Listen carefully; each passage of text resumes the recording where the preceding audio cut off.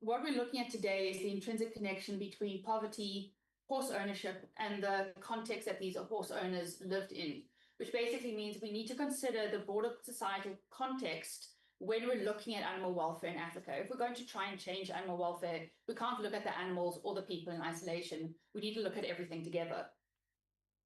So what is this human-animal relationship that we're going to base this whole discussion on? And the HAR is essentially the interactions, perceptions, and mutual influences that animals and people have on each other. So it's basically the social and emotional connection that people and animals have. But what we need to realize is that the way animals are treated in society varies greatly depending on the way that they're perceived by people and how people perceive what that animal's role and function in society to be. The same animal can have a very different life depending where it happens to fall on the social spectrum.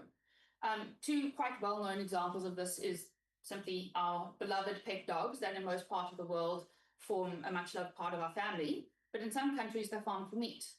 Same thing goes for rabbits. Depending on how that rabbit's cookie happened to crumble, it can either be a pet rabbit living a wonderful life in a hutch in someone's back garden, it can be farmed for food as a production animal, or can be used in laboratory settings for scientific research. And all of that just happens to be, how fate determined where that individual animal would go.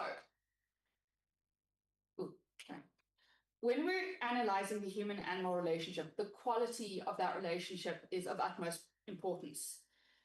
There's been quite a lot of research done into this, and if we're looking at a poor quality relationship, these types of interactions are generally characterized by interactions based on rough handling and predictable contact, and the animal is generally quite scared.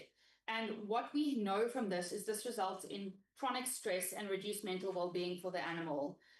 In production animal systems, it reduces animal productivity, and overall, the animal's welfare is compromised. In today's setting, when I'm talking about productivity, I'm talking about a horse's willingness and being able to work. And working in this context means pulling large, heavy loads of coal. The key thing to note here is that when we have a poor relationship between humans and animals in this sort of circumstance, you're going to get a negative feedback loop. Because animals are handled aggressively, they're scared. When they're scared, they lash out, they try to escape, they can become aggressive in and of themselves, which then feeds back to the way the owner handles them, which is generally in an even more aggressive manner, and so you get the cycle carrying on. On the other hand, if you look at a positive quality relationship, these are generally characterized by calm, predictable, and low stress interactions, which means animals are less scared, they're more likely to cooperate with what the humans want them to do, and their overall welfare is protected.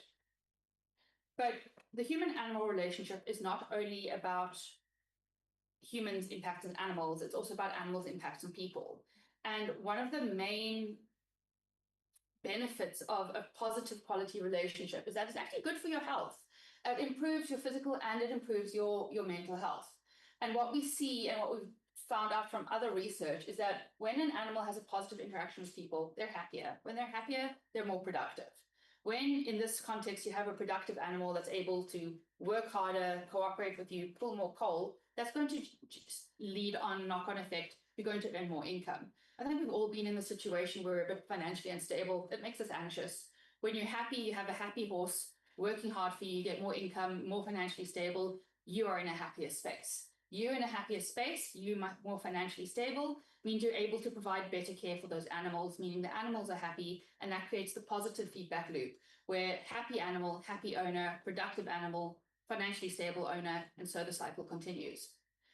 Other research that links to, that looks at the specifically relationship between working equids and people living in poverty. A lot of this comes out from India and the brick kilns there in India and Nepal.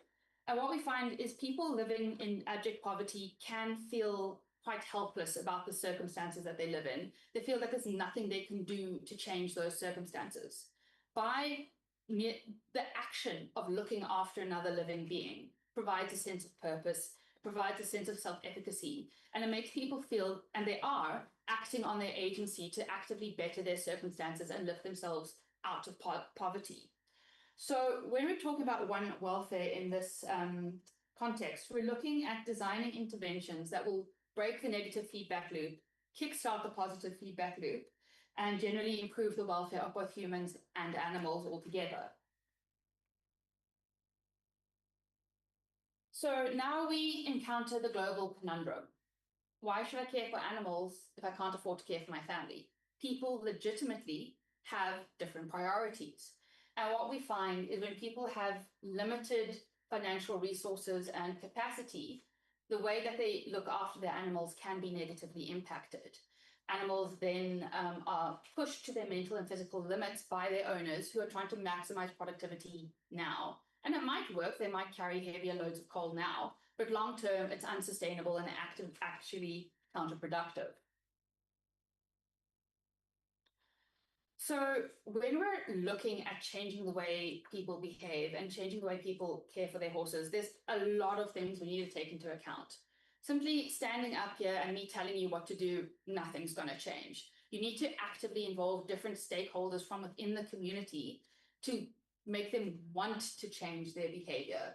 You need to understand why people act the way they do and what is stopping them or helping them change the way they behave. What we're doing here is aiming to modify the existing behavior, not just teach people new stuff. The two go hand in hand, but you can't do one without the other. So a very well-known model used to analyze human behavioral change is the socio-ecological model, which engages with stakeholders at 5 different levels within society. I'm going to be looking at this in a bit more detail later on in the presentation, but it's just a visual diagram for you for now. So now let's look in greater detail at the Soweto Horse Project itself. What is the change that needs to be implemented? The lived experiences of the horses. We can see here that the horses are pulling heavy, overloaded carts. I'm trying to get the pointer to work, but it's not working. In the top right photo, you can see a horse with a very tight, ill-fitting bit and bridle. The harness poles are made out of hard, rigid material. The ropes are twisted and quite tight against the horse's mouth. And that ill-fitting harness then leads to the wounds that we see in the bottom left picture. And generally, owners just can't afford to give the horses the care they need. So you get horses in quite poor body condition score, like you see in the bottom right.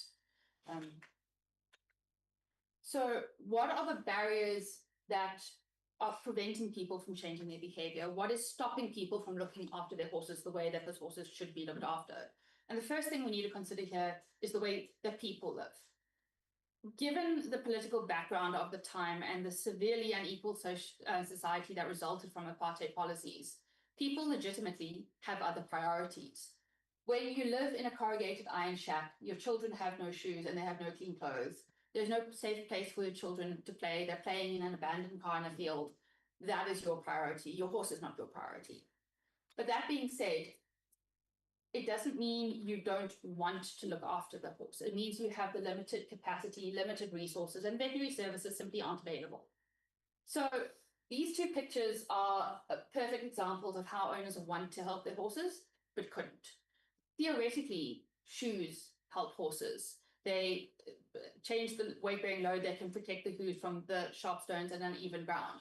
So this person tried to shoe the horse themselves. There was no farrier to do it professionally for him.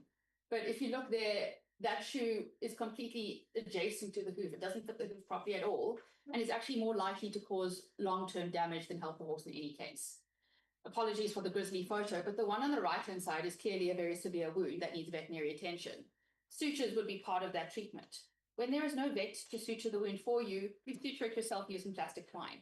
That is you trying to help, but not knowing how or not having the resources to do this. So this reinforces the point that owners want to care for their horses, but don't know how or simply can't. So now let's look at how the Soweto Horse Project came to life. So step one was that the SPCA sought sponsorship from individuals in welfare society.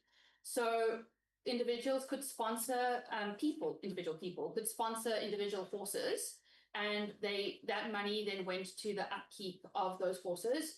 This was back in the days before email, they got monthly written letters with a photo of how the horse is doing every month. The money from those sponsorships then went to hire a farrier who would shoe horses at subsidized rates, and a harness maker who would make harnesses that didn't hurt the horses. And so that's when the SPCA started engaging with community members saying, hey, we want to help you look after your horse. Here is a new harness that will not hurt your horse. But if you want this new harness, give us your old one so you can't reuse it on a different horse. They also engaged formally in the education sector with educational talks at schools. And I just love this picture. This is from an art competition run by the SPCA. And it is a child, Pumla, who is perfectly encapsulating the one welfare concept here. A healthy horse helps its owner, everyone benefits. The SPCA also went to engage with children beyond the formal school community. So, when you're going to a cold yard and you're handing horses carrots and apples, and the children haven't seen fresh fruit in whoever knows how long, simply handing out small games, small packets of crisps, the smiles on those children's faces. And what happened here is that the horse owners, the adults in the family, started to see other benefits from being associated with the SPCA because their children are being happier as well. So this is, again, engaging with the community at different levels. So now we start to see some buy-in from the community. The SPCA hosted local shows in Soweto where people came with their horses in their fancy new harnesses, and their horses were in great condition, and they literally showed off, and they got prizes for having horses in good condition, positive affirmation, and a more motivation for them to change their behavior. They also engaged with the wider community who were not necessarily directly related to the horses in the coal yards. This young lady in the bottom right, she was Miss SPCA, she won the pageant, and it was her role to hand out prizes at the show. So she now gets a sense of importance and also wants to align with this project. And slowly but surely, you see evidence of change. In the top two photos of these grey horses, those horses are in beautiful physical condition. They're looking great. But if you look on their shoulders, there are healed scars from old harness wounds. So these horses weren't always in this condition. They weren't always well looked after. But now, look at them. And people bought into their horses. They were proud. It's a bit difficult to see, but there's tinsel on this bridle on the bottom left and ribbon of horse number 16. People are just a little bit extra just to show off they want my horse to look pretty. Then engaging again with broader community and different levels within the community. The Soweto Riding School was started in conjunction with a local prominent black show jumper and Soweto SPCA staff. And what this riding school sought to do was to teach children that horses are a source of joy. They're not only a source of labor and a source of income. Children learn to empathize with the horses. Horses are also sentient beings. They're capable of feeling pain. They're capable of suffering. And if you give them a carrot, they're happy. And this actually grew to be quite a successful riding school. It's still going on today. But young black children were competing against white children in other parts of Johannesburg outside of Soweto. So that influence started to spread beyond the borders of Soweto as well. Veterinary care also expanded to other species beyond horses. So at the educational talks at schools, when the SPCA went, they would also hand out booklets, and children would earn stamps for bringing their animals for preventative care. So they would earn a stamp every time they brought their puppy for a vaccination. And what that did was, again, veterinary care is now an achievement. Veterinary care is now something that I get positive affirmation for. It's a motivation for me to do it, and it's actually something that is desirable versus something that I know nothing about. So now let's analyze whether or not the Soweto Horse Project was successful. And to do this, I'm going to go back to that socio-ecological model that we were talking about earlier, and we're going to analyze it in terms of each of those 5 tiers. And the first tier is that of the individual, their knowledge and their capacity to look after their horses. And what we see here is that when individuals got higher income from healthier, more productive horses, that served as an incentive motivating them to change their behavior. When they changed their behavior, they took on a long-term viewpoint of looking after their horses. And we saw this. We saw this in the fact that the horses had improved body condition. We saw this that people took pride in their animals and were now invested in looking after them. Here's a man feeding his horse a carrot. His horse is still quite thin, but I think looking quite happy. So on this level, I think we can say it was a success. The second level is that of the interpersonal level, so people interacting with their friends and family. And here we see that by involving children and by involving individuals in the broader non-horse community, people see other benefits to being associated with the SPCA and make them want to buy into the SPCA. And it also fostered a sense of empathy and children buying into the system. So children then grow up with a positive view of animal welfare and want to look after their horses. So I think on this level, it's also a success. The third tier is that of the organization, which we're talking about the SPCA itself. Here things started to change a little bit. There was no long-term organizational support from the SPCA as a larger organization. There was no succession plan, and once the vet who was running this whole program left, there wasn't anyone who really took over the reins, pardon the pun, to run the project. And slowly over a few years, there was inefficient reallocation of SPCA funds, and the project became entirely reliant on external funding. It was not self-sustainable, and ultimately it stopped. So here was a failure. The fourth tier is that of community. So here we see that the community as a whole supported this project. When there were shows, when there were educational talks, they turned out in their numbers. The fact that they were starting to access veterinary care for other species, for their dogs, for their cats, that shows that they trusted the SPCA and actively sought out veterinary care. The riding school was also an example of a successful practice that was developed. In this photo here, you actually see members of the Soweto riding school team with one of their competition horses. So I think community level, this was a success. And the final tier we need to look at is that of policy and broader society. And this is, again, when we need to take context into account. This was a period of intense political turmoil. There was about to be a regime change. Animals were most definitely not a priority in most of society's eyes. We also need to acknowledge that the apartheid regime had created a deeply unequal society with severe socioeconomic constraints for the owners of these horses. And this society didn't magically equalize overnight, as we well know, as we're still living with it. The underlying challenges that facing these owners did not disappear, and they're still here today. And set against those two realities, there was no broader social support or education for animal welfare. So on the larger scale, I think this was a failure. So in the end, what have we learned from the Soweto Horse Project? It was short, it was significant, it positively impacted individuals, animals, and the community, but it was ultimately unsustainable because of organizational failures and political instability. What it did teach us is that there is a successful way to introduce change in communities to get people to buy into, want to look after, and to actively take steps to better the circumstances and welfare of their animals. Unfortunately, it was an informal project. It was not formally documented, monitored, or evaluated. So we have lost some valuable insight, but it serves as a really important historical example that we can use now to examine and take lessons from it that will benefit us today and will help us design human social behavioral change today. Thank you. And these are some of the references.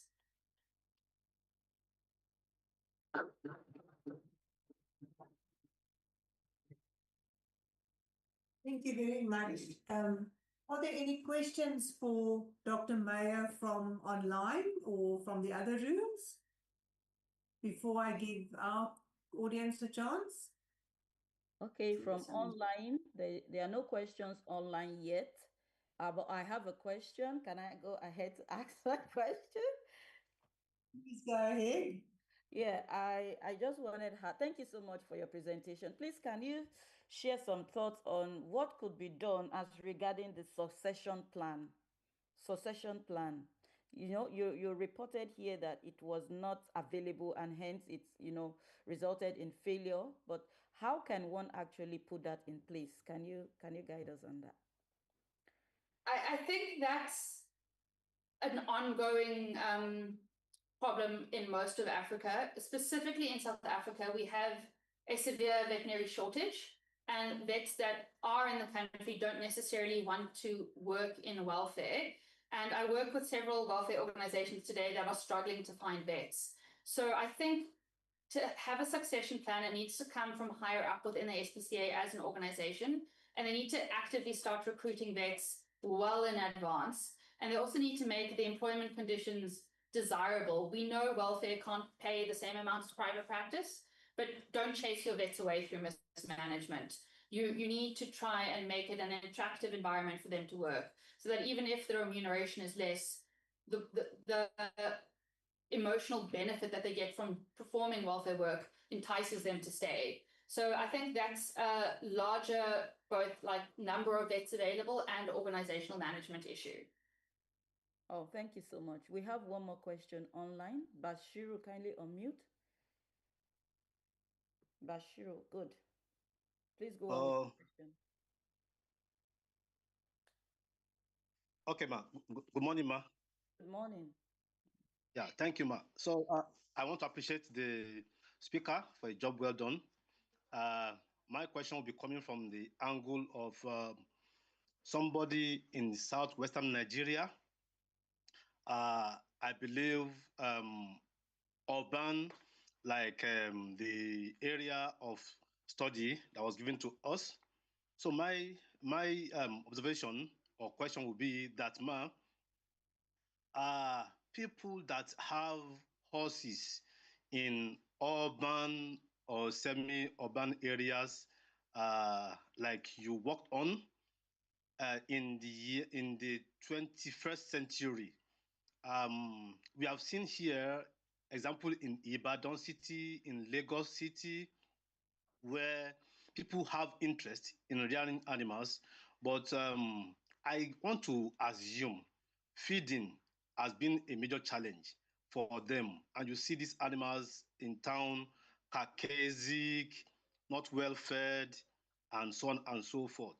As an animal welfareist, what would be your suggestion on how to improve the horses' welfare in terms of feeding and other management aspects as regards urban rearing of horses? Thank you, ma. Thank you. Thank you. That's a great question. Again, I don't think the answer is as simple as giving horses food, because there isn't food available to give to the horses, and if there is, the owners can't afford it. Again, we need to take a step back here and look at changing society as a whole. You can get sponsorships that will pay for money for food for the horses, but why would the owner want to pay for their horse if their horse is so pathetic that because it has no food? It's probably because there's other resource constraints in that owner as well. So what you need to do is improve the standard of living of that owner so that they then have more capacity and more resources available to look after their horse. I think throwing money at the problem is a short-term solution that's not going to be sustainable. We need to look at working together with benefiting human society in order to benefit animals, and that's the concept of one welfare that we're looking at today. Well, thank you so much. We still have one. Sorry, yes, can I have a question? Yes, can I go ahead? There's one more from Ghana, please, before we hand over to you, if you don't mind. Go for Ghana, then I'll ask my question. Okay, Ghana, please. All right, thank you for the opportunity. My question is, as a country who are living in the poor standard of living, and they have entered into a dimension of poor human-animal relationship, how can you rescue this country and this animal from this poor animal and then human relationship into a good human-animal relationship? So I think that's one of the places where education would have a role. People act on what they see. If they've never been exposed to the concept of calm and gentle handling to an animal, and they've only ever seen animals being driven with a stick as they grew up, that's how you're going to treat your animals. So as much as this is not purely an educational endeavor, education does have a role to play, and this is where you can go and you can demonstrate to people. And unfortunately, it will be a timely process that will take time to retrain these animals out of their habituated fear responses. But if people change the way they treat animals, animals will slowly start changing the way they treat people. And this is, I think, where some of those presentations mentioned by our colleagues earlier would have a very key role. Okay, thank you so much. So I hand over to the moderator, Esther. Please go on. One last question that I would like to ask, and how are we going to make sure that we reach the whole community in terms of farm animals, companion animals? You said there's a lot of the vets that are not interested in doing welfare science because it doesn't make money.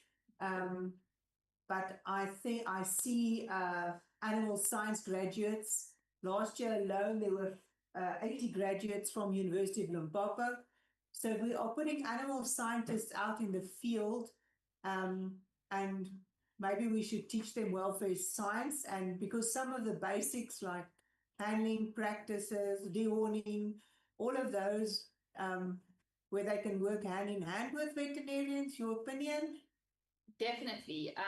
Again, I don't think animal scientists are mutually exclusive from veterinarians. Veterinarians' main focus is on animal health, but welfare is obviously intricately linked to that. But vets are few and far between.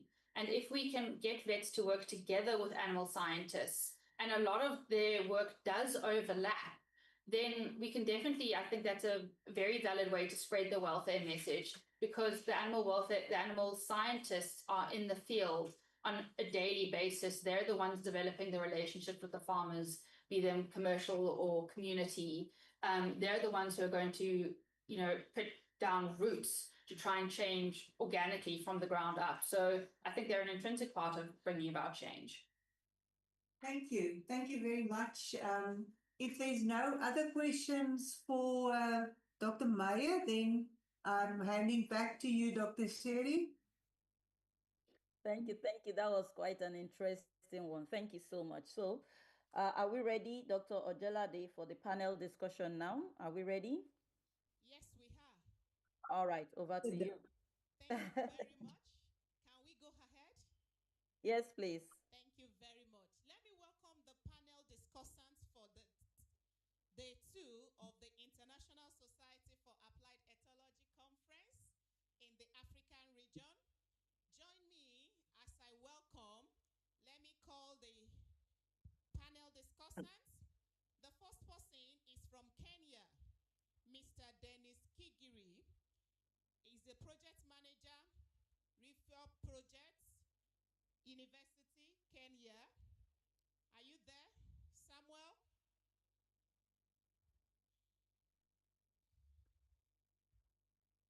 While we wait for the Kenyans, let me call on the second person, Professor Moses Teye, Department of Animal Science, School of Agric, University of Cape Coast, Ghana. Sofian, are you there? Yes, thank you very much. The third person is respected Professor O.A. Oshinowo from the Federal University of Agriculture, Abeokuta, Nigeria. Please, Prof, come to the I table while we'll do the panel discussion. Thank you very much for that. Thank you very much. Prof, thank you for coming around. The next person on the list is Dr. Adeni Egbetade from the College of Veterinary Medicine, Federal University of Agriculture, Abeokuta, Nigeria. Thank you very much for coming around. And the last person on this is Dr. Bevin Meyer, Animal Ethics Consulting Service, South Africa. Thank you very much. The South Africans, are we ready? Yes, thank you. Yes, thank you very much. I want to welcome everybody to this panel discussion section. It's going to be very brief. We'll be together for the next few minutes. We have 4 questions to address this morning. And don't forget that the title of this section says, How to Improve the Welfare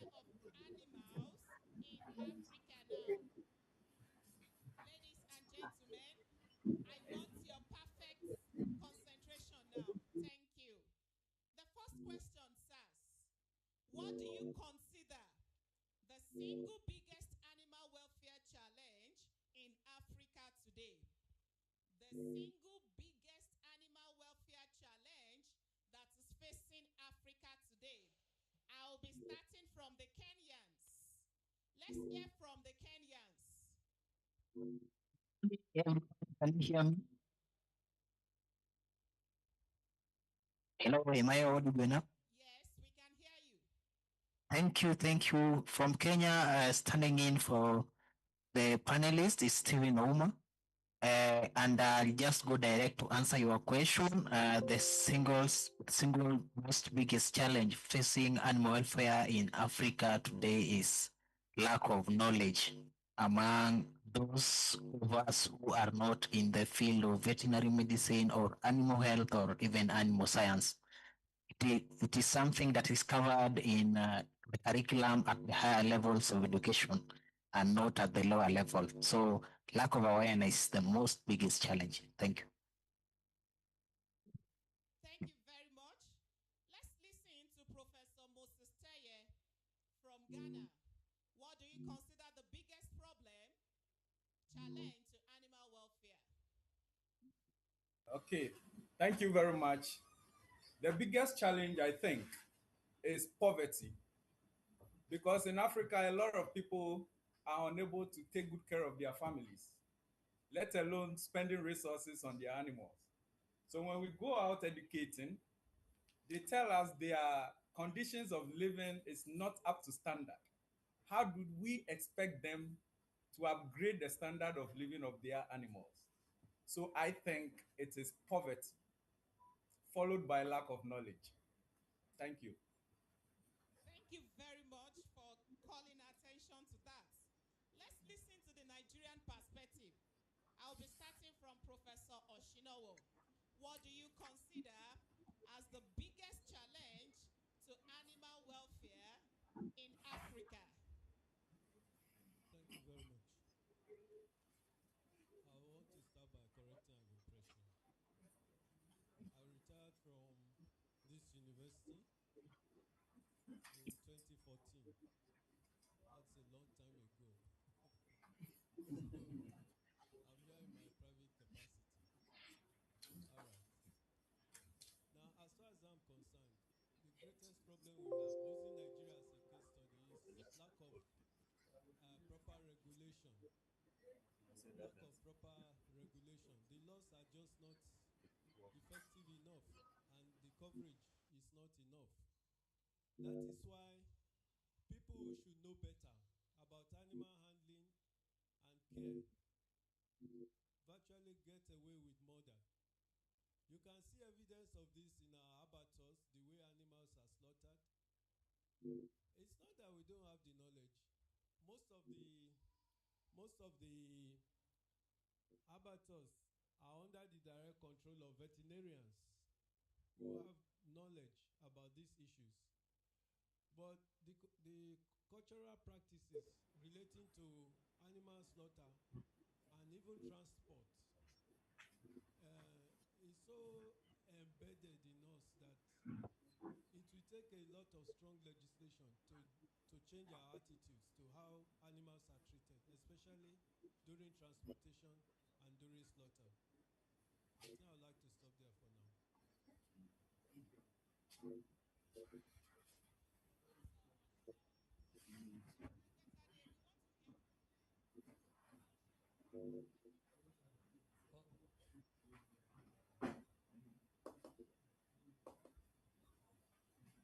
very much for the invite. Animal welfare in Nigeria, animal welfare in Africa is actually is enmeshed in a multifaceted set of things.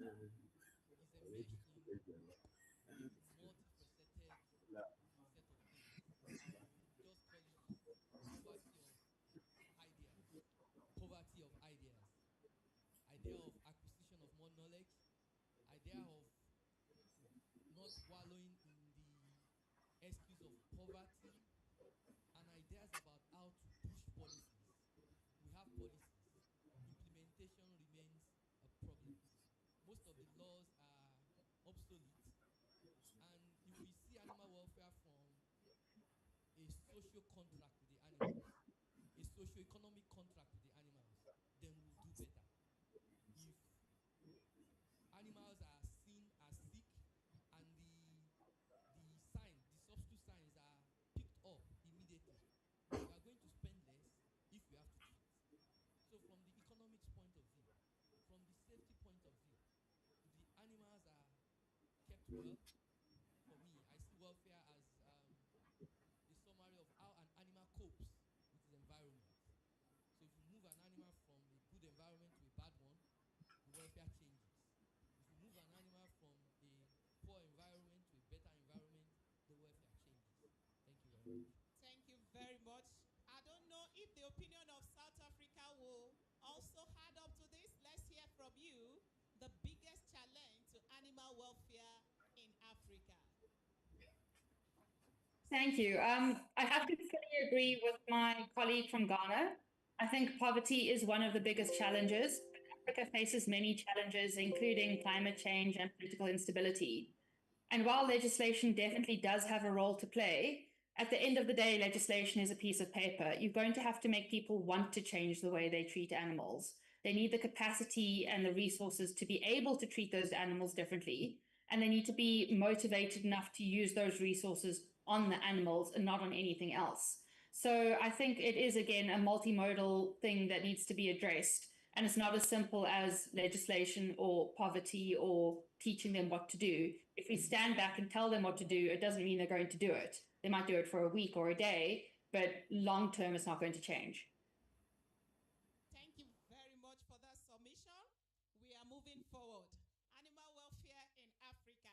That leads us to the second question for the day. How do we move from conferences, from research and policies to actual changes in the way animals are handled? I remember Professor Oshino was saying something about how they are being transported. How can we move from all these conferences, all this research? How can we move to the actual changes in the way animals are handled, transported, slaughtered, and cared for? What can we do better outside these conferences and research that we are doing? Now I'll be starting from South Africa. The South Africans, what do you think we can do better? I think in this case, people need to stop other animals. They need to stop seeing animals as us and them. People often aren't fully cognizant of the fact that animals can feel pain and can suffer. They think they're just, insentient beings. Once people start viewing animals as more similar to themselves, then they're going to be able to project their own emotions onto the animal and treat that animal as though they would want to be treated themselves. So I think here the concept of sentience has a very important role to play. Thank you very much. Dr. Egerton, what do you think? How can we move forward from where we are? Thank you very much, ma'am.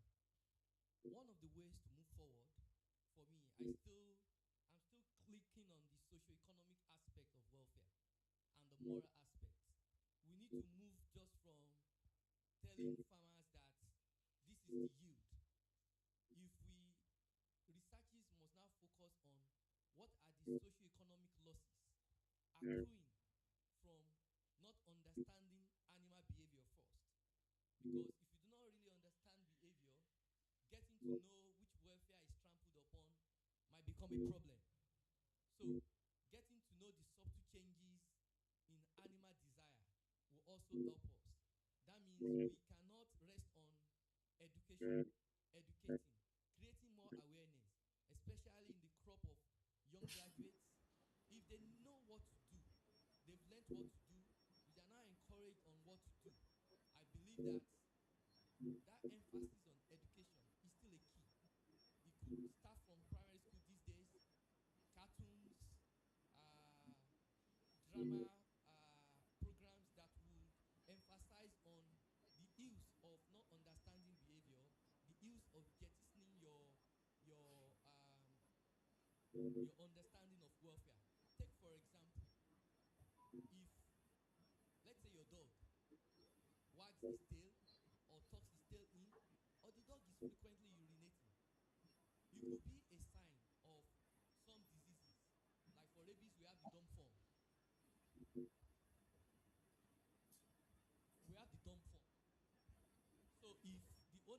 unable to differentiate between what is normal and what is abnormal. There is tendency that they see everything as normal, and a lot of things get slipped under the carpet. So basically, I think we should emphasize on education.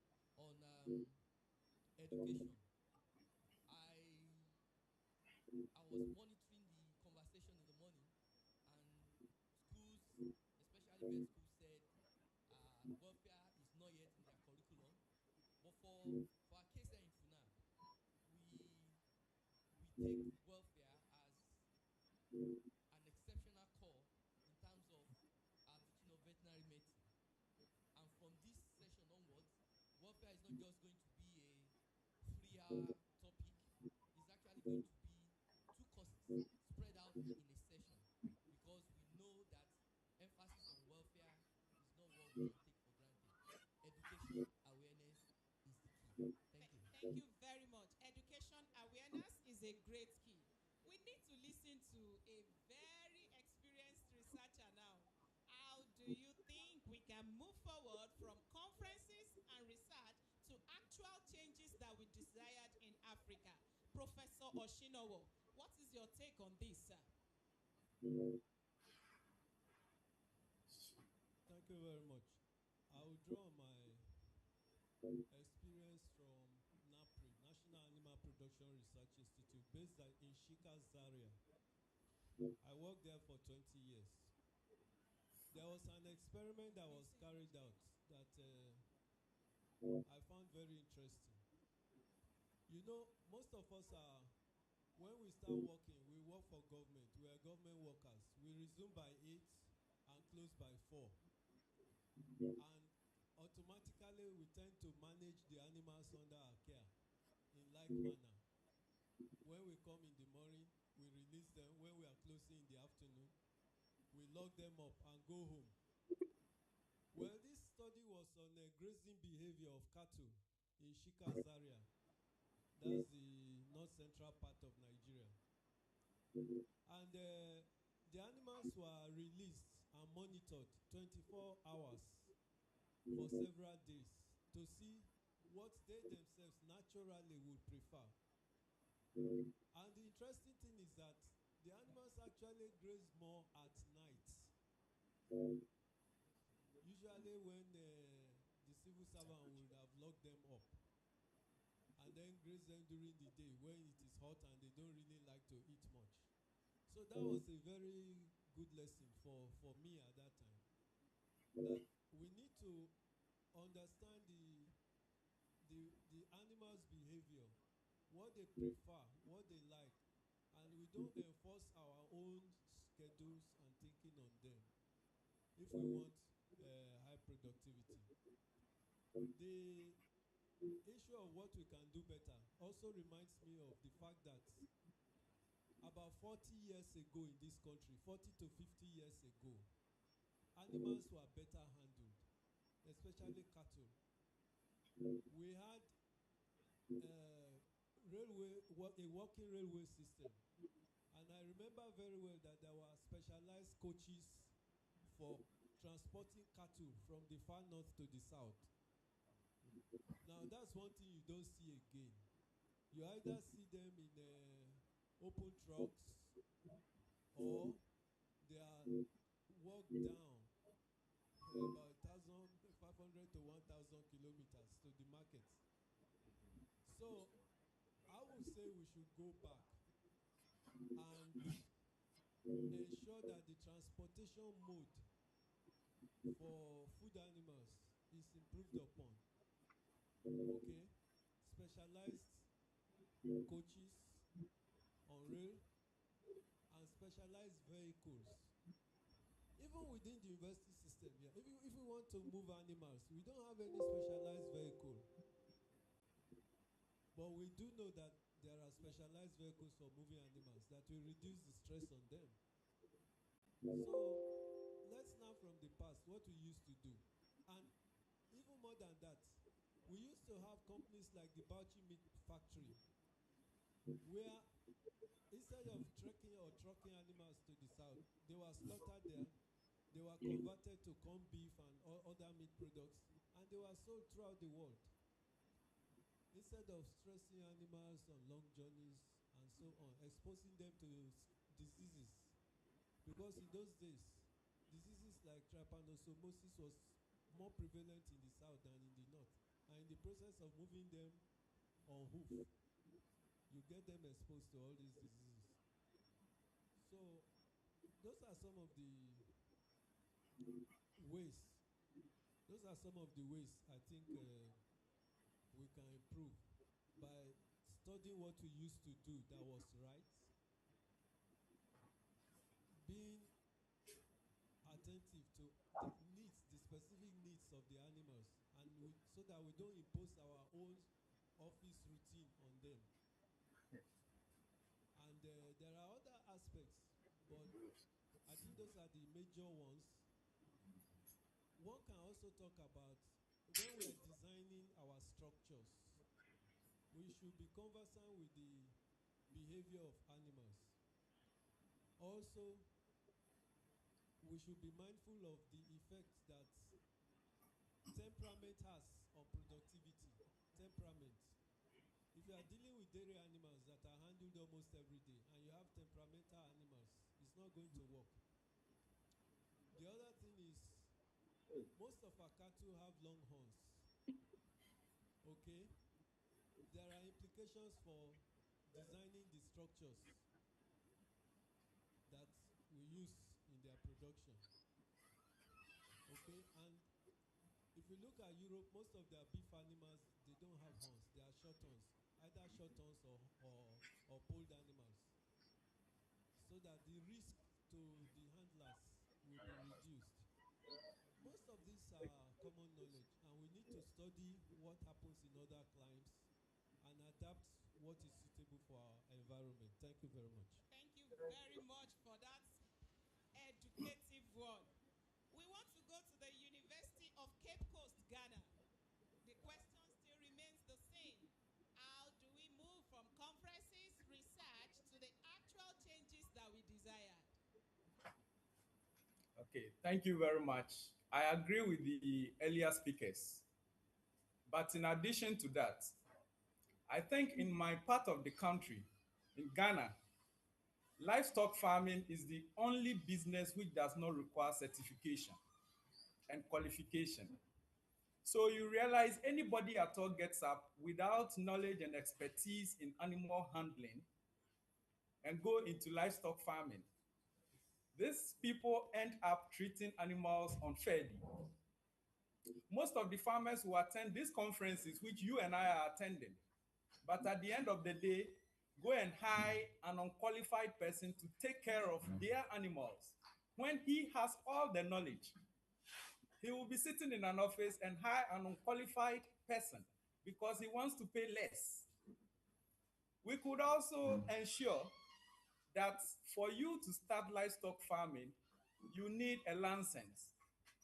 Once you are given this license, it should be revoked anytime animals are abused, just as my driver's license will be revoked when I misbehave on the road.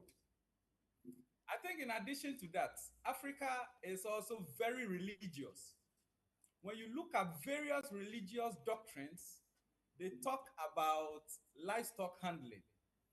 As a Christian, at least I have seen in Proverbs chapter 12, verse 10, that a righteous person cares for the needs of the animals.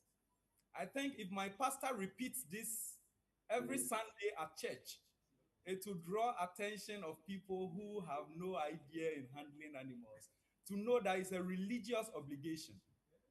In the Islamic religion, you only have to slaughter healthy animals, and that you must use very sharp knives to reduce the kind of pain at slaughter. When we come to the African traditional religion, they don't accept animals with infirmities for rituals. And so such animals will have to be taken good care of. So if we focus on religion, we are going to be able to improve welfare of animals significantly. When it comes to the academia, I think we have to start teaching our children from the basic levels. Can we include this in the curriculum? So that as they grow, it becomes part of their lives. And when they get to the tertiary level, it wouldn't look like it's a strange thing we are preaching to them. So if we can include this in our curricula, it's going a long way to help us improve productivity of our animals. The farmers should also know, sorry, the consumers. The consumer is the ultimate decider. You decide on what to purchase. If animals are treated improperly, consumers should reject such products. And definitely, producers will be forced to live up to expectations. But consumers should be willing to pay more for products of animals which have been taken good care of, because it requires much more effort and resources to enhance animal welfare on the farm.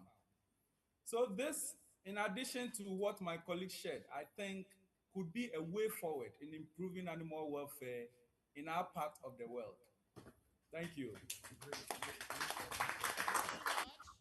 Moving forward, I think I am loving all this submission, even from the spiritual perspective. Animal welfare is very important. Thank you very much. Let's listen to our Kenyan brothers, our Kenyan researchers. What do you have to tell us? The questions still remain the same. How do we think we can move forward to have that desired changes? Yes, Kenya here, thank you again. And I am going to just continue from what my fellow panelist, where he has left it at, on public education and consumer awareness. And I want to touch more about resources and how we channel resources to the work of animal welfare. Now, in Kenya, we work on county governments, and we think channeling resources to these governments, specifically for animal welfare, to spearhead the campaigns, public education, the consumer awareness will do us a lot of good in this campaign. Now, this the aspect of now the private veterinary services. These are the guys who are in constant touch with the farmers on a day-to-day basis, treating diseases, disease control, and all that. They are also involved in advising the farmers on proper ways of production, housing, and all this touches back to animal welfare.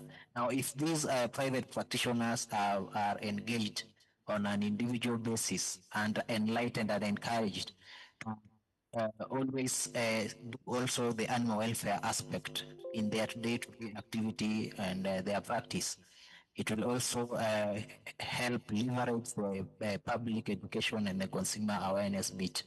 That's all from us. Thank you so much for that beautiful submission.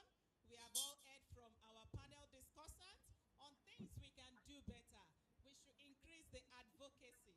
We should make people in our immediate neighborhood to understand that this message is all about the socioeconomic benefits attached to it. One of the discussants said something that things were working well. So what is actually going wrong now? What can we do better? We have heard different versions, different ways of moving forward. We are still looking at how to improve the welfare of animals in Africa. Moving to the third question now, my panel discussants. This is the next question for us all. What role should veterinarians, researchers, farmers, industry, policymakers play in this message we are talking about? We can pick each of these industries. Probably I should be starting from the veterinarians. What do you think we can do? What role should you do to make sure that this our message is properly preached to people? I will also be starting again from Dr. Egerton now. As a veterinarian, what do you think we can do to make things better? Thank you very much, ma'am. As vets, one of the most important role that we play is that we act as a link with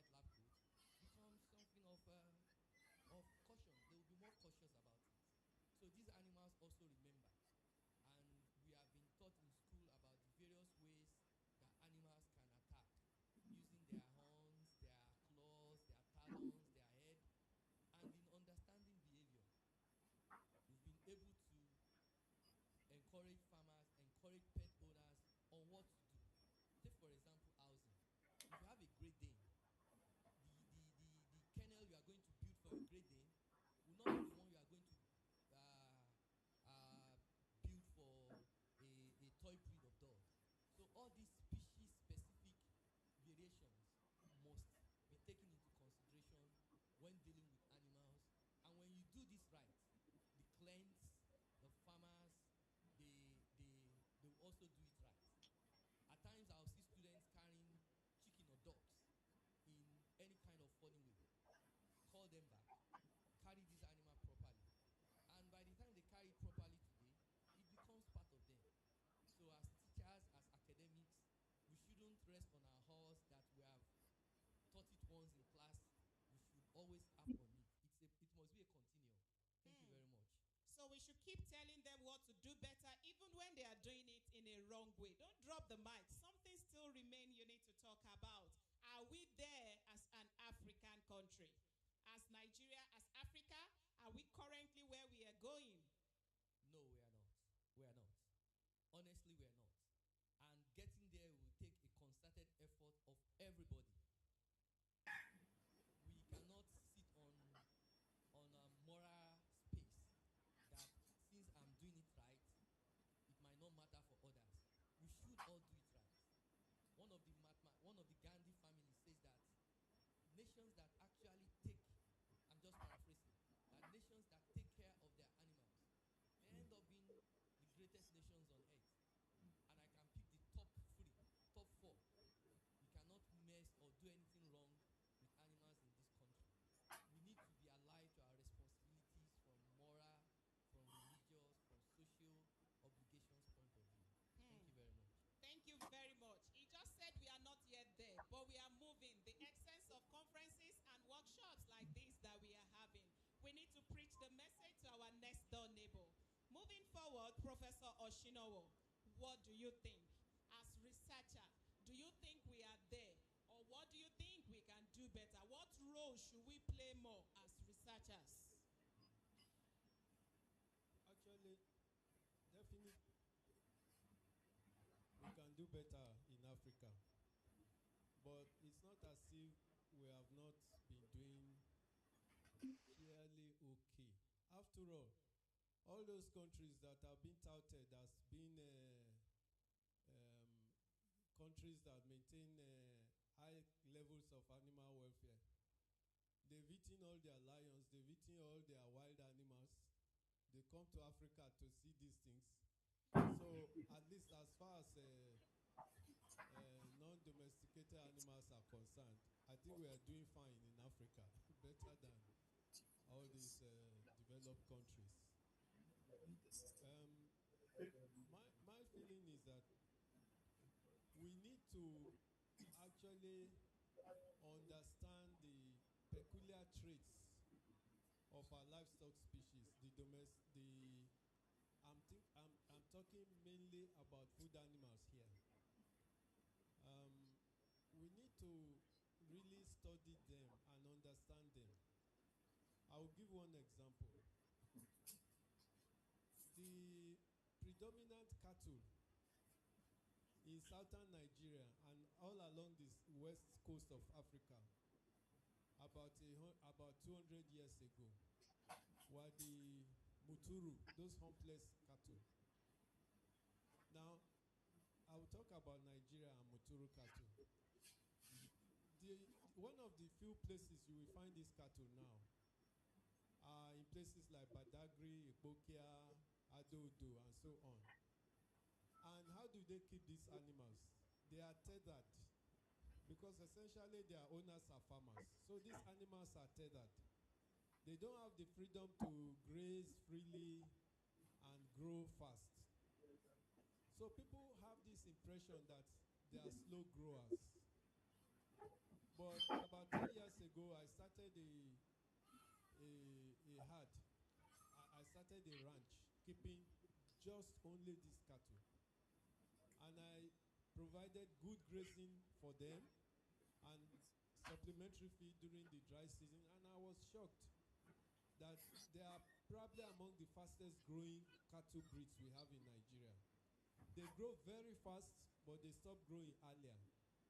In fact, within 2 to 3 years, they already produce their first calves.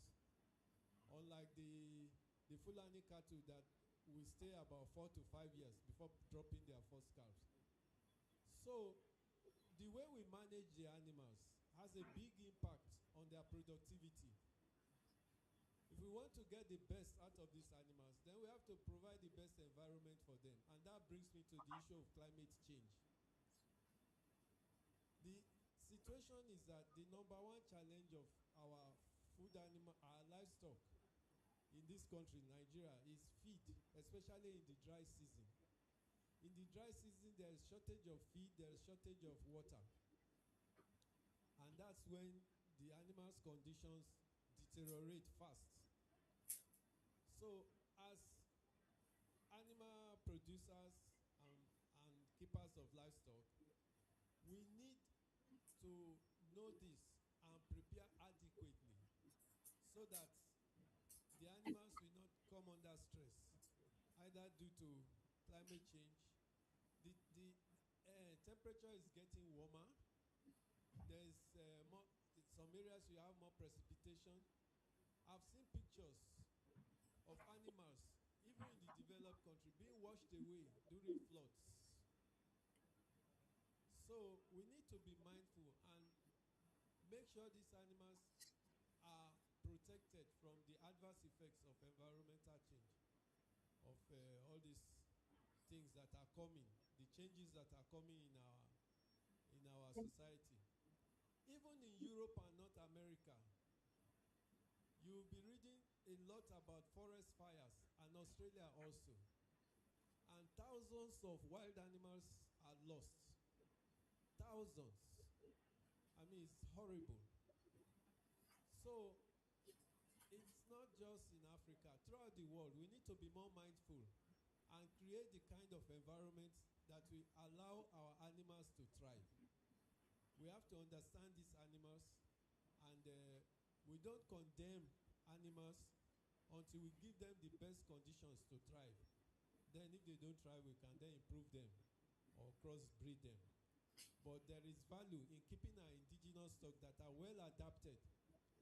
And we are used to keep most households in southwestern Nigeria that I know, in most parts of Nigeria, we keep especially small ruminants.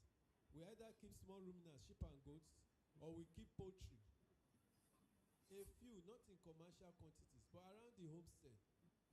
And we know well enough to keep them protected during the night and to give them feed. They forage for feed, but we also supplement, either by giving them grains or food leftovers or cassava peels or things like that. So we should encourage such activities where those who keep this livestock have their welfare at heart. They are not unduly starved. They are protected during adverse weather, and so on and so forth. So there are various ways of looking at these things. There's the commercial aspect and there is the traditional aspect. So in conclusion, my feeling is that yes, we can do better, but let us not throw away those good things that we are already doing now. Thank you. Thank you very much for that lovely submission. Now, from the industry perspective, the South Africans, what do you think? What role should the industry play to make this our dream come true, a better welfare for animals? The South Africans, we want to hear from you. Thank you. I'm not really a member of industry, so I can't comment too much. But I will mention from my engagement with industry members at different platforms, I find a lot of industry bodies take the view welfare or production when it can actually be both. A lot of industries will say there's no point improving welfare because it's just going to drop productivity and it's going to be unsustainable and you're going to put us out of business, where I don't think that's necessarily the case. And I think there is a happy compromise, and there's certainly small steps that can be done that will have great impact, but we need industry to buy in to support animal welfare. and not view animal welfare as a threat, which is the way it's currently perceived and therefore actively opposed by industry.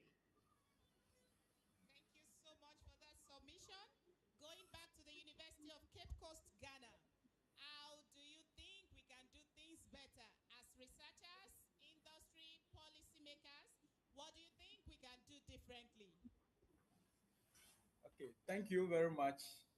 I think as veterinarians, we need to encourage farmers to lay more emphasis on disease preventive measures rather than control. When animals fall sick, they look so miserable.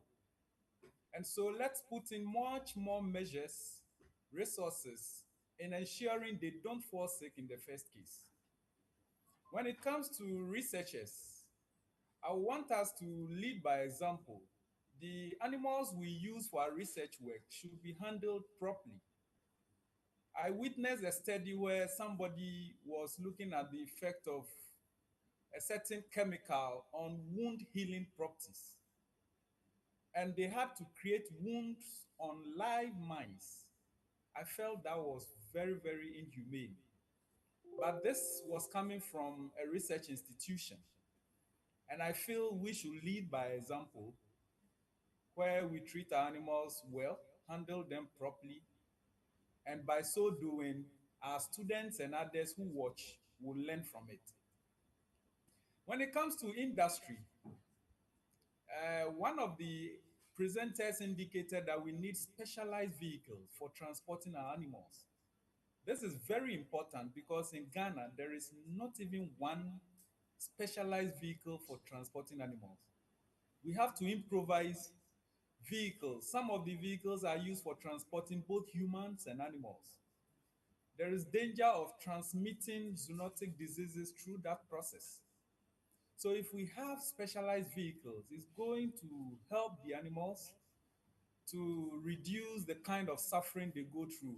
We transport animals over 20-hour periods. And imagine such animals being under poor conditions. It's quite bad. A lot of them end up dying before getting to their destination. And this is a loss to the industry in general. So I think that's what the industry can also do to improve welfare of animals in Africa. Thank you. We appreciate that beautiful submission from our Ghanaians. Now going to the Kenyans. The questions still remain the same. What role should veterinarians, researchers, policymakers, farmers, everybody involved in this? Somebody said earlier that this is a message that we should all preach. What do you think we should do better to achieve our dream? Yes, thank you. And I think researchers need to do more research, continue the research work they've been doing. On the other hand, the vets need to read more of the research outcomes that have been done by the researchers. There are many scenarios where we cannot always attain a good animal welfare, but we can always achieve an ideal animal welfare. And this can only be made possible by researchers. A scenario where you are trying to campaign to farmers to abandon the battery cages. Once they abandon the battery cages, even if they go deep later, it's still confinement in some cases, but at least the welfare is ideal as much as it's supposed to be good. Yeah. So the vets also needs to help much into the role of now doing the advocacy work, because they are the guys with welfare. So they need to spread the information to the farmers because we all agree that not in the lower curriculums, but it's in the curriculum in the higher university, and specifically for the vet schools alone. So the veterinarians, once you come out of the school, at least you go outside there and pushing the five freedoms of the animal as much as you're doing your private practice. Thank you. Thank you very much. Please let's appreciate all my panel discussants. Gradually moving to the end of this section.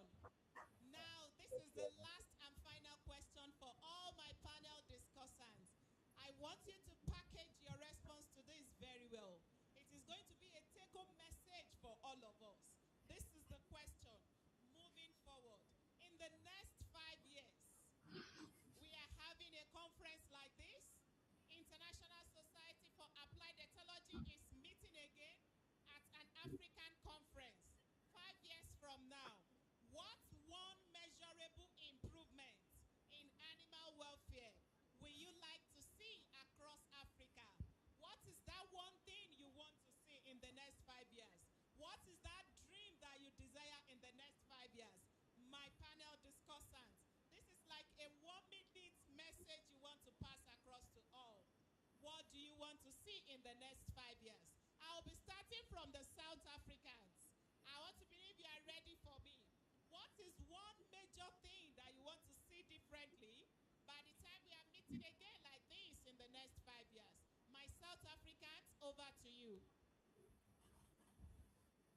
Thank you. I think one of the big things, a lot of what we've spoken about is about educating, encouraging change, and trying to understand animal behavior better.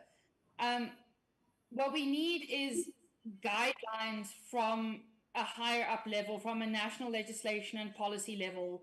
That I can't speak for the rest of Africa, but our South African ones are extremely outdated, and there's apparently been a new animal welfare bill in the pipeline for about 10 years now. What I would like to see is, even if for now it's just on paper, it's an aspiration, is what people should aim to achieve in the way they look after animals, a positive duty of care, the minimum provisions you need to give in order for an animal to live a good life. But on the flip side of that, there's a difference between not caring for an animal properly because of ignorance and lack of resources, and and not caring for an animal through negligence or active cruelty. So on the flip side of that, our law enforcers need to have the teeth necessary to prevent cruelty, to act when people purposefully harm animals. Part of it's definitely education, teaching them the right way. But if you know the right way and you actively choose to ignore it and do the opposite, we also need to be able to prevent that and enforce change from that level. South Africans, thank you for that lovely expectation. That is where we are going in the next 5 years. Back to the Kenyans again. The questions still remain the same, and that's the last response we'll have from your venue. In the next 5 years, what is that one measurable thing you would like to see in animal welfare in Africa? Yes, in 5 years' time, I'd like to walk just into a random village anywhere in Africa. The yes, that the question, do you know that so have freedom? Measure. I like that summary. That is what you are expecting in the next 5 years in animal welfare. In Africa, I think we are going to get there. It's a gradual process. I'm still coming back to the students across all physical venues. What is one thing you are expecting from all of us? While not wasting time, let's quickly go to the University of Cape Coast, Ghana. What is that one thing, that desire you want to see in the next 5 years?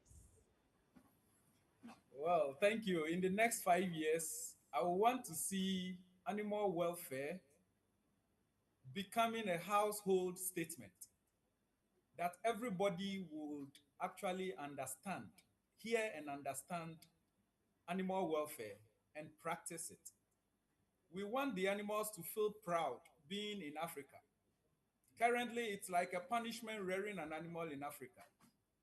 Those that come from the European countries come here and suffer a lot.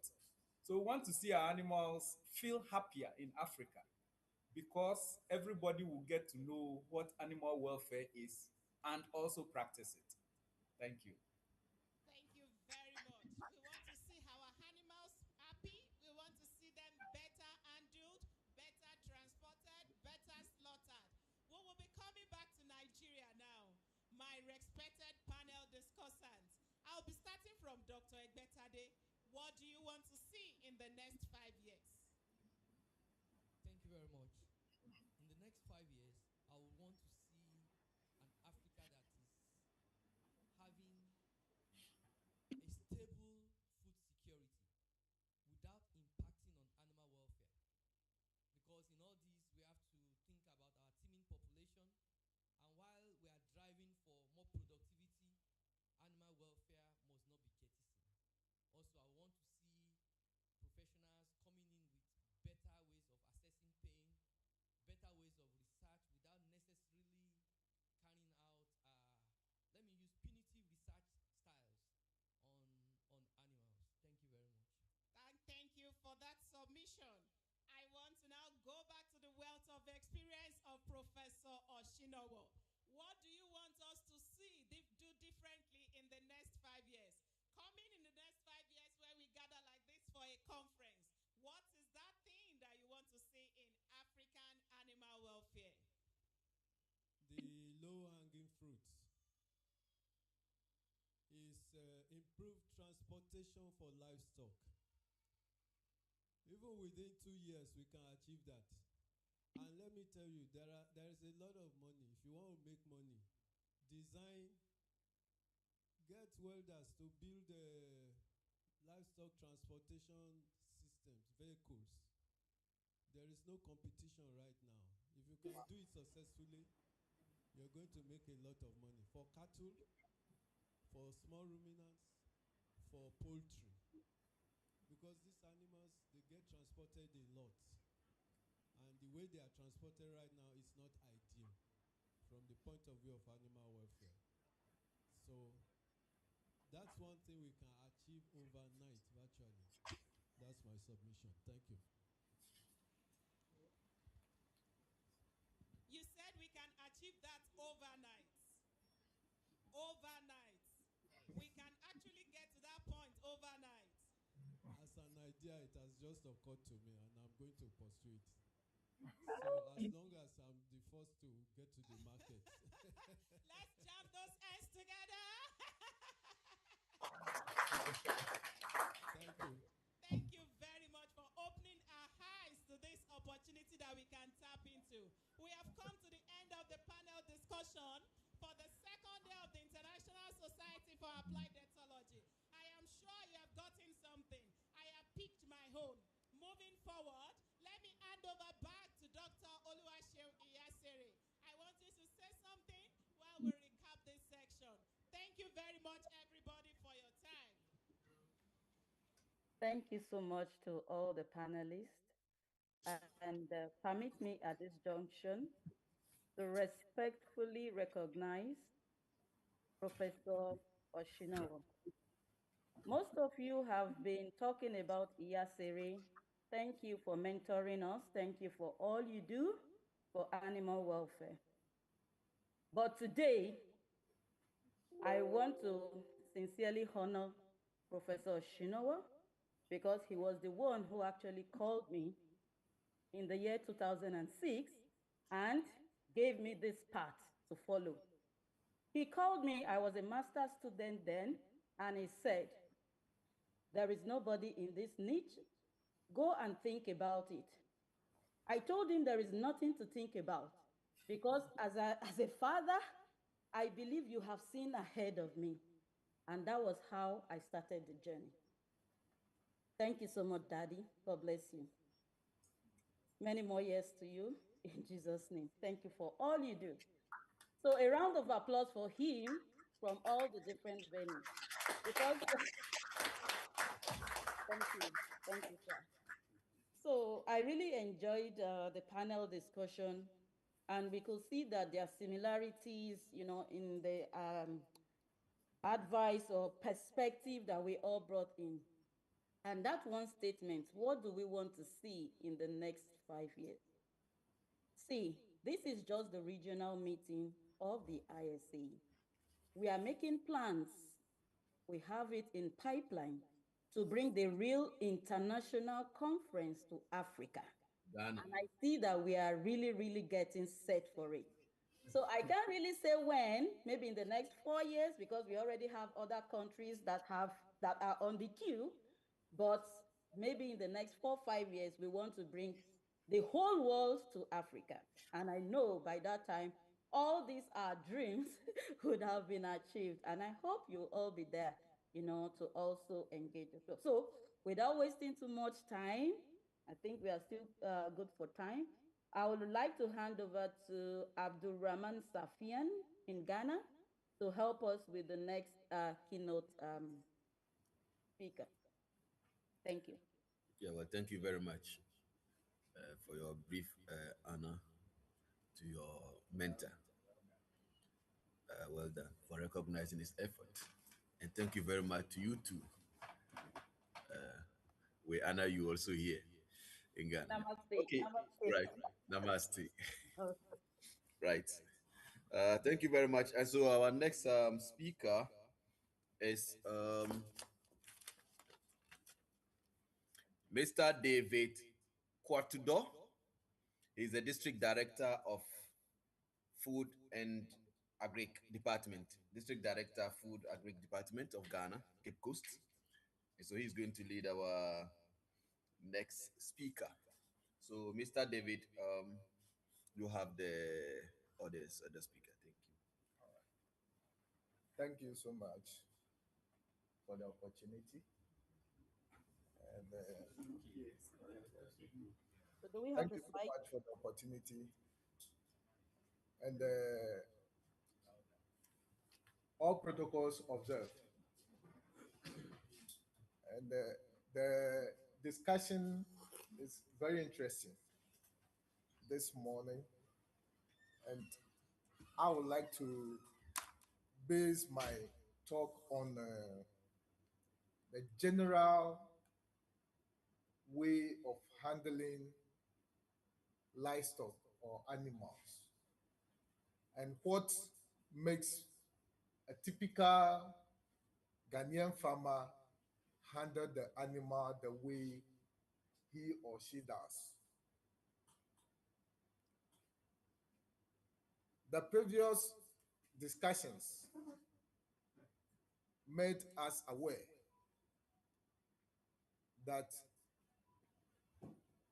the way people handle animals depends on their financial background. And we in Ghana also believe, and dealing with farmers for some time now, we've realized that farmers don't take animal handling as it should be. So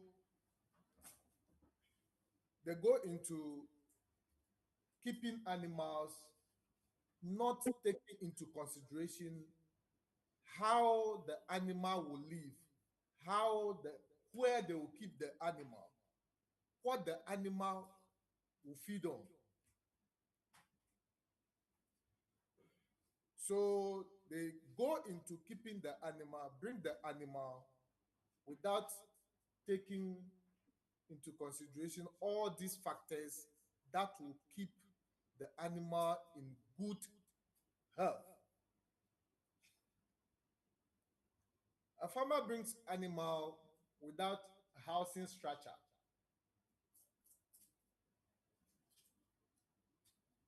Even those that feel that they need to provide housing structure, provide anything at all,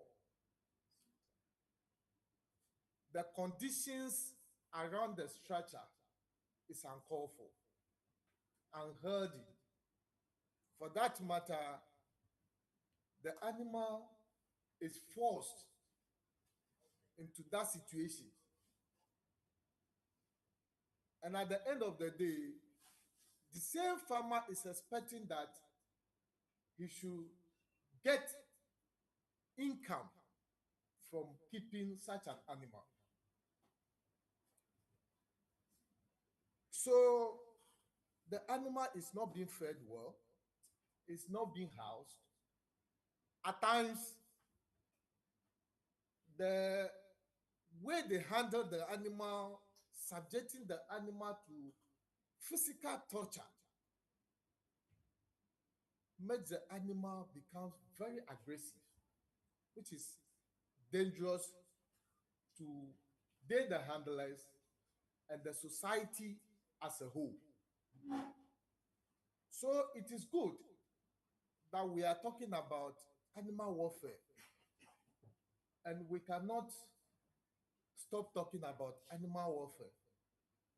We now have to behave like preachers on pulpit that will preach the same messages every now and then with the hope that a time will come, a sinner will repent. So we continue to talk about animal welfare. And to make it more interesting, the time that we make up our mind that we want to get something beneficial and economical from keeping the animals, that will ginger or change our mindset as to how we handle them. If we want more from the animals, then we must give them more, keep them well, take very good care of them. Their health should be more of concern to us, just as our own health are our concern. It is very disheartening to see livestock farmers. You walk to the house of a livestock farmer, the animal is sick. You talk to that animal, or that farmer has about 20 small ruminants. And you ask the farmer, please, can you dispose of one and take care of the rest? The same farmer will tell you, I don't have money. So dispose out of 20, dispose one and take care of the rest. The farmer won't do it. That farmer will wait till the outbreak comes. PPR will wipe away all these animals. And then the farmer will not be chasing us. At this state, we have little to do to salvage your investment for you. So if our investments are more of concern to us, then I think the welfare of the animal should be paramount. And with that, we'll be able to get much from them and our lives will be better off. So if we want better life, then we should better the life of the animal. Then our lives will be better. Thank you.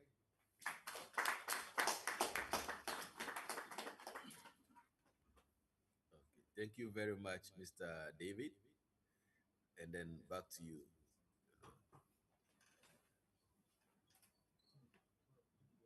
Uh, Yeah. that was quite touching. And I love it because you came in from the angle of storytelling. And I believe that everybody here understood the message and, we find it relatable because you have simplified it to the barest minimum. So as we speak, I think we still have time. Let me check properly. Yeah, just a minute.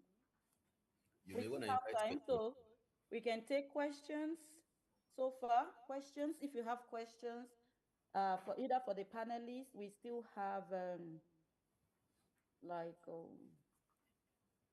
20 minutes thereabouts. I hope I'm in order. Yes. So we can take questions for the panelists. You can drop your question in the chat if you're online, and if you're in the physical venue, please notify the moderator so we can take few questions before we go on lunch break. We still have time, to do this. But I hope. Any question from the physical venue?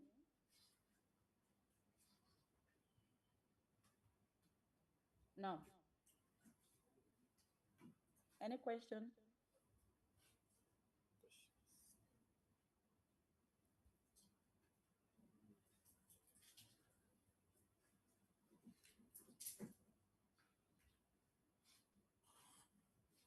All right. Let me let me start.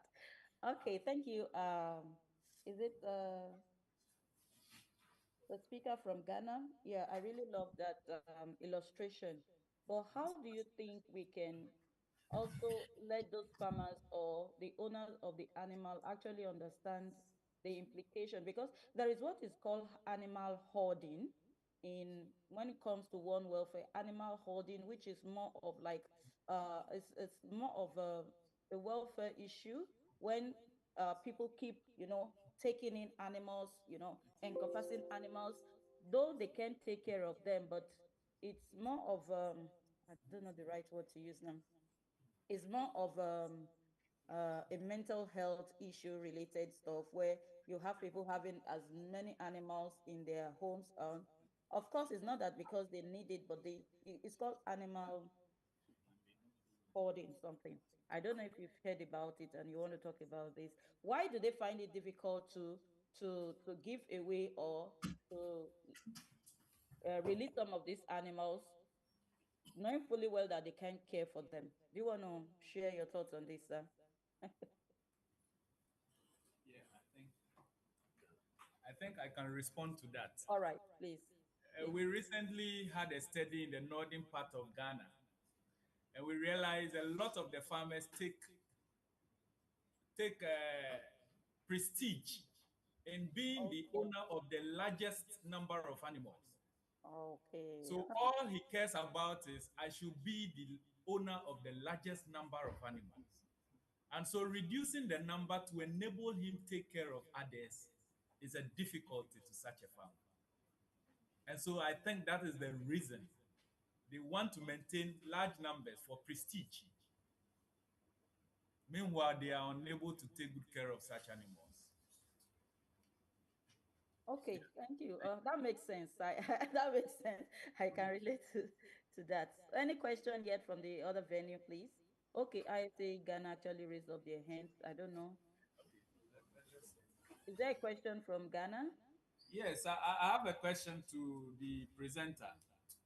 Okay. From his occupational point of view, what policies do they have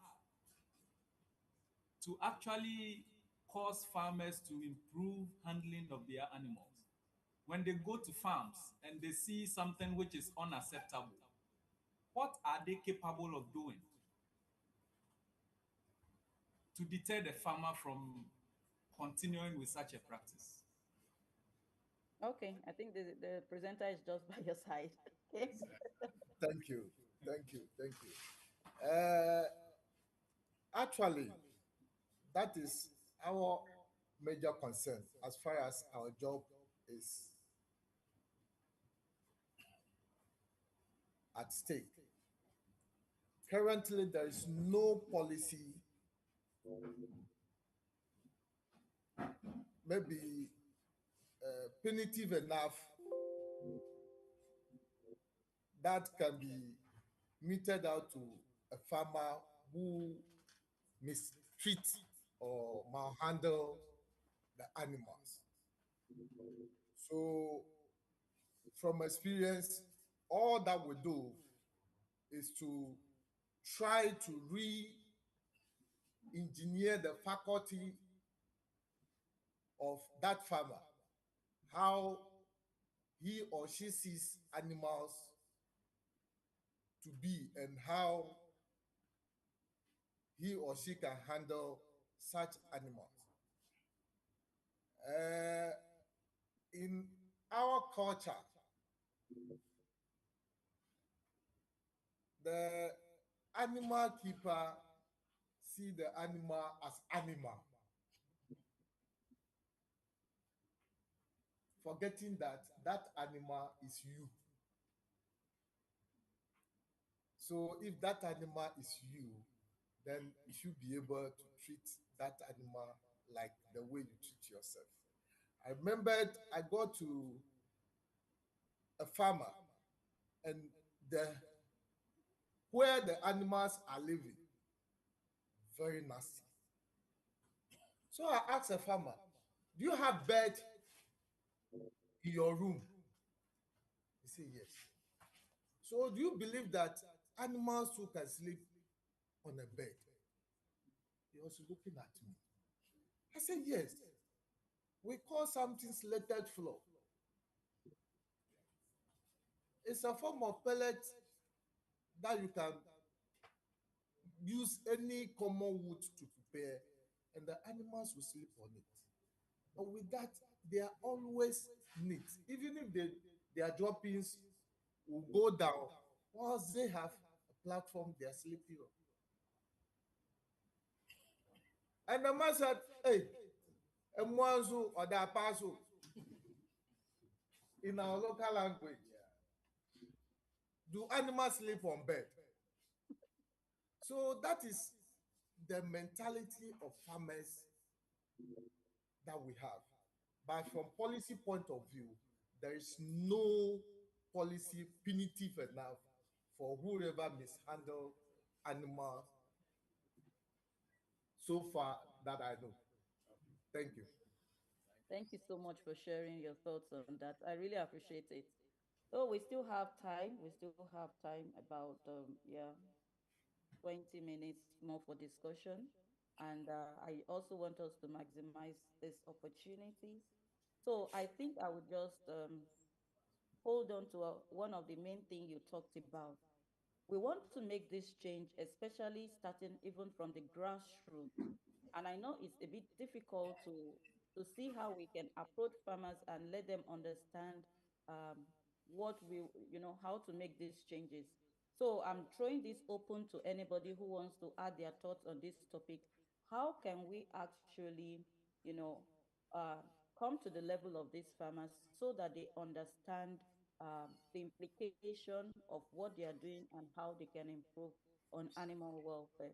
And there is one thing that most people think when we talk about welfare, especially the first thing that comes to the brain of an African is something that has to do with luxury, something that has to be expensive. But I want us to have this discussion in the next maybe 5-10 minutes that it's not really a bit luxury. It's just providing the animals with what they need that would make them more comfortable. We have a lot of local resources. Like you just said something, we have wood, use it to create, the flooring system for them and make it more conducive. So let's now come back because in the team, we have driving innovative and inclusive animal welfare ethology. In terms of this innovation, let's bring it down to local resources that we have. What are those local resources that we think we can start making the best use of to improve the life of our animals? So please let me know if you want to share your thoughts on this. You can use the react button online and in your venue, let us know through the moderators, then I would unmute you. So from Kenya, I see a hand up in Kenya. Kenya, you have the floor. Thank you. You can hear me? Yes, please. Yes, we can. Yeah. I'm really enjoying the discussion. This was earlier. I wanted to follow up with the speaker from Ghana. Earlier, there was a suggestion of licensing livestock farmers as a way of ensuring that they follow guidelines on animal welfare. So I just wanted to pick his thoughts on how practicable that is in an African context. And maybe Dr. Yasser, you can also share the European position. I know they license livestock farmers, but that in an African context where my grandfather has been keeping livestock, my father has kept livestock. How then would we move to saying for you to keep animals, you need to get licenses from the government? So how practicable is that as a solution? Thank you. Thank you for that question. Okay, so Ghana is. Yes, thank you very much. The questioner was indicating that his grandfather has been in a livestock rearing business for some time now. So to him, it appears impossible. But how did we come by veterinarians needing qualification before they practice? I'm sure some time ago it wasn't the case. How come you have to be a medical doctor before you practice? How come you need qualification to become a lawyer? Yeah, so we can start from a point where at least if we have certificate courses, you have to offer such program, get certification before you be permitted to go into livestock production. Let's not see it as impossible. All the good things we are seeing today, some years ago, looked impossible. But if we put measures in place with discipline and with bravery, we would be able to achieve this. Thank you. Thank you. Thank you so much. An addition from here too. Okay. Hello. To add to that, a typical Ghanaian farmer has no certificate to practice farming. So I was part of people who are putting up document to more of certifying who ever want to go into agriculture and practice. If you don't have that certification, you cannot even work as extension officer. You need to be certified to become extension officer. So I think with time, things are going to change. The way we see it today, we'll see it no more. If only we are committed to it. Thank you. Okay. Who else wants to add to this interesting discussion? Because there's a whole lot of things coming to my head. You talked about your grandfather keeping animals. I really agree to that because my father also kept animals, and probably that was where I got the interest in studying animal science. But of course, you know, when they keep animals, they do it just backyard, just few of them, not too much. So it was easy for them to even care for them properly. Some of these our grandfathers actually gave names to their animals, and when they are coming, the animals know that the father, they run to them. And what does that mean? It shows that there is a good human animal interaction between your grandfather and the animals that he was keeping. They can identify him and they would even come around him because of the way he has been relating to them. So to me, animal welfare has been with us, you know, a long time ago, and we have been practicing it in different ways, only that we are now seeing it from the perspective of the science. We are now bringing in the scientific part of it. So I still believe we have this indigenous knowledge of even how our great grandfathers were caring for their animals, that they made sure they were not falling sick and things like that. I really, passionate about this indigenous knowledge, and we don't need to lose it. We don't need to lose it. It's time we need to start documenting all these things. We shouldn't say that because they are not educated or because they are poor, they live in the village, they don't know what they're doing. They have a lot inside of them, and we need to tap into this indigenous knowledge, find a means to interact and document, this knowledge. All right, I saw somebody. There are some questions in the chat box, please. All right. Questions. Okay. So there's a question for Professor Odoi. You have worked on humane livestock handling in Ghanaian slaughterhouses. What has been the biggest barrier in translating humane handling into consistent practice?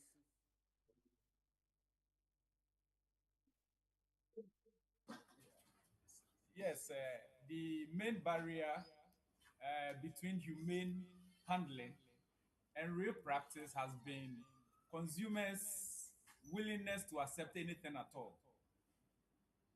Whether the animal was properly handled or not, meat from such animal will be accepted by the consumer. So the slaughtermen do not see the reason to handle the animals properly. You know very well when you are putting animal welfare into consideration, the number of animals you slaughter in a day will be less compared with somebody who handles them anyhow. He wants to finish his activities within a short period of time. So he will want to slaughter 20 animals a day and hurries with this activity. At the end of the day, he doesn't face any challenge with patronage. Why then will somebody want to take good care of the animals and end up slaughtering just 10 in a day, competing with the one who is slaughtering 20 in a day on the same market, where products are sold at the same price?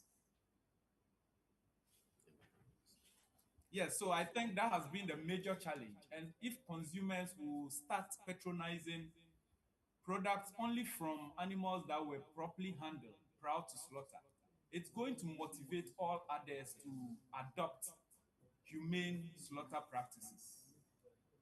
Thank you.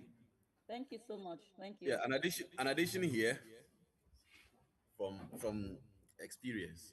Okay. Yeah, one is lack of capacity from the handler's perspective, and also infrastructure, because most of the abattoirs, we describe them as slaughter booths and slaughter slabs, because only a few of them have the standard of abattoir, and so the infrastructure is not well equipped enough to be able to take care of all the animal welfare indicators within the what's the name, the the slaughter facility. And so that is a very big challenge. Capacity of the handlers also is because most of them do not really understand one behavior of the animals, and also how to handle in order not to either injure or put the animal in a state where meat quality is reduced. And so these two challenges are serious here, as welfare of the animals are concerned in the slaughter facilities. Okay, I would add the equipment also. Apart from the facility itself, equipment, slaughter equipment are also not almost non-existent. You have knives that are not sharp, very blunt knives, and kind of not good for what's the name, slaughter. We do not have restrain equipment. Okay, they are just there, tethered or kind of tied down to be slaughtered. So all these things play in trying to kind of improve the welfare of animals during slaughter. So these are some of the challenges within that particular space. Thank you. Well, thank you so much. Let me have one more question before we leave for lunch break, because we also need the time. So, and this is also to the Ghanaians. Yeah, let's just leave it. The car really needs to develop its own context-specific animal welfare indicators rather than adopting welfare assessment frameworks from developed countries. What do you have to say on this? Do we need to develop? Please come again. Do Africans really need to develop its own context-specific animal welfare indicators rather than just adopting frameworks from developed countries? Yeah. Yes, we need to develop our own animal welfare indicators. But then, from experience also, I don't think there is so much difference in animal welfare indicators from Africa and that of Europe or America. They are all the same, because whatever you do, it is to improve the welfare of the animal. And so, let me get an example. For the facilities, how do you describe an African perspective or welfare indicator of an abattoir? Or how do you differentiate that to that of the West? I think they are the same, because handling is handling, okay? And the behavior of the animals too. I don't know whether animals in the West behave normally and that of Africa behaving abnormally. Okay, the behavior of animals is the same, and so it's just a matter of we, the individuals who are interacting with the animals, who has to change our attitude towards the animals. You just indicated how our grandfathers used to relate with animals, and I tell you, that was perfect. That is um, like African perspective of animal welfare. West would have even copied that from us, from Africa. So I think that animal welfare actually emanates from Africa. We are now trying to interpolate that with that of the West. That is what is beginning that kind of confusion. So I think that yes, animal welfare emanates here, and whatever we are doing or we're going to do is we rather have impact on that of the West. They are now putting science into it. I've always given this example, especially goats.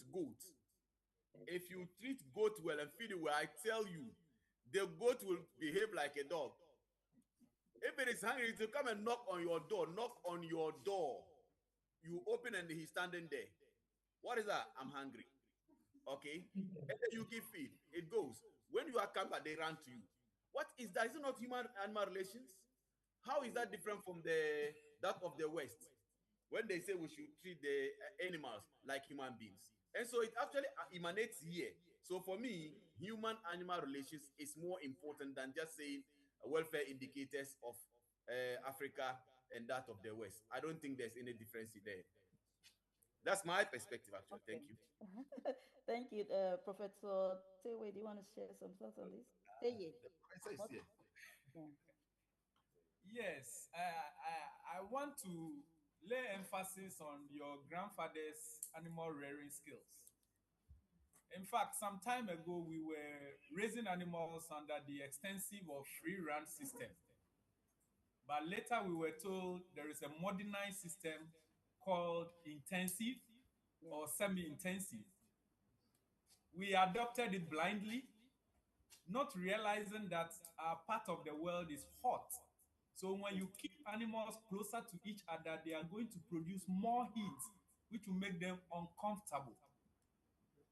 Now there is also an issue of organic egg production or chicken production, where we allow the birds to move freely in a yard. And such eggs are having higher prices. Is that not what we were doing some years ago? So this tells us that some time ago we were doing well, but we learned certain things blindly. And so we have to unlearn and relearn. And that is what we are doing. We are sharing ideas with the West, but a behavior of an animal which is suffering in the West will not be different from behavior of an animal which suffers in Africa. So if we are learning behavioral indices, it wouldn't vary. And we shouldn't think it's adoption of something which is beyond our practice. That's what I think I Yeah. need to. Thank you so much. Of course, the discussion will continue during lunch break, but before that time, let me take one from Ian, Nigeria venue.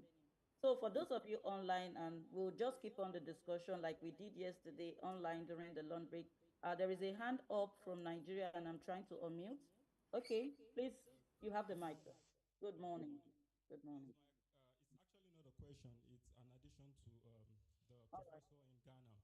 He made mention of the customers, as in the consumers, should patronize animals that are well taken care of.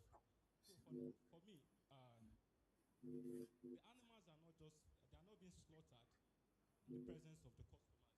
So how would you, as a customer, identify a well cared or that has been cared well, that this animal is actually okay for consumption? But what I feel that the addition is that there should be an agency, just like in Nigeria that we have SUN, Standard Organization, that can monitor abattoirs or that can certify animals before being slaughtered. So that's my addition to it. I feel it should be added to. Yeah, thank you for your contribution. Yes, there are organizations that offer what is called certification, either for your farm. You know, you have to go to that level as well, where you have a certification attached to your farm. And because they would have checked the level of animal welfare standard that you are operating. And when you have this certification, it goes with your product. And gradually, as people are getting to know the health implication of the food quality and everything, from animal that is properly taken care of. Gradually, we are getting to that level where we are more interested in what are we actually taking in, how are these animals actually, cared for, because a lot of health issues are out there. And for those of you who are interested in your health, you would want to know this animal, how was it, cared for, how under what system was it read. We are gradually going to get there, but there is a process. And also, when they even see you and they come to your farm and or where your slaughterhouse is, and you educate them, this is how we raise them, these are the feed ingredients, this was how we fed them. People can understand all this, and they can get to understand the reason why maybe your product might be a bit more, a premium price. But I believe that those who actually are interested in good quality of their own health will understand the message better. So with this, I want to say thank you everybody for your contribution so far since morning. I think we've had a wonderful session. It's time to go for lunch break, and I think some would have to go for group pictures. I don't know. So in the different physical venues, maybe you have to take some group pictures and then you go for lunch break, and we'll be expecting you back for the technical session. Those of you online, like we did, you can come on camera and let's engage. If there are other topics you want to talk about, feel free to join us online as well. We'll continue our discussion online. Yeah. All right. Do you want me to unmute you, Richard? So I need people to talk now. Don't leave everything to me. I also want to learn. All right, for online participants, please come on camera. Let's take our own group picture. For those of you online, come on camera. Let's take our picture.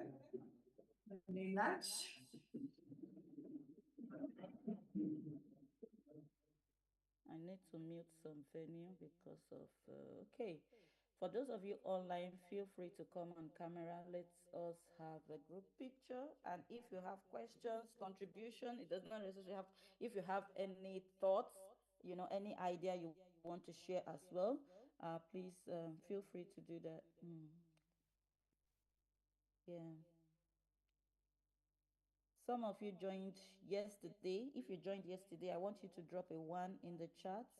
And today, if you are just joining today, drop 2. I want to see, you know, the audience. If you joined yesterday and you're joining today, drop 1. If you are just joining today, drop 2. Okay, good, good, good. All right. Good. So if you have any talk, if you want to ask questions based on what we have discussed so far, you want to add to the discussion, you can use the react button to raise up your hand, and I would unmute you. You want to share your own perspective about animal welfare from your own country, please let us know. Also drop in the chat which country you are streaming from. Let me know in the chat as well. Drop your country in the chat. Oh, Kenya, Nigeria, Kenya, Nigeria. Okay. Please drop your country in the chat. Ghana, oh, that's so fast. Ethiopia, Kenya, Nigeria. All right. Good. So, anybody, if you are interested, just send the request button so that I can unmute you. Let's hear from you. Let's hear from Ethiopia, Dagi. Dagmawi, are you available? Let's hear from you. We've been hearing from Ghana, Kenya, South Africa, Nigeria. So we have Ethiopia in the house. Dagmawi, do you want to share your thoughts with us? Please unmute yourself.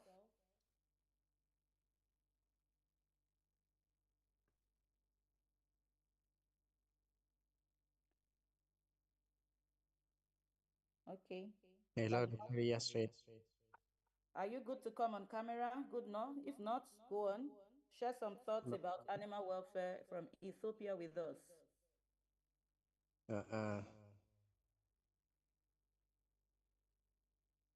Hello, Dr. Yas. Yes, I'm with you. Go on, please. I'm not comfortable to talk. Go on. You are not comfortable. Okay, okay, later. All right. The area I'm placed in. Okay. Sorry for that. It's okay. It's okay. It's okay. I just wanted, you know, Ethiopia's voice to be part of this as well. That's why. Sorry. So Bashiru. Yeah. Let's hear from Bashiru. Bashiru Kehinde Lamidi. Yeah. Please unmute yourself. So, hello, ma. Good afternoon, ma. Good afternoon, sir. Thank you. Is it clear today? Can you hear me clearly now with my earpiece? It's a bit better, though. We're managing it. Let me remove it. All right. No, ma. How about now? It's better now. It's better, sir. Okay, so I wanted to contribute earlier, but I was on transit in commercial vehicle, and it would be too loud. So now, my contribution briefly. I see our talk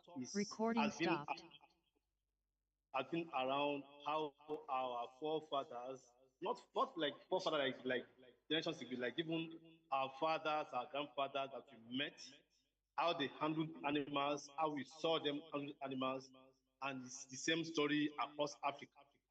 So my talk is this. I mean, like, it's an interesting topic when we asked our Ghanaian professor if we needed to inculcate hook, line, and sinker, the European or Western world method of animal welfare, while we have our own that we also experience while growing up.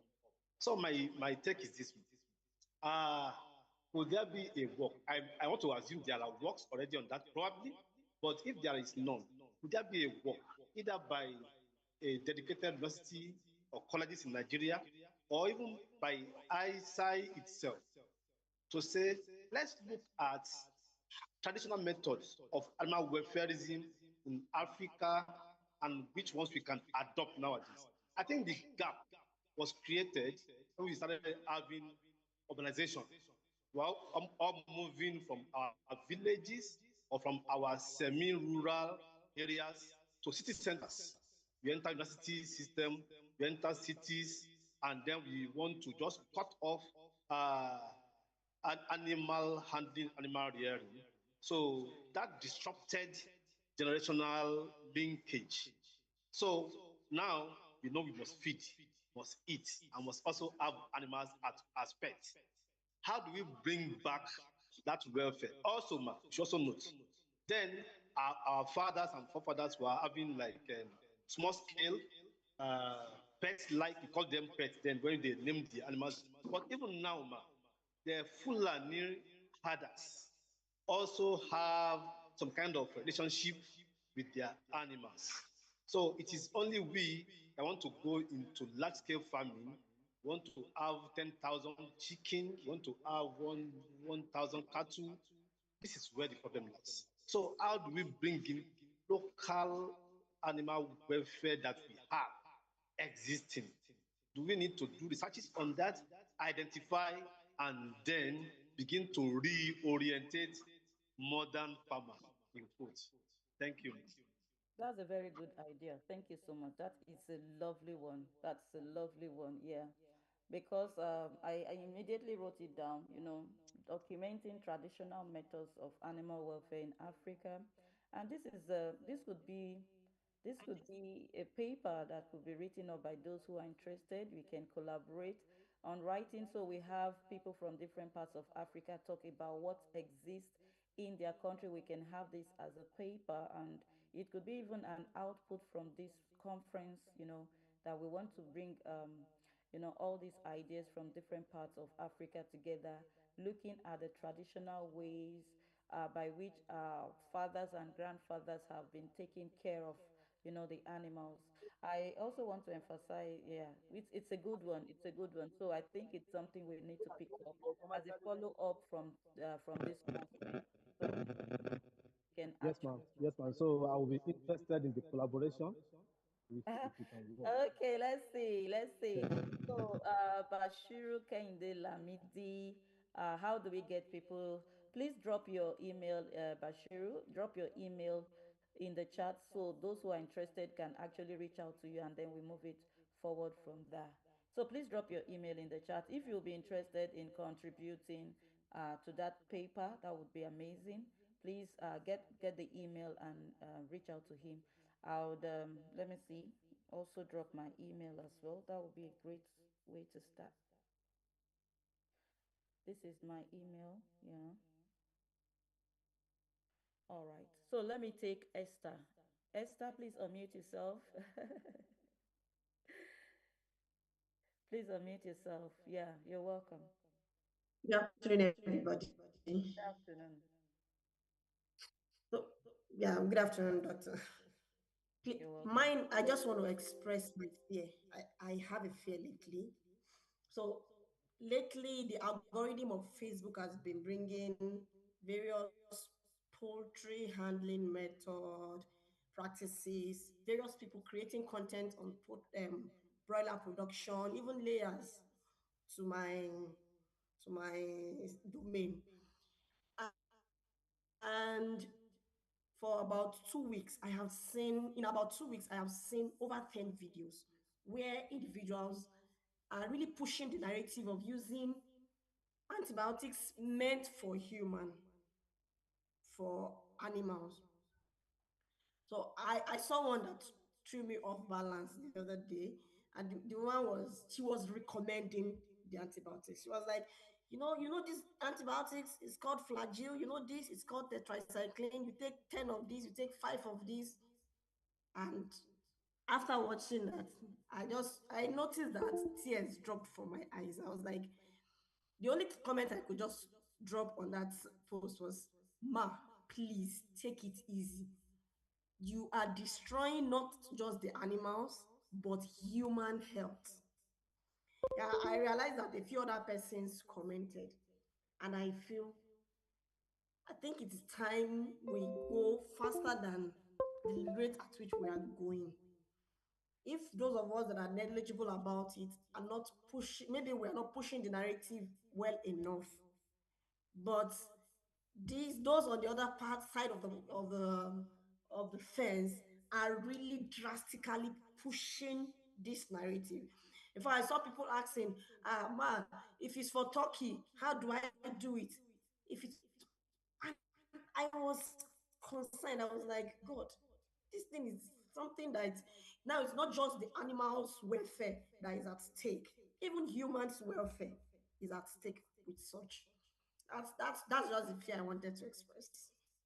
Yeah, thank you so much for raising this. And um, yeah, I think we need to start talking about it online as well. And we should also be very careful in promoting. Um, don't share posts like that. Don't repost. Don't like. Don't comment, because if you do that, you are also being you are part of the engagement.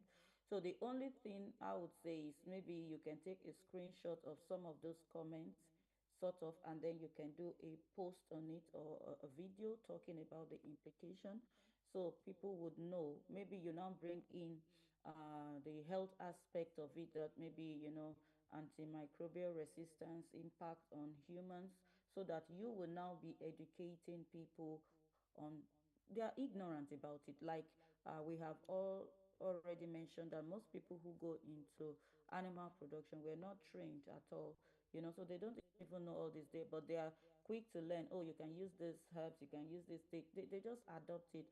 But when you bring in the educational part of it, that, oh, you stumble on this is the comment, but you want to educate people on the implication, then you would bring in the educational part of it. We all have our roles to play. And most times, I keep emphasizing it, we all have our social media handles. Social media is free. It is free.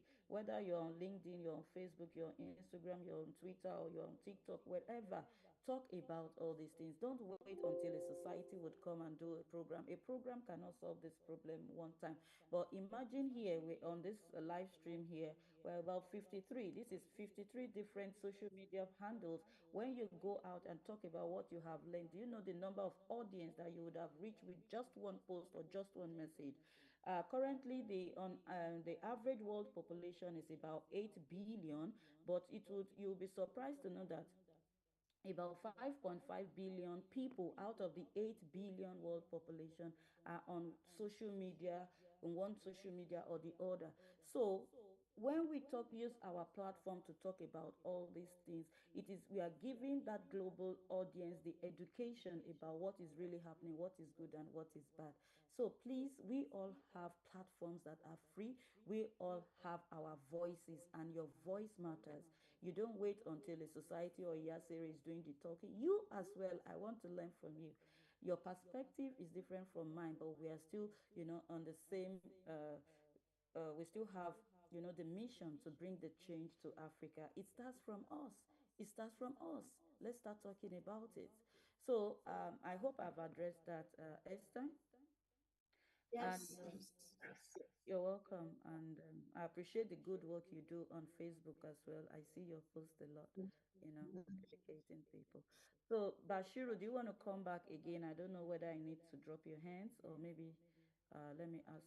Do you still have something to share? I will just take the next 5 minutes to discuss, so that I can also stand up and stretch my legs. It's not good to be sitting for hours. So because we have to come back by in the next 17 minutes. So I also want to take at least 10 minutes break. So Bashiru, do you still want to share your thoughts on this?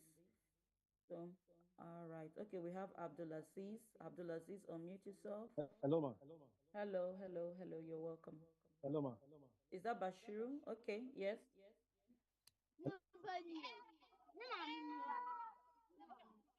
I've been given permission to unmute, ma. Am I allowed to speak, ma? Is that Abdulaziz or who? No, no, this. Yeah, this is Hello, Bashiru here, madam. ma. Let me Okay, have. you should Let me. continue. Sorry.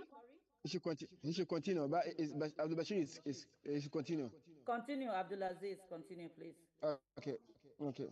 Based on the welfare, they were talking about Ghana. I mean Ghana. Hello. Please go on. I think Ghana. I'm in Ghana. So our presenters in Ghana were talking about welfare in Ghana and based on the certification of farmers to livestock production.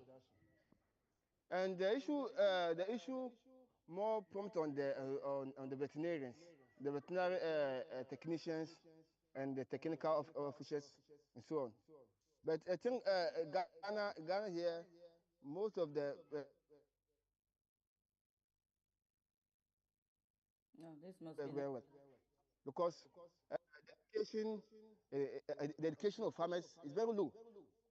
Imagine you go to a village or a town and you ask them whether a veterinarian or a technical officer have ever come there to educate them, and the answer is no.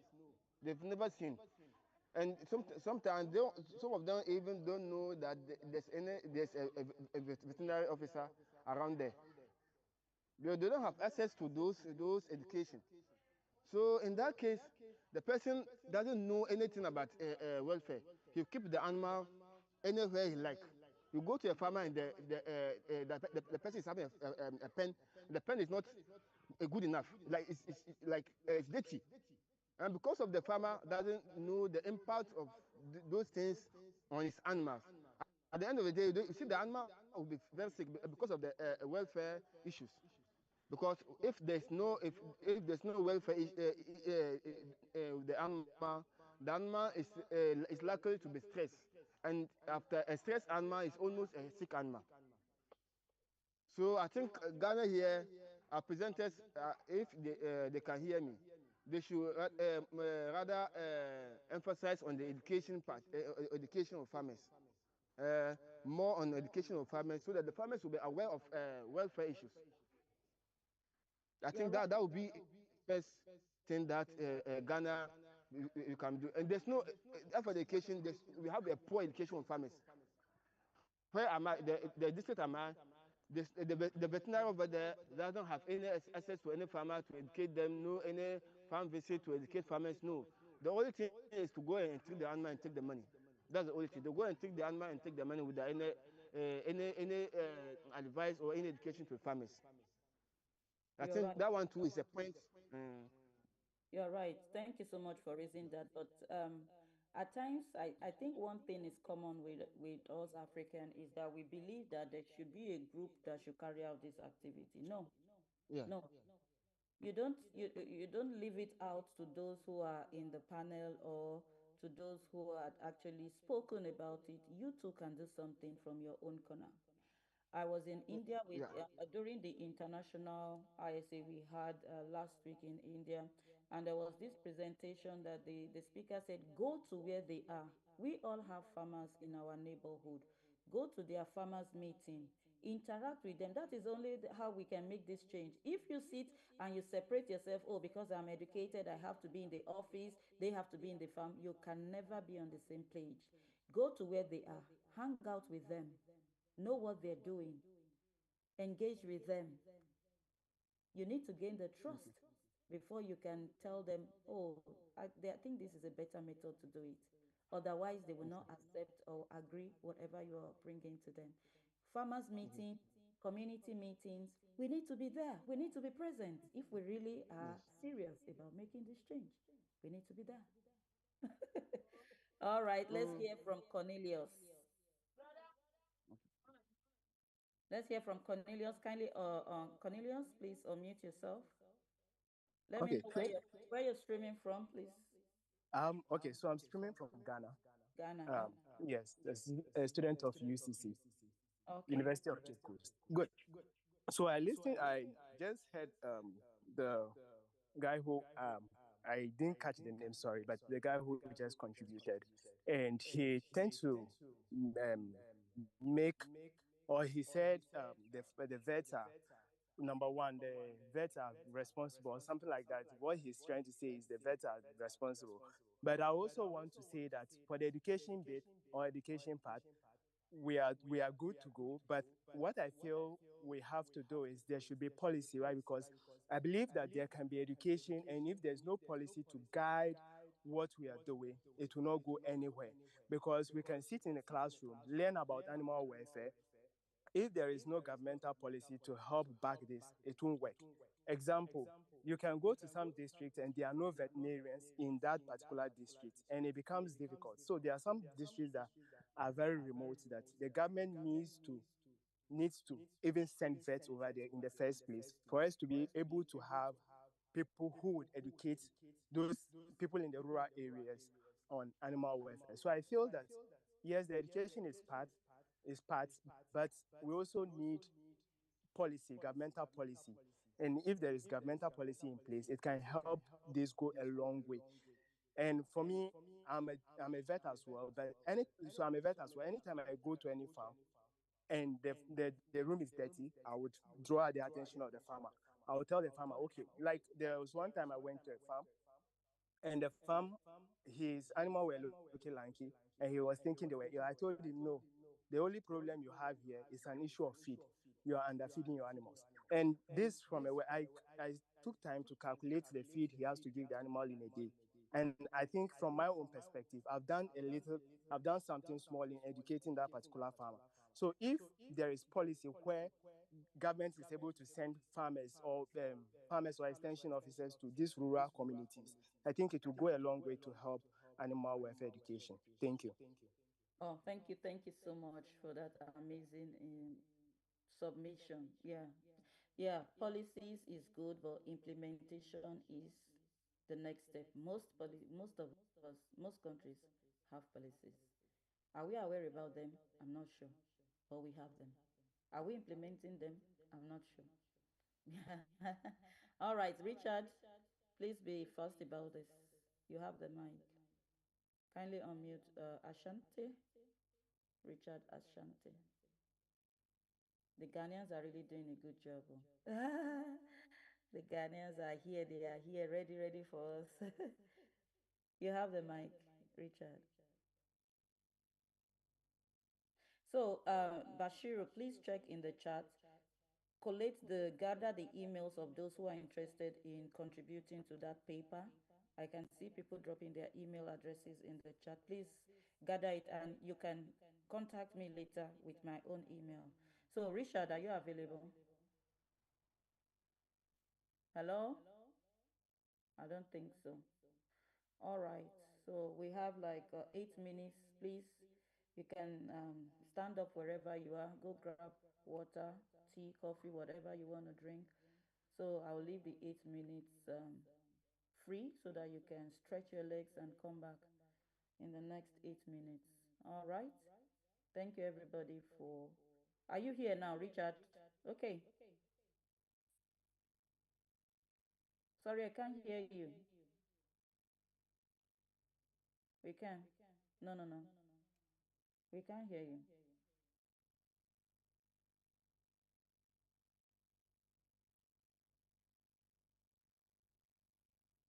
We can't hear you, sorry. Okay, let me unmute the other one. I can see you on Ahmed Abdul Sattar screen. Let me unmute that one, maybe it will work. The other. Mm.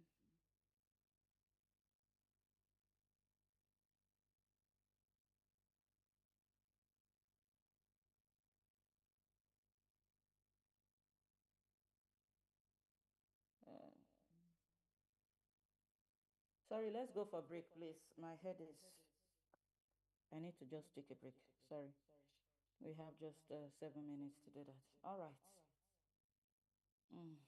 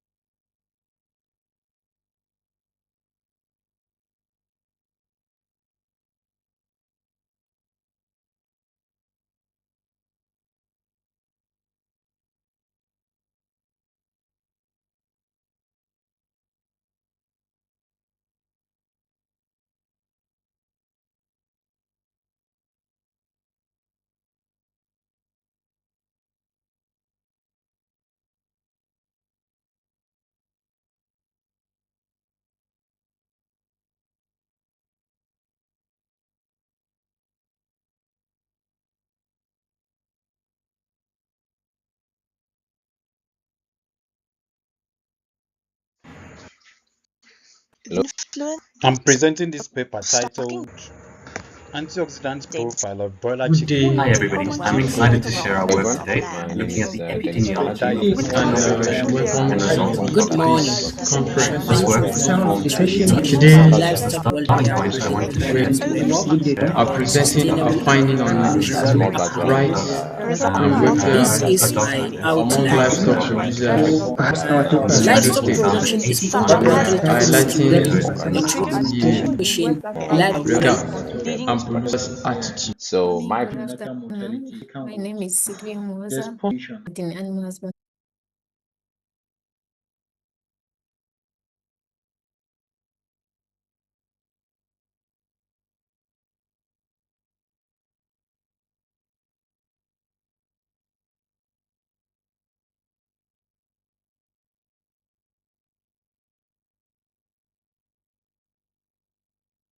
Okay, let's start coming back. Do we have our timekeepers at the different venue? Trying to bring back the people. All right. Now we'll be starting the technical session. We are always time conscious. We try as much as possible to stick to time, except if we have some technical issues, which I don't pray we have. So let me ask the moderator for the next session. Samuel, Kenya, are you available? Dr. Samuel?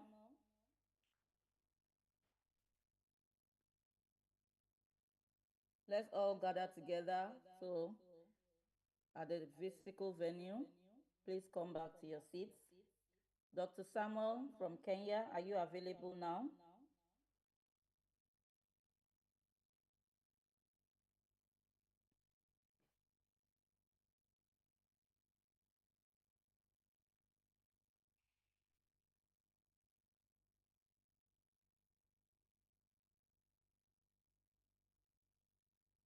Dr. Samuel.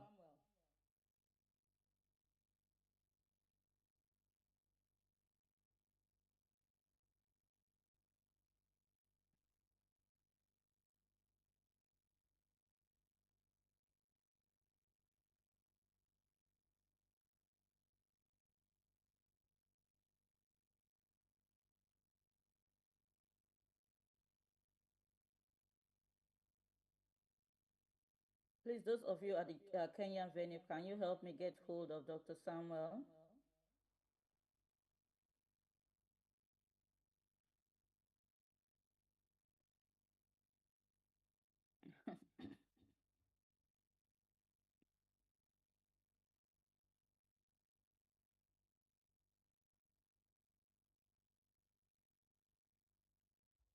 All right, Dr. Samuel, we're waiting for you. Hello? So we'll be having the technical session. So the way it will go is 1, 2, 3, 4, 5, 6. We have 7 from Nigeria, and then 2 from Kenya, and so. So if Dr. Samuel is not available, let's ask those at the physical venue in Nigeria. Are you available for the presentation? Are speakers ready? Nigeria? Yes, the speaker are ready. All right, so I think you can just help continue with this. So we have our first speaker. We can't see you. We can't see the venue in Nigeria. Please turn on the video or something. So we have our first presenter, Professor Ojo, and she will be presenting on behavioral response of West African sheep to grass and legume based on plant age. You have 5 minutes for your presentation. But we can't see the slide. We can't see the presenter. Before your 5 minutes start counting, I think things should be in order.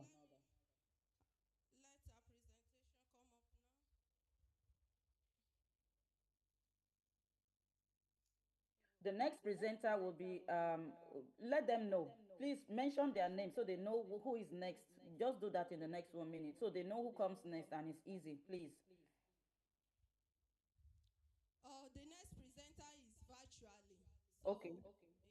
All right. So the slides for Professor Ojo. Professor Ojo, nice to see you. Good to see you. Her slides, please. Who is responsible for that? Okay.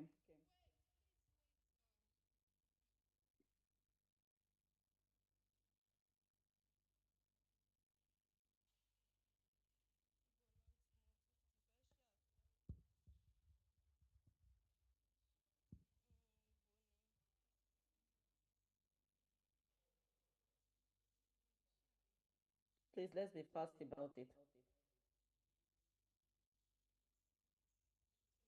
All right.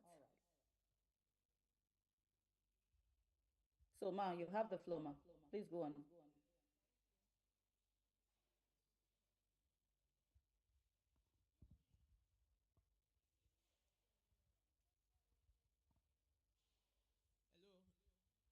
Hello. Hello. Good morning.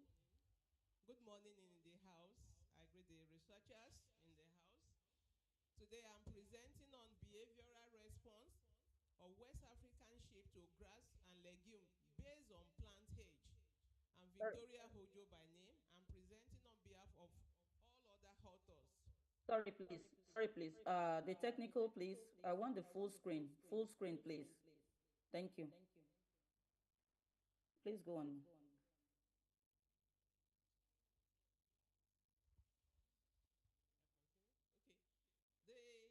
The ability of the ruminants to supply the protein required by man depend majorly on forages that they are being fed with. And these forages, they are basically affordable and they are cost effective. And majority of these feeds, of these forages are being fed either as sow grass, sow legume, or in their mixture. They can be fed together. The stage of forage growth, forage types, as well as the quality of forage tend to affect the acceptability and digestibility of these forages by animals. And it is necessary to understand the behavior of animals to feed so that we will be able to know what to give them per time. And their behavior differs based on the breed of the animal, the maturity of the plants, and the quality of the feed.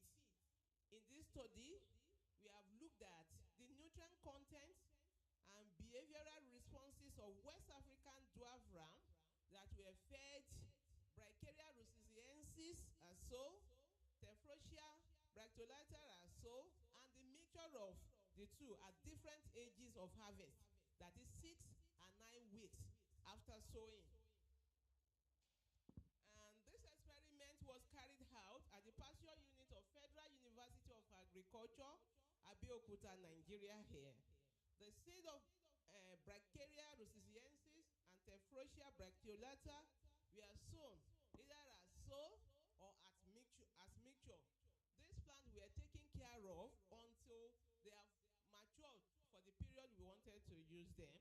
And the experimental design and the plot management that were carried out. The study was a 3x2 factorial arrangement in a completely randomized block design. Factors considered were 3 forage types. That is the Brachyria rusiziensis, Tephrosia bracteolata, and the mixture of Brachyria and Tephrosia, and 2 ages of harvest, that is 6 and 9 weeks after seed sowing.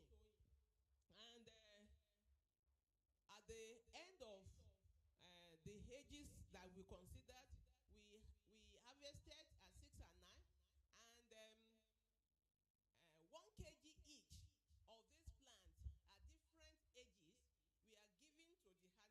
They were put in the feeding troughs, and 3 animals per replicate were subjected to the feed, and they were allowed to feed for the period of 2 hours. CCTV camera was used to monitor the behavior of animals to this feed, and behavior such as time spent on particular feed and the frequency of visits to the feed were taken. Table 1 is the effect of forage types and age of harvest at harvest on proximate composition of Brachyria, Tephrosia, and their mixture. Crude protein content was high highest for Tephrosia, while it was lower for sawgrass as well as their mixture, while the reverse was the case for neutral detergent fiber. The table 2, it was about the time spent. We saw that more time was spent on sawgrass at age of 6 weeks, while frequency was much for the two grasses at 6 and 9 weeks, and their mixture at 9 weeks. And the CP content of this forage, aligned with the report of Oyaniran et al., that as the plants are maturing, the CP content drop. And the longer time spent for Brachiaria resiliensis at 6 weeks could be because of the more leaves that the plants have, and the aroma, or the animals are used to the plants. In conclusion, it can be concluded that sawgrass at lower age, 6 weeks, and grass legume mixture at 9 weeks were much more appealing to the sheep than the other treatment, and this is recommended to the farmers. These are my references, and thank you for listening. Thank you so much for your presentation. Do we have questions for the speaker? If you have questions, kindly drop it in the chat. We can take 1 or 2 based on the time. All right. Any questions so far for the speaker? Just a minute. Can't find any question. All right. But in your discussion, ma'am, you made mention of the fact that probably the animals were used to the plant. That was why they consumed the higher T1. But I was wondering, have they been eating this plant before time, and the other types of forage, are they new to them? So why did you conclude that it's because they are used to it? Please, can I get your question again? I'm not hearing properly. Okay, at 6 weeks, the 6 weeks, we saw that the feeding time was greater in the T1 treatment, and your explanation was that the animals are used to that grass, or yeah. My question now is, if they are used to it, is it only that grass they are used to? What about the others that you also studied? Yes. What I'm trying to bring out is that, grasses are available to the animals, and because they are more used to it compared with the Tephrosia bracteolata, might be one of the reasons why the animals went for the grass than the legume or their mixture. Okay. All right. Thank you so much. Any other question for the presenter? Any other question, please? All right. Thank you so much for that interesting presentation. Thank you. We move to the next speaker. Is this virtual, Ayola? All right. Yes. All right. Are you ready to play it? Yes. All right. Though it's blurred, but I hope it's okay at some point. It's not audible. We can't hear anything yet. Okay. Members of the higher table, my fellow presenters, both virtually and physically, ladies and gentlemen, good day to you all. I'm ISAE, here to present my paper, or perhaps our paper, titled Dietary Sodium Bicarbonate Supplementation Improves Heat Stress Resilience in Broiler Chickens. This is our affiliations. Let us quickly go to introduction. Now, let us look at the challenges of poultry production in semi-arid environment. When we look at the semi-arid environment, with the characteristic of semi-arid environment having high temperature, low-relative humidity, intense solar radiation, large diurnal temperature fluctuations, and high evapotranspiration. When we look at these parameters combined together, they are not friendly as far as broiler production is concerned, because they significantly affect their productivity and welfare. Having said that, now we are going to look at the broiler production, how broiler responds to heat stress when it finds itself in semi-arid environment or in hot climate to say. Now, broiler birds generally respond to heat stress by panting, increased water consumption, electrolyte imbalance, reduced intake, elevated erythropoiesis and lymphocyte ratio, reduced immune function and antibody production, and pale count. As a result of this heat stress, by panting, a lot of electrolytes is being lost.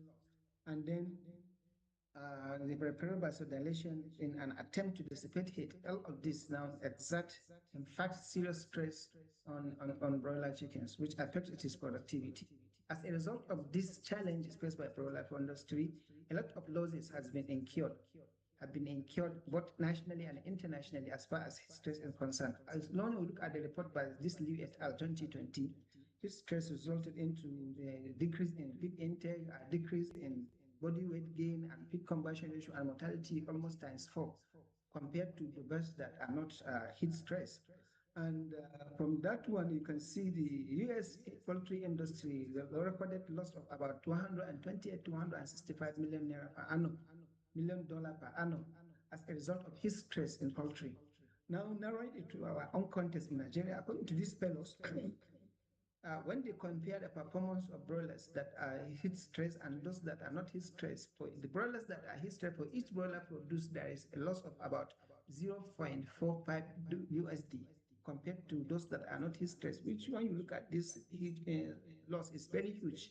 That necessitates that prompt researchers to venture into the researches. That is now, we are going to look at the efforts of researchers both in animal science and animal-related fields, with a view to find solution to these environmental challenges or welfare, indices, as far as broiler production or poultry production in general is concerned. Some of the researchers ventured into genetics to improve the genetic heat resistance. Some into poultry housing management. Some into feeding. Some into water management, and some into lighting management. But specifically for our own case, we are going to look at dietary electrolyte imbalance. Now, let us look at this quickly look at this electrolyte balance. What is DEV? Dietary electrolyte balance simply refers to the balance of the major dietary electrolytes that are found in the system of animals, majorly sodium, potassium, and chloride. So when they are balanced, that is only at an equilibrium, a normal state. That is when the best performs efficiently. But once there is imbalance in these electrolytes, one problem or the other will occur, such as sudden death as a result of this imbalance, have been very acidic sometimes solution. Now, one of the sources of these electrolytes is sodium bicarbonate. What is the role of sodium bicarbonate now as far as poultry production is concerned? It supplies that sodium that is needed to balance electrolyte. It also supplies bicarbonates. It helps in maintaining the fluid balance. It improves broiler performance and improves water consumption. You cannot underestimate the importance of water consumption as far as poultry production is concerned, not to talk of those that are exposed to heat stress. Now, let us look at those indicators that, hematologically or serum biochemistry indicates the level at the stress level to which a poultry bird or broiler bird is being exposed to. Some of these ones are erythropoiesis ratio. When they increase, it is indicating that birds are heat stress. Glucose level, when it is increased, it is also indicating that the birds are heat stress. Protein also, aspartate, and these liver enzymes, AST and ALT, creatine also. These are some of the major indicators of heat stress in poultry. Now we're going to look at them in our research. Now let us quickly look at the study area. This is the area where the study is conducted. That is the poultry research unit of the Department of Animal Science of Usman Danfodio University, Sokoto. You can see the coordinates of the research area. And this period is very important because it is the period through which the research was conducted, and you can see the temperature, particularly during the research periods, about 45 degrees. You can imagine raising beds during this temperature. The humidity is usually low, unless during rainy season when it gets to a appreciable level. Now, let us look at the study workflow. Now, this, as far as research is concerned, we use 180 rostrated or 8 broiler chickens in a completely randomized design, grouped into 4 treatments with 0 application. That is, treatment 1 serves as control with 0 grams of sodium bicarbonate per 100 kg. Treatment 2, treatment 3, and 4 were supplemented with 50, 100, and 150 grams of sodium bicarbonate per 100 kg of feed, respectively. After the rearing period and everything, At the end of 7 weeks, that is when the research was terminated, 3 birds were selected from each treatment. That is 1 bird per replicate, and the blood sample was collected using 2 bottles, plain EDTA bottle and plain bottle.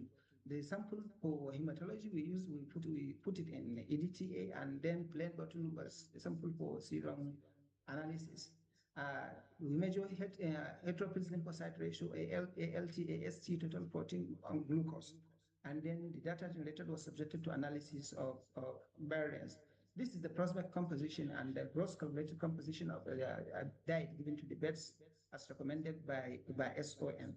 Now, results and discussion. When we look at this primary data, that is the result of performance, even though initial weight, final weight, weight gain, feed intake, feed conversion ratio did not differ significantly across all the treatments, that is to say, treatment given control treatment and also up to the highest level inclusion, that is 150 grams, they did not differ as far as these parameters are concerned.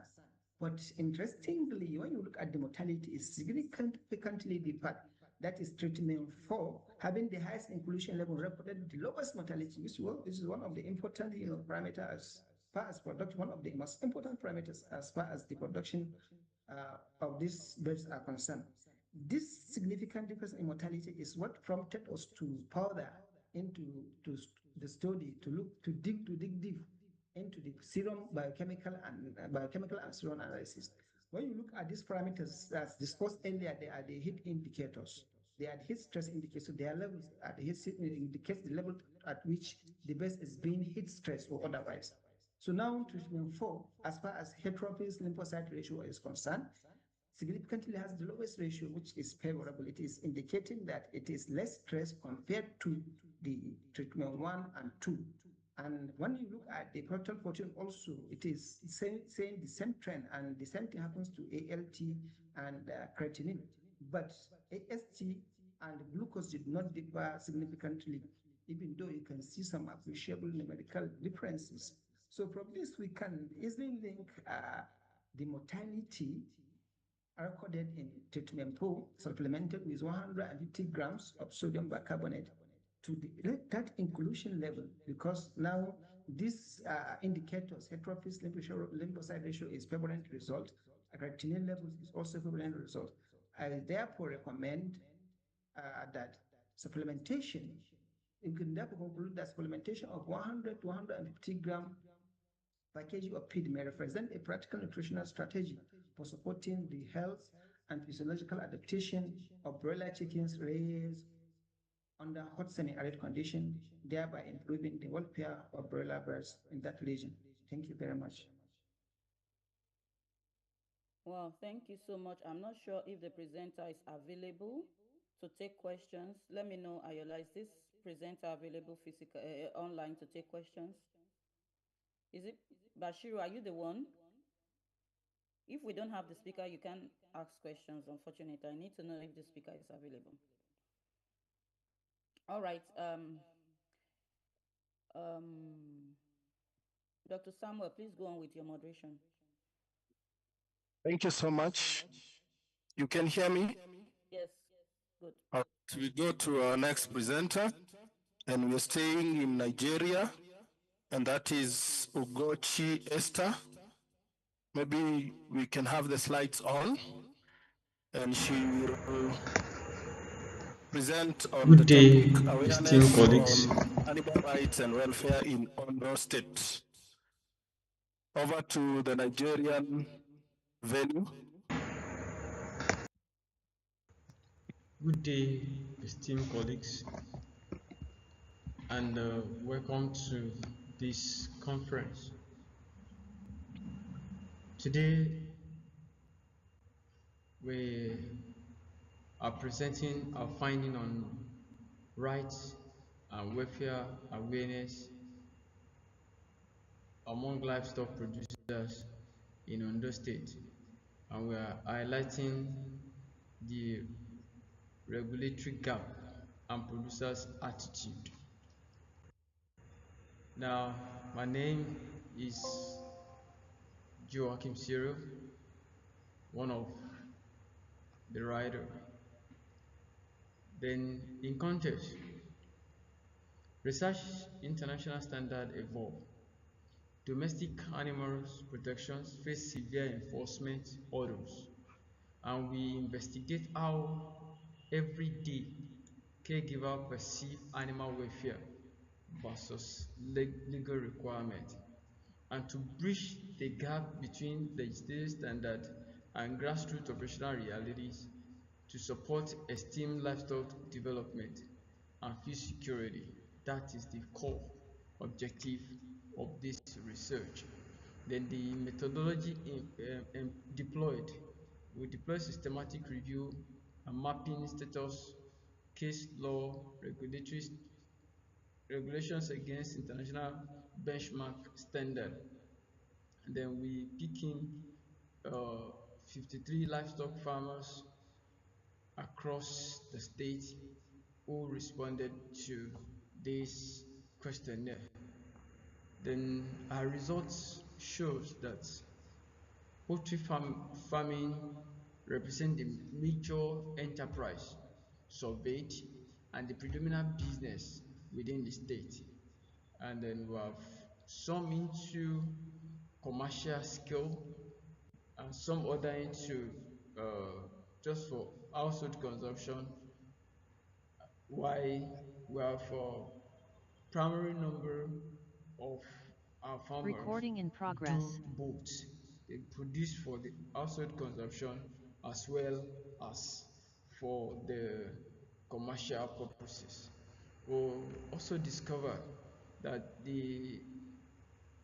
that people are aware of the law guiding animal welfare, while majority of the farmer are not aware of this standard, and vis-a-vis, since they are not aware, they are not following. So while general awareness exists, we have with deep familiarity, or some other also who show humane attitude towards treatment and productivity, and will link it with overwhelm positivity that people are engaging in animal welfare.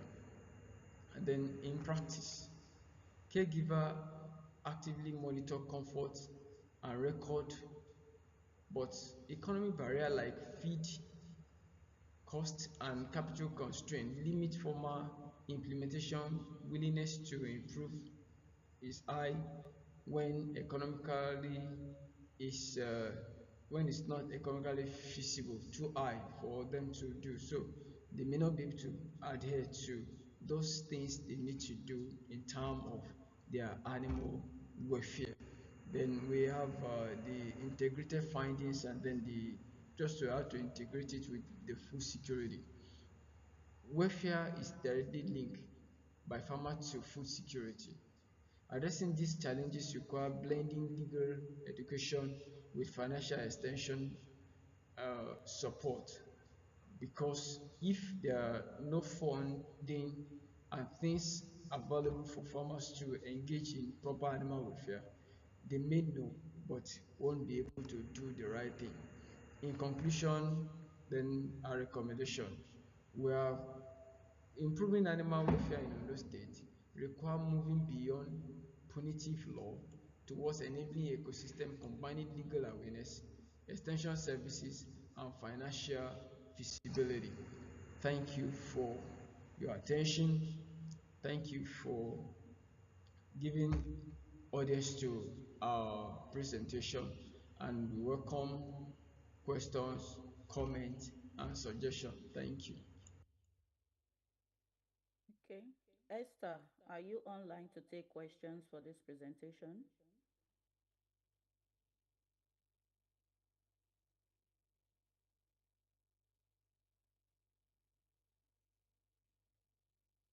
Okay, Esther. All right. Samuel, let's move on.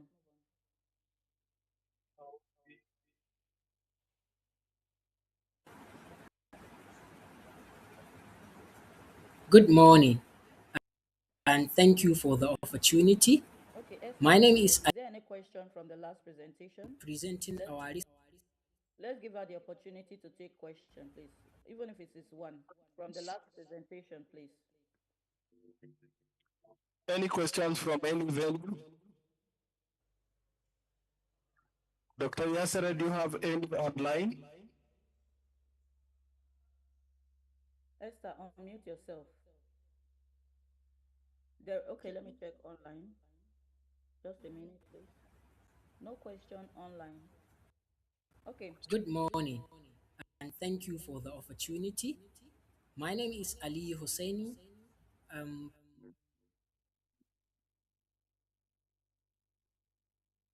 So, Esther, what you from the conclusion from that paper? Are you with us? Yes. Yeah, there was this issue about if people want to make a change, that they want to know the benefits that that they would have. So just talk about it briefly. What is it like in terms of how do you now want to move forward, increasing awareness about animal welfare in Ondo State, since that was what the work was about? Okay, presently we've started working on creating content because a lot more younger farmers are beginning to drive the narrative of their farm. Vis a vis trying to get more customers online.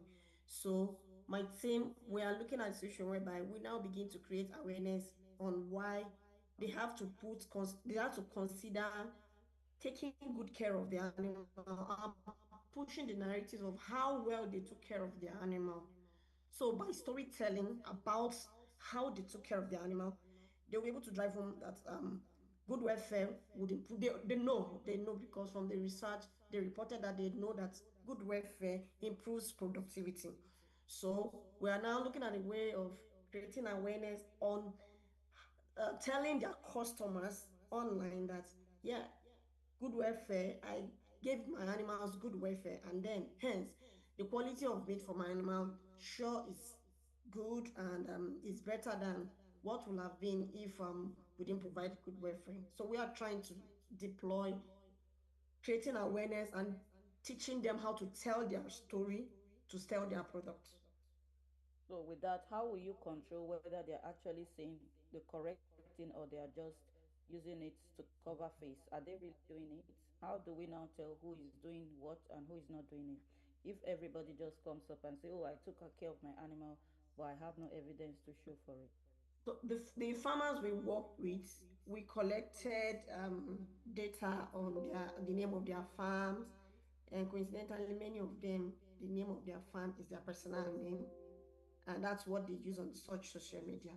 So we are still working around that we are not throwing out the fact that some of them might not be truthful, but we feel knowing their location. That was why our study area was quite restricted, just very close to where our institution is. So we also, part of our question was if they are willing to permit us to come around their farm to see what they are doing. So maybe from time to time we could just bump in. It is also like an opportunity for us to teach them or to pass the message one-on-one to them. Thank you. All right, thank you so much. So let's move on. Samuel, you've disappeared again. So the next presenter is also virtually from Nigeria. I don't know the name of the author, but environmental toxicant exposure. Please, can you share the presentation, please? Good morning, and thank you for the opportunity. My name is Ali Hosseini. I'm presenting our research titled Environmental Toxicant Exposure and Stress-Related Behavioral Alterations in Livestock Welfare within a One Health Framework for Sustainable Animal Production in Africa. This is my outline. Livestock production is fundamental to food security, nutrition, livelihoods, and rural economics across Africa. Rapid climate change, industrialization, agricultural intensification, mining, and environmental degradation are increasing livestock exposure to environmental toxicants. And the One Health framework recognizes the interconnected health of humans, animals, and ecosystems.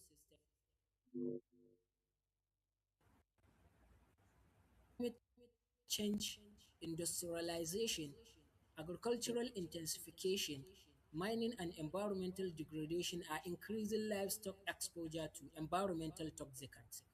And the One Health framework recognizes the interconnected health of humans, animals, and ecosystems, making it essential for addressing environmental toxicant exposure in livestock. And so animal welfare extends beyond disease prevention to include physical, behavioral, and psychological well-being, with behavioral alterations often serving as the earliest indicators of stress and environmental insults. So the aim of this research is to critically review the effects of environmental toxicants on livestock welfare through a One Health perspective, with emphasis on behavioral alterations, underlying biological mechanisms, welfare implications, and strategies for sustainable livestock production. And the objectives are to examine the major environmental toxicants affecting livestock in African production systems, to evaluate the behavioral, physiological, and reproductive effects of toxicant exposure on livestock welfare, to discuss the molecular toxicological mechanisms linking environmental contaminants to impaired animal health and behavior, and to highlight the relevance of the One Health approach in mitigating environmental toxicant exposure. So the study design is a narrative literature review conducted within a One Health framework with the given outline. So the major environmental toxicants affecting livestock are heavy metals, mycotoxins, agricultural pesticides and herbicides, industrial pollutants, endocrine disrupting chemicals, and emerging contaminants, including microplastics and nanoplastics. And this depends on the degree of these emerging contaminants that the animals are exposed to. So the behavioral and physiological effect of toxicant exposure: with regards to behavioral alterations, there is seen reduced feed intake, abnormal locomotion, aggression or social withdrawal, altered reproductive behavior, increased stress response, and affecting physiological with physiological effects on neurotoxicity, hepatic and renal dysfunction, immune suppression, endocrine disruption, reduced fertility, and poor growth performance. So the major biological pathways affected include neurotoxicity, oxidative stress, endocrine disruption, immune suppression, and metabolic imbalance. The stress-related behavioral indicators include feeding and drinking, with reduced feed intake, feed refusal, altered water intake, and dehydration risks. Also, movement and posture, social behavior, reproduction and maternal care, and productivity signals.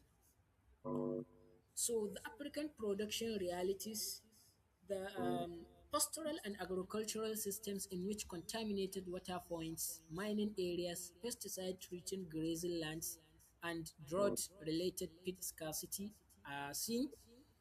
Climate change pressure associated with heat stress, drought and flooding, altered grazing, drinking, feed quality, and pollutant disruption distribution.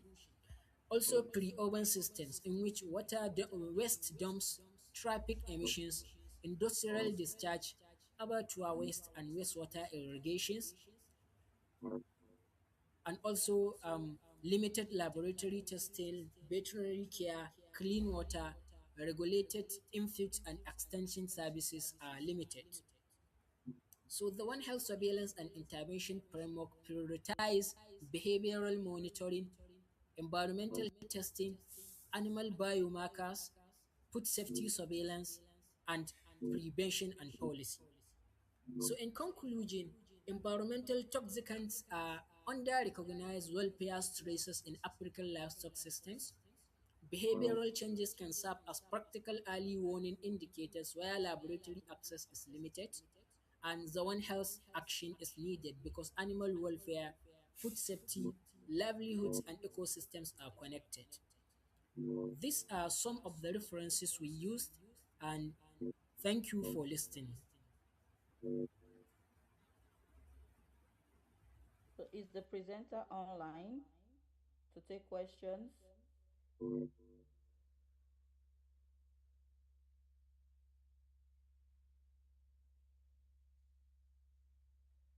Is the presenter online to take questions?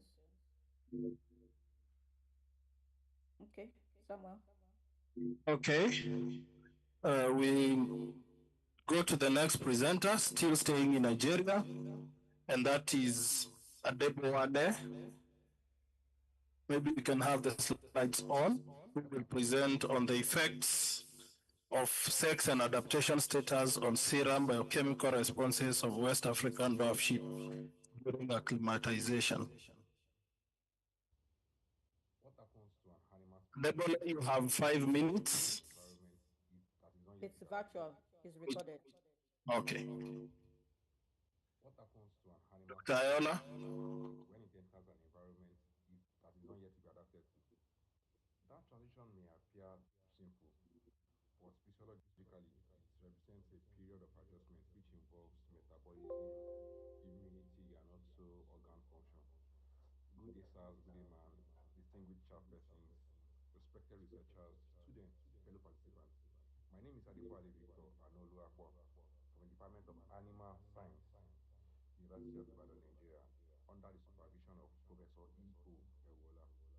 Today, I will be presenting our study titled Effects of Sex and Adaptation Status on Serum Biochemical Responses of West African Dwarf Sheep during acclimatization. I take that again. Effect of sex and adaptation status on serum biochemical responses of West African dwarf sheep during acclimatization. Let's delve into the background of the study and also the objective. The West African dwarf sheep is an important indigenous breed of sheep that is valued for their adaptability, their disease resistance, and also their contribution to livestock.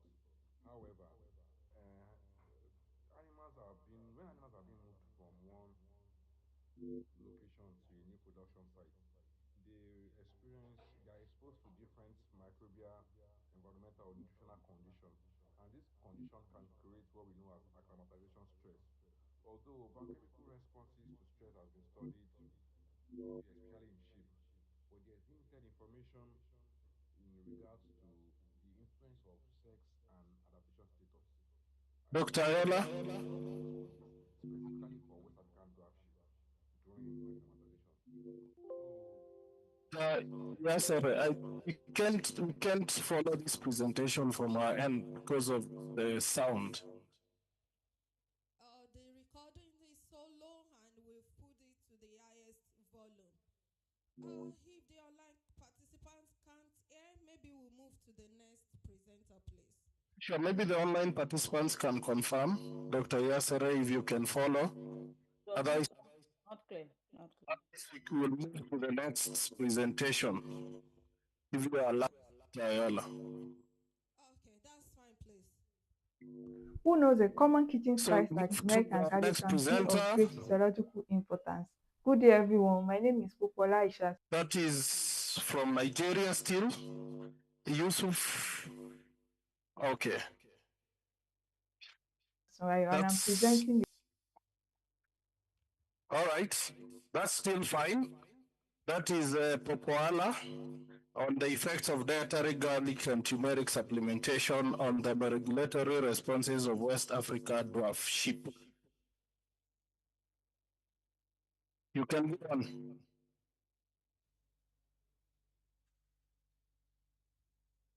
Dr. Ayola. I'm with you. He's presenting physically. I'm sharing the slide now. Okay. You have 5 minutes, please. Thank you. Good morning, everyone. I am Yusuf Aramide Adelaja Osho, presenting ethical compliance and welfare of sheep and goats during market holding, a study of feeding, watering, housing, and health management in Ibadan, Nigeria. In Nigeria, bulk of the animals consumed in southwestern part of the country are from the northern part of the country, which are transported mainly through road over a long distance without break. So, after long transit distance, these animals arrived in the livestock market in a state of fatigue dehydrated and stressed, hence making market holding a very significant period in livestock transition. However, the market holding period can either allow recovery or compound stress. Yet, no systemic welfare evaluation had earlier been conducted on small ruminants at Akinyele International Ruminant Livestock Market, Ibadan. However, this market receives over 86,000 small ruminants monthly. Therefore, the absence of welfare monitoring at this scale represents a critical oversight in Nigerian livestock management, hence necessitating the study into small ruminant livestock market holding management practices. And this was carried out using a non-participatory approach for 12 weeks. And the ethical compliance score was measured using the international standard as stipulated by AFSA, FAO, and AAWSG guideline. 6 welfare parameters, namely the separation into types and sex, space allocation and feeding, weather protection from extremities of weather, water provision, health management, and floor hygiene were scored equally to form the basis of compliance assessment. The overall compliance score was based on the weighted average across these parameters. The results from this study revealed that 43.3 heads of goats are usually sold out of the market within the first half of arrival, while approximately 19.1 heads of sheep usually leave the market within this same period. And the consequence of this is that sheep are more exposed to the poor holding condition in the market during this period. Now, separation practices. 93.4% of sheep and goats at the market are separated into types, although the intent was not really meant to be a welfare package for the animal. However, at the end of the day, the welfare practice was actually improved. Only 21.2% of the livestock in the market are actually separated into sex. At the market, small ruminants are packed such that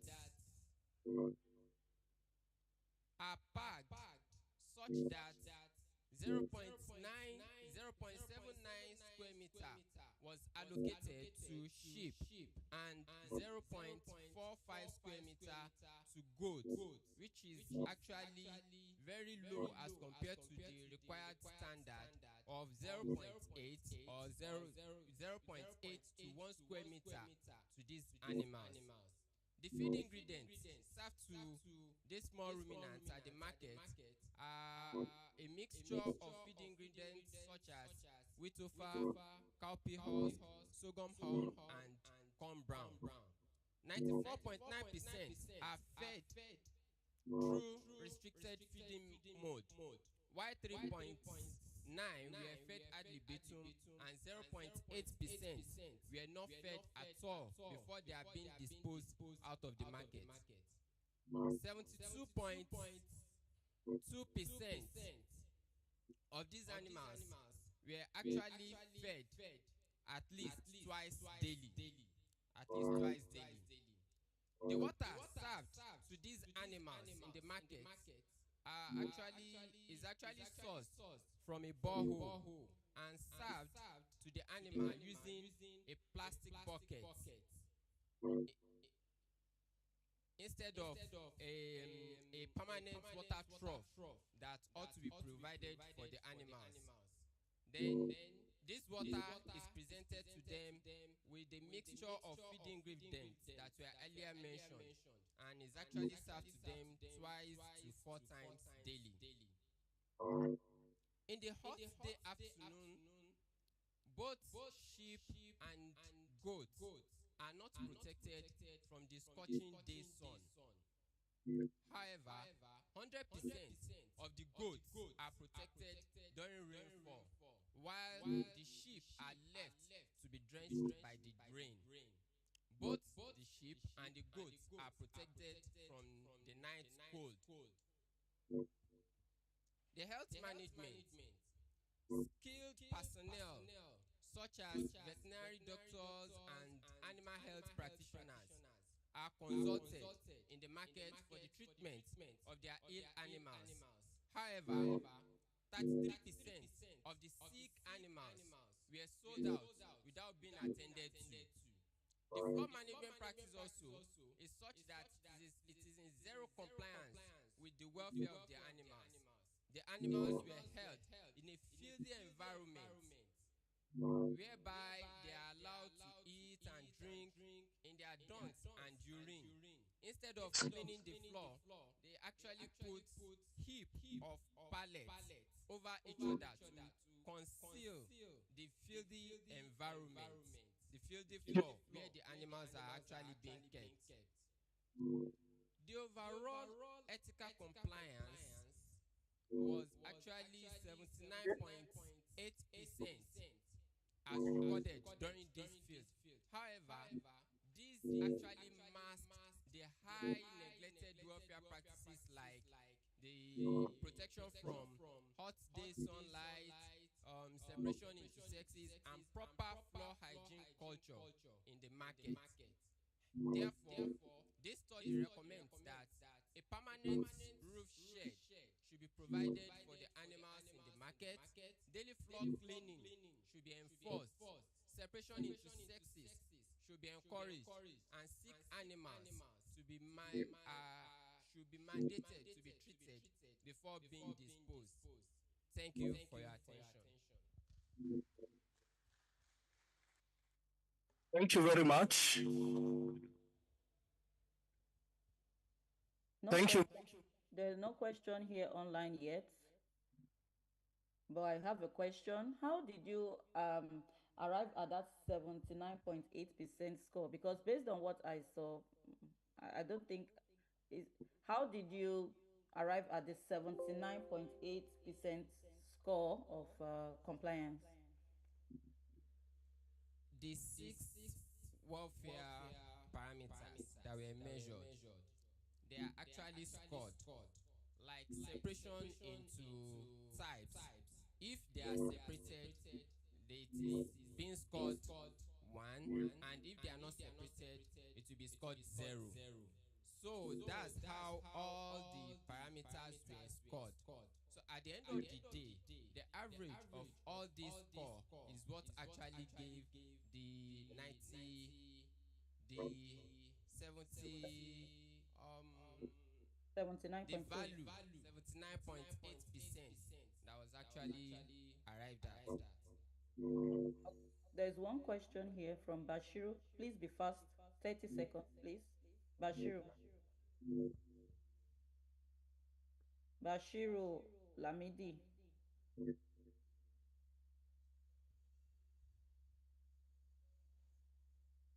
Unmute yourself, please. We don't have time.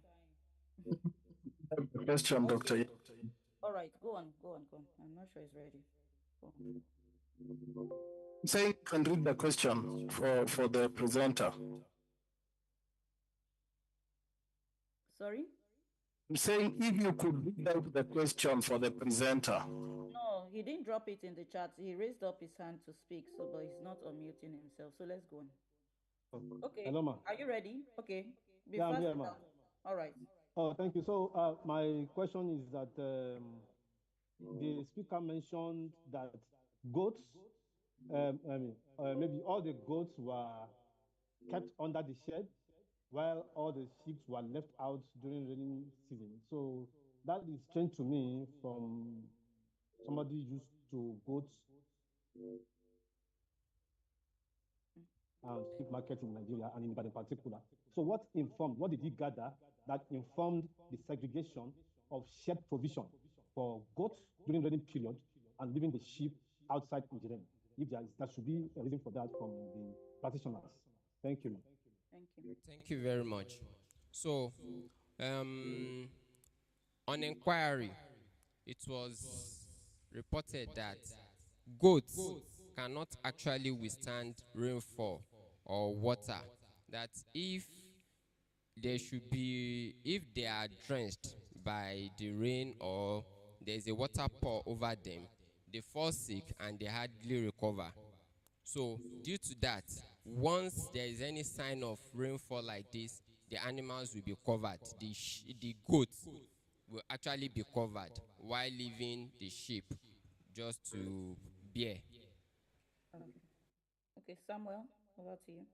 Thank you so much. Thank you very much, Yusuf. We move ahead with our program of presenters. Our next presenter from Nigeria, Dr. Ayola. The effects of dietary garlic that had come up earlier. I think it's virtual. Who knows a common So kitchen let's spice have like turmeric yes. and garlic can be of great physiological importance. Good day, Thank you. We can everyone. see My name it. is Sorayo, and I'm presenting the joint project with my supervisor, Professor E.O. Ewola of the Department of Animal Science, University of Ibadan, Nigeria, on the effects of dietary garlic and turmeric supplementation on thermoregulatory responses of West African dwarf sheep. The tropical and semi-arid region exposed livestock to persistent summer challenge.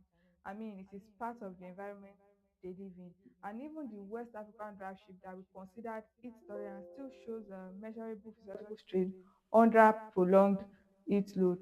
And we can see this in the elevated respiratory rate, heart rate, body temperature, and surface temperature, thereby reducing the growth, reproduction, and welfare. Synthetic anti-stress intervention exists, but they are expensive. And the objective of the study is to evaluate the effects of dietary garlic and turmeric supplementation, both singly and in combination, on the thermoregulatory responses of West African dwarf sheep, and the parameters measured are the respiratory rate, heart rate, body temperature, and surface temperature. The materials and method for the experiment. The experiment was carried out at the Sheep and Goat Unit Teaching and Research Farm, University of Ibadan, Nigeria. 12 West African dwarf sheep were used for the experiment, and they were acclimatized for 3 weeks prior to trial. The animals were separated into 4 treatments with 3 replicates per treatment using a completely randomized design, and the experiment lasted for 3 weeks of oral supplementation by drenching. The animals in T1 received plain water, which is a control. T2 received 1 gram of garlic, T3 1 gram of turmeric, and T4 1 gram of garlic and 1 gram of turmeric combined. The thermoregulatory parameters were measured at 2 days interval. Now to the result of the experiment. The lowest heart rate was recorded in T3 animals fed turmeric alone at 59.19 beats per minute, suggesting improved cardiovascular stability. And the animals on garlic and turmeric combination recorded the lowest respiratory rate at 41.42 breaths per minute, and this pointed to reduced heat stress load. The animals on T4 also recorded the lowest surface temperature, and body temperature stayed within a narrow stable range of 36.26 to 36.33 degrees Celsius, which means that thermal homeostasis was maintained throughout the experiment. We also look at how the animal responded across the 3 experimental weeks. Heart rate declined from week 1 to week 3, which is a strong, consistent trend that points to a genuine physiological acclimatization over time. Surface temperature was highest in week 1, which then stabilized, which means that peripheral heat dissipation settled as the animal adjusted. Body temperature once again stayed stayed constant across all 3 weeks, which means that thermal homeostasis was maintained throughout the experiment. And to the key findings of the experiment, Turmeric alone, T3, improved cardiovascular stability by producing the lowest heart rate. Combination of turmeric and garlic reduced heat burden by producing the lowest respiratory rate and lowest surface temperature. Body temperature stayed stable across all treatment group, that is no compromise to core thermal balance, and heart rate and surface temperature improved over the three study weeks, and this shows progressive adaptation. In conclusion, garlic and turmeric, particularly in combination, possess considerable potential as natural phytogenic feed additives for improving thermoregulatory efficiency and mitigating heat stress in West African dry without compromising thermal homeostasis. And we recommend the adoption of garlic and turmeric as a cost-effective and locally available strategy for enhancing livestock resilience to climate-induced heat stress in tropical smallholder production systems. And future work should also look into full-scale validation across seasons and larger flocks, and also assess production and reproductive outcome of garlic and turmeric. Now, thank you so much for your attention. So is the speaker online? I'm not sure. Please, let's move on. Diana, is the speaker online? No. Yeah. Okay. The next speaker is Dennis Bahati from Hello Kenya. everyone, That my is name is Dennis Bahati, pre-recorded and virtual presentation.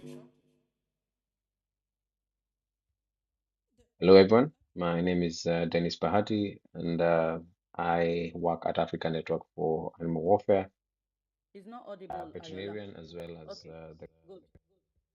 Hello everyone, my name is Dennis Bahati, and I work at African Network for Animal Warfare as a veterinarian, as well as the current head of programs.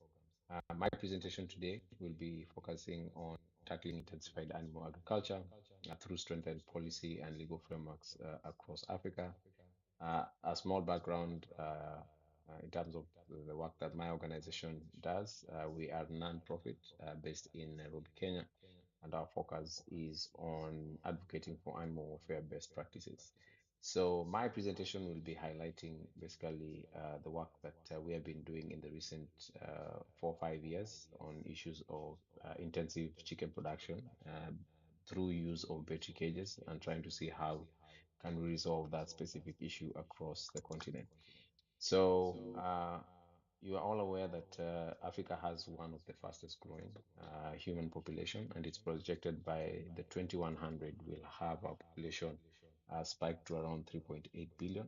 So definitely with an increase in human population to that magnitude, definitely there's need to ensure that you have food security and you have enough resources to feed these people. So there is a high focus that will be on chicken production because it produces the cheapest source of protein, and it's expected by the next 50 years that the production of eggs will have hit 6.5 to 8 million metric tons annually. And with this, it means that a lot of chicken will be raised through intensive production systems that adopt the battery cage.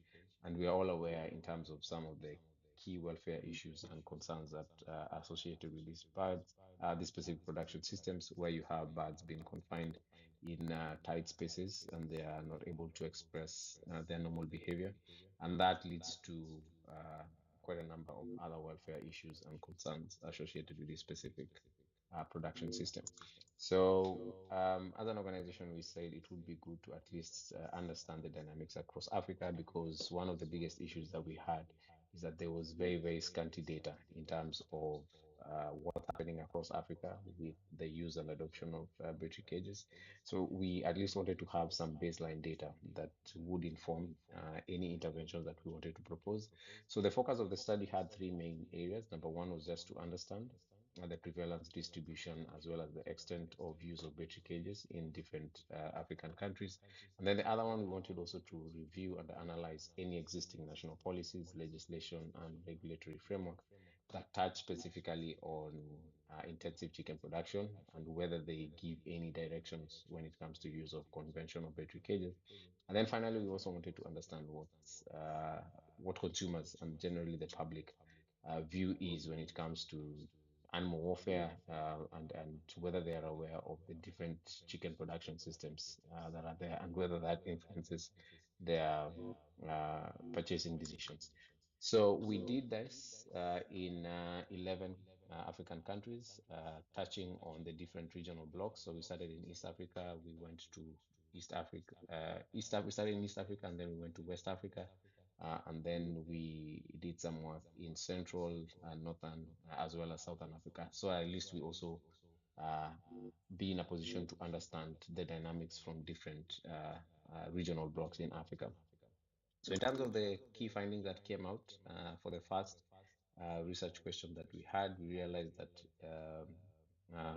still smallholder and backyard producers dominate the chicken production industry across Africa, but there's a really big push and momentum that is coming in for commercial egg production, especially through use of systems like the battery cages.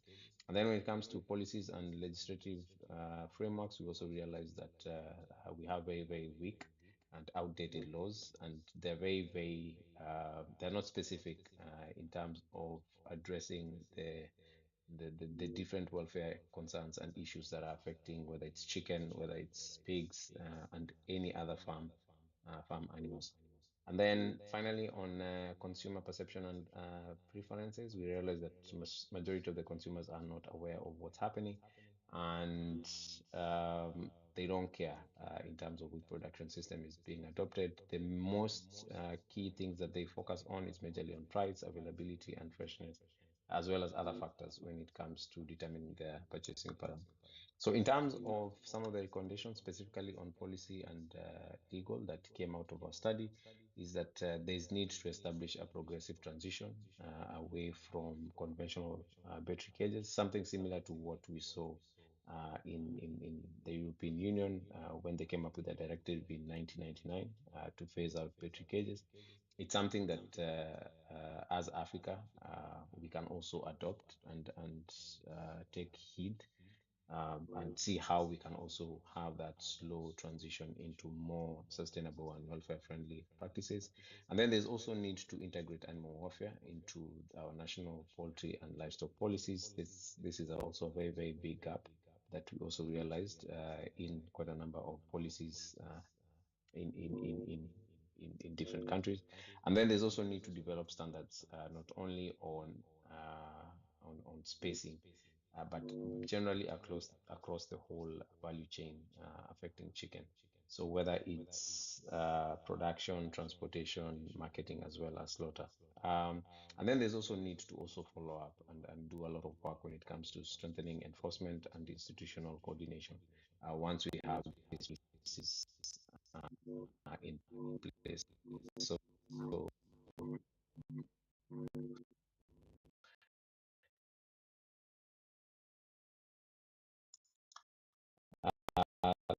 thank you very much. That's just a summary of what we have been doing with respect. I think there's a technical hitch with that recording. So in want to, we can take one question for him and move on because of time. Dennis, can you send just wave your hand so that you can come up? Any question for the speaker?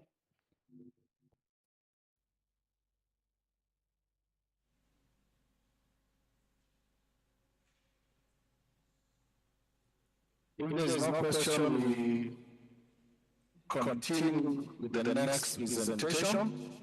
All right. Thank you very much, Dennis. Our next presenter is Ashley Minor. There's a question, there's a raise of hand here from South Africa.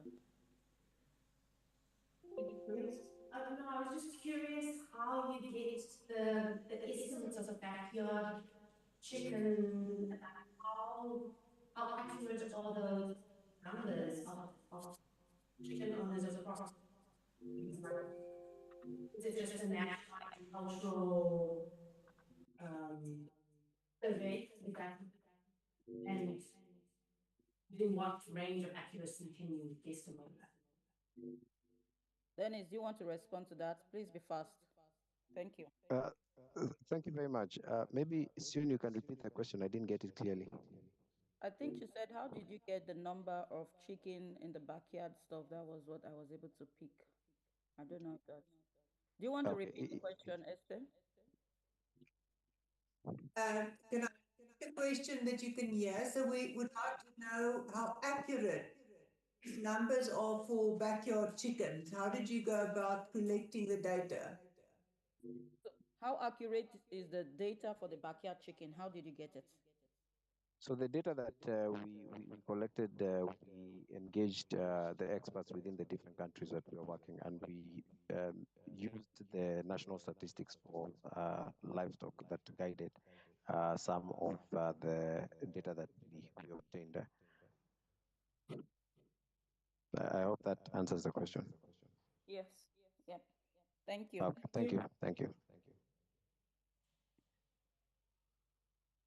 Our next presenter is Dr. Ashley Maina from the Kenya Institute of Primate Research, who's going to present on the interesting topic of non-human primate enrichment regimes at the Kenya Institute of Primate Research. Welcome. Good afternoon. I hope I'm audible. Yeah, my name is Dr. Ashley Maina. I'm a veterinarian at the Kenya Institute of Primate Research, where we do preclinical work. Next slide, please. So what happens at the Kenya Institute of Primate Research? Here we house captive baboons and vervet monkeys for research, Papilio and Papilio cyanocephalus.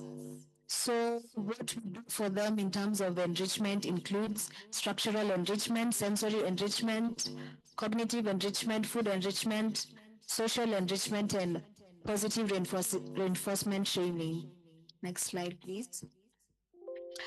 Also, I want to prefix by saying all the pictures and the slides have been taken at the Institute by the people at the Institute. So what is enrichment? It's the practice of providing captive primates with stimulus, activities, and environmental features that promote species-typical behavior, cognitive engagement, physiological well-being, going beyond their minimum requirements of food, water, and shelter. Okay. As you can see here, this is the Papilio cyanocephalus baboon that I'm talking about. Yeah, you can see the cage has some modifications, but I'll take you through later. Enrichment important. Why are we providing enrichment to these captive baboons? To improve and maintain animals' psychological and physical health, to increase species-specific behaviors, to increase utilization of the captive environment, to prevent and to reduce the frequency of abnormal and unwanted behaviors, such as fighting, to increase the individual's ability to cope with challenges of living in captivity. Next slide, please. So we'll start with the first picture. Those are the vervet monkeys that I'm talking about. As you can see that they're perching on the perch that has been provided in the enclosure. So that is structural enrichment. Environmental enrichment and structural enrichment, they can cut across each other. So this is the PCY, the Papilio cyanocephalus. As you can see, it's hanging on the modified swing that has been put in the enclosure. And then in the third picture is social enrichment. As you can see, these animals are men in an enclosure. As we all know that primates are social beings, same to us as well. And they've been provided the luxury of the members of the same troop being together. Also, you can see there is some hay and ladders. The hay is very intentional because baboons are foragers. So when it comes to feeding, we broadcast their monkey cubes across the enclosure, and they'll get busy by foraging, which accumulates hours and hours. And yeah, it's a source of enrichment. So the next slide, we see sensory and structural enrichment. As you can see, there's a baboon and a mirror. They're looking at each other. And it's really fascinating to see how this baboon thinks that this is not him. It's maybe one of the members of the troop. And when you see such this sensory enrichment, we mostly apply it to animals in the sick ward, because when you're at the sick ward, you're most of the time they're alone. So we try and provide as much as enrichment, and this has been working for us. And this modified swing. So most of our enrichment devices are recycled material. You'll see these are plastics, there's tires. And yeah, so the second picture is also sensory enrichment for the baboon. And the third picture is there's a puzzle feeder that has been mounted on the cage. So we put a banana inside the puzzle feeder, and then it has some small holes, as you can see. So the baboon will be pecking and eating the banana for hours on end until it's done. This keeps the animals very busy and reduces behavior such as fighting, because fighting we've seen is a cause of boredom. When they have no stimulus or any enrichment, they tend to fight a lot. Next slide, please.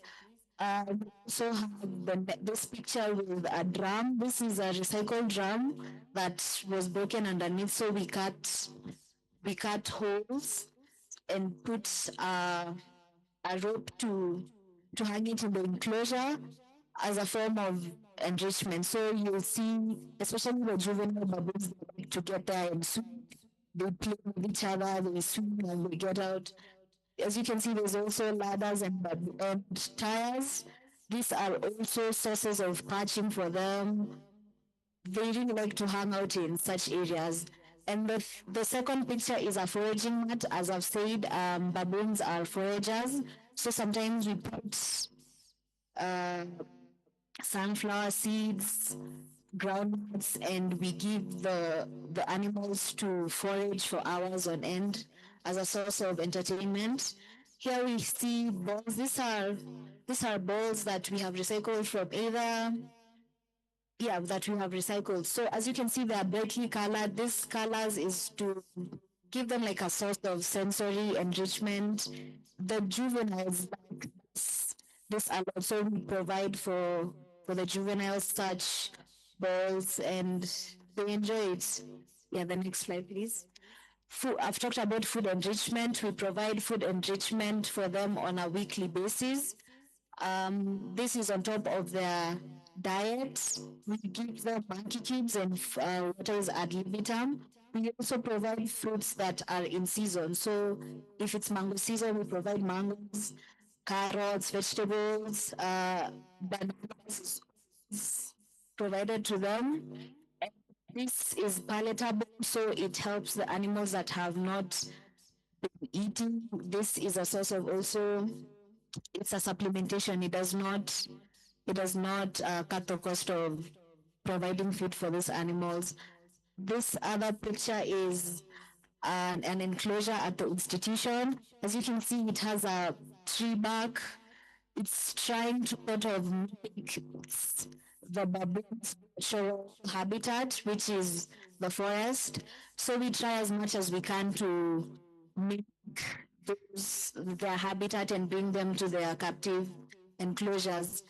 And the third picture is an olive baboon that is interacting with the balls that I had shown, and it's perching on the graves that are provided in the enclosure. Yeah, next slide, please. So what is positive reinforcement training? Positive reinforcement training is a type of conditioning which a trainer teaches an animal to cooperate by rewarding the animal. This is very important to bridge the gap between the people that are working with the animals, because we want to create a relationship for them to see we are not their enemies, we are just trying to bridge that gap. So next please, next. Yeah, so we'll see here, this is the PRT team. They have coordinated lab codes. It's very intentional because we have different lab codes for teams, and we've been able to differentiate the updates from the code. So the second slide, you can see the animals are not running away from the trainer because they've already created a rapport between them. And also, and also the third slide, you can see that these animals are very friendly and relaxed amongst the people that handle them. Next slide. Yeah, thank you. And this is the green coats that I'm talking about. And this is a velvet monkey that I was holding. Yeah, thank you. Thank you. Thank you very much, Dr. Ashley. Any questions for Dr. Ashley? There's a question from the physical vet in Kenya.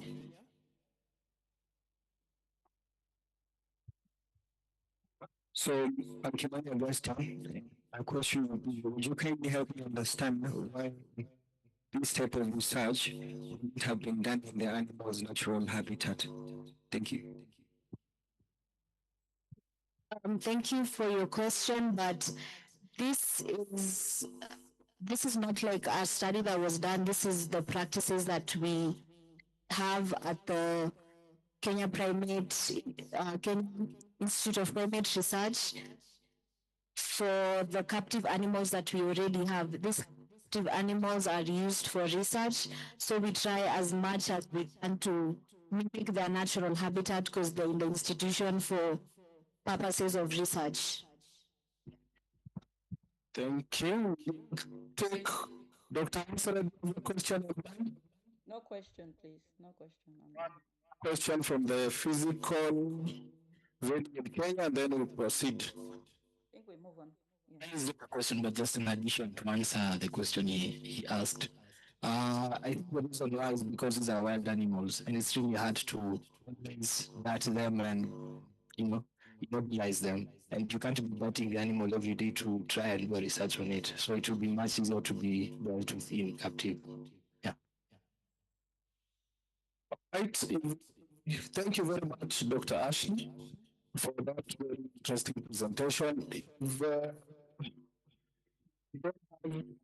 We have a hand raised up from Africa. Please be quick about the question.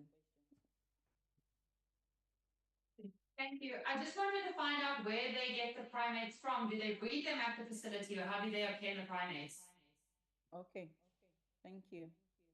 Yeah, thank you for the question. We get the primates from areas where people have reported human-wildlife conflict as a way of helping the human population in the certain communities by taking these animals and using them for research. And some of them are bred by the animals that we took from captivity. But we liaise with the Kenya Wildlife Service for such practices. Thank you. In the interest of time overhead, and this time we go to Ghana. Ghana.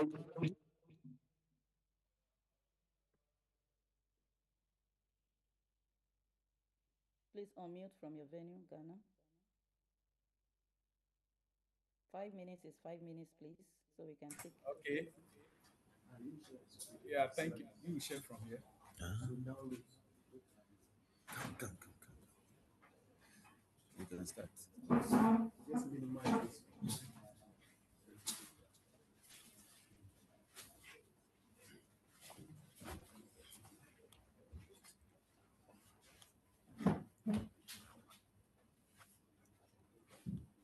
So after this, we will be going to South Africa. So let the speaker be ready. The influence of stocking density on well-being parameters will be the next stage. Yeah, really short.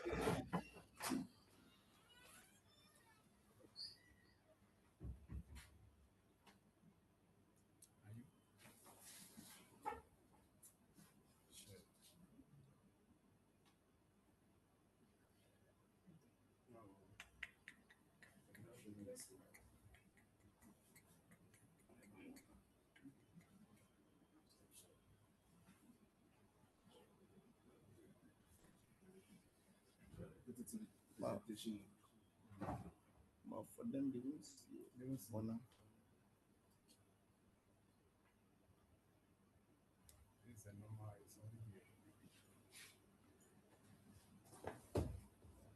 take the South African one, then we'll come back. Okay. All right, Esther, are you guys ready? Yes. Should we go ahead? Yeah. Okay. Hello, can I share the slide for Taya from here? It's available. We can see it now. We can see it now. Okay, good afternoon. And this study was actually in response to people's complaints about pigs being destructive, being dirty animals. So we really wanted to see what was really happening to the pigs that made them so destructive and dirty. So literature tells us that unlike other livestock species, pigs do not have sweat glands on the body. And so they are unable to sweat easily to lose heat. They also have large appetite in support of their fast growth rates and prolificacy. In the wild, they spend several hours foraging and chewing roots and other plant parts. When given the opportunity, pigs, under normal circumstances, would demarcate their structure to perform various activities. Domestication, however, changed pigs' surroundings, but unfortunately did not change their biological needs. So when in confinement, they find it difficult to cool the body. They are unable to search for feed over a period. So they are unable to choose clean areas as well. Farmers usually give feed to pigs, which are consumed within just about an hour, after which they are free and idle for the remaining 23 hours of the day.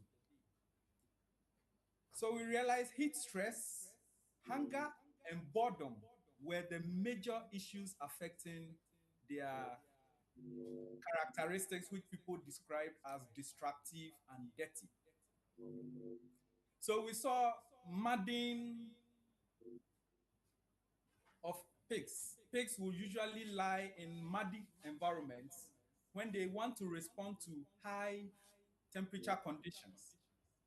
So they prefer muddy areas and wet surroundings, not because they are dirty, but because they want to lose heat from their body through conduction. Those that were kept under cool conditions avoided water. They were on dry lands. So we realized it was the heat that causes these animals to lie in muddy environments. In hot pens, mud or water becomes a cooling tool, but not a sign of poor character, as a lot of people mistakenly associate pigs with. It's rather a coping strategy. When bored, pigs will prefer chewing concrete and wooden structures within their housing. So they bite and root into concrete structures. When they are able to break the concrete floor, they chew the materials because they miss chewing roots and other plant parts. In the wild, they will be moving about using the snout to look for woody substances from the soil. But when kept intensively, they lack that ability, so are unable to perform that activity. So how could farmers help pigs overcome such a challenge? They can provide them with play items, such as hay balls or spent car ties, which will help them entertain themselves when they are bored, so that they avoid rooting into concrete structures and destroying same. We realize feces are dropped in feed troughs. And this was observed in structures of pigs which were commonly hungry. Most of the time, they found themselves hungry. So instead of the pig starving to death, it rather eats its feces to survive. So that is a survival strategy. Once they start eating feed and feces at the same time, they soon become unable to differentiate between the two. So yes, whenever they want to drop feces, they will rather go to the feed trough and drop it there because they know it will be eaten later. And that was mistaken by people to classify the pigs as dirty animals. But actually, it is a coping strategy. Instead of dying of hunger, they will prefer eating such feast to survive. Some sows were found killing and eating some of their weaker piglets. And this was observed in those that were very hungry. In fact, I classify the pigs as one of the wisest of all livestock species because instead of allowing itself and the piglets to die out of starvation, it will rather feed on weaker piglets to get energy to produce milk for the surviving piglets. So that activity could minimize the litter size. If they continue feeding on the younger ones, it will minimize the litter size. So farmers are supposed to be very proactive and provide feed to lactating pigs as soon as they need it. What then is our message for tropical pig farmers? They should ensure the animals are cool by providing shade, ventilation, water for drinking, and also in wallows when appropriate. They should ensure there is consistency in provision of feed, enough ration, clean water, and special attention to lactating sows, especially. And they should reduce boredom. Boredom could be reduced by providing safe, chewable materials so that they minimize rooting into concrete structures to cause destruction. Farmers are advised to read behavior of pigs early because dirty, destructive, or abnormal behaviors in pigs often means the environment is failing. In conclusion, we realize heat stress, hunger, and boredom drive coping behaviors in pigs, and welfare improves when the environment meets pigs' natural needs. Always remember that the pig is not a dirty animal nor a destructive animal, but it behaves in such manner as a coping strategy to avoid extinction of such species. Farmers should provide a good environment and appropriate nutrition to ensure comfort and good performance of pigs. Thank you.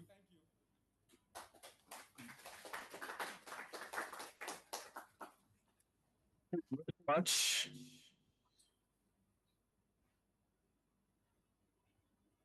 Well, thank you so much for your presentation. This is very, very good.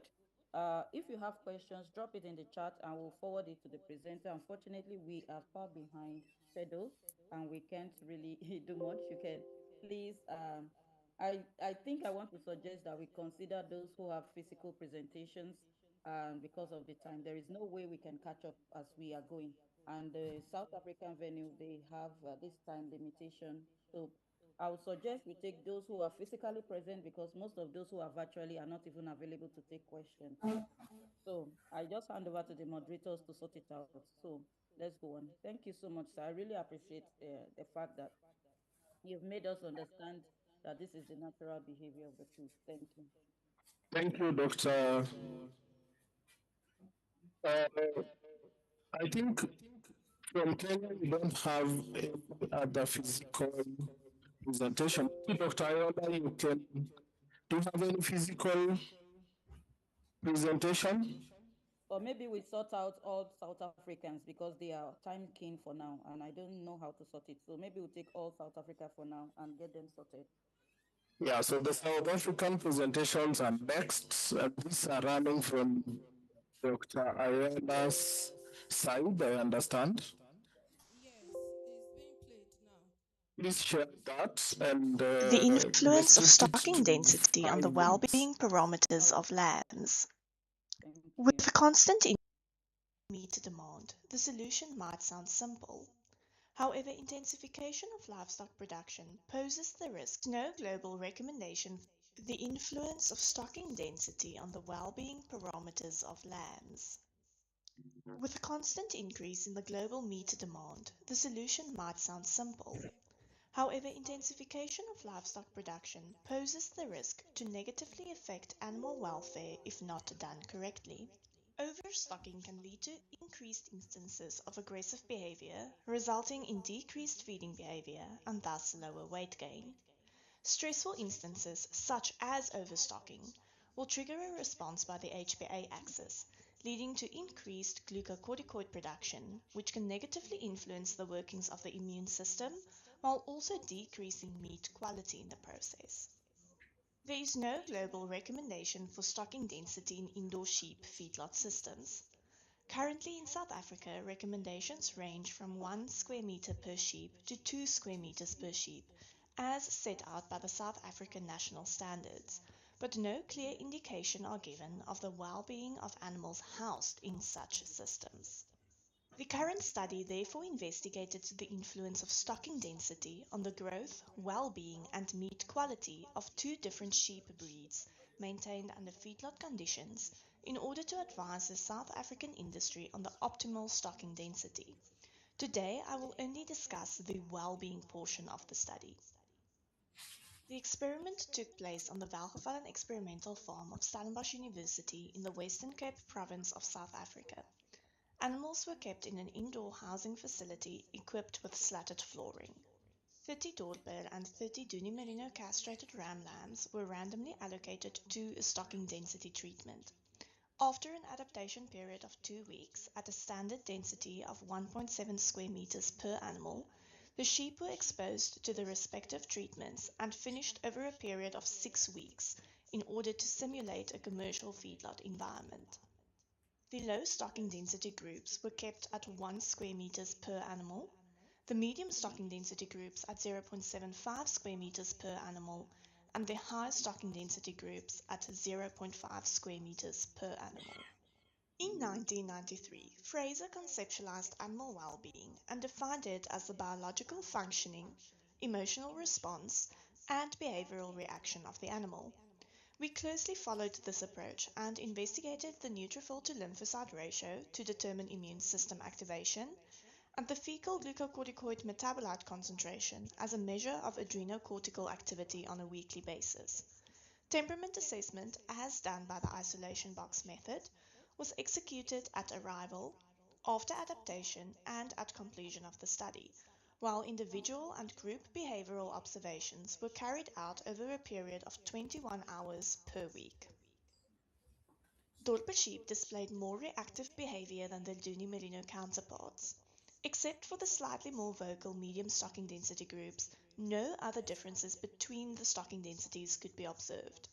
The number of vocalizations and 180-degree turns decreased over time, indicating that the prolonged time spent in the feedlot environment did not affect the animals negatively.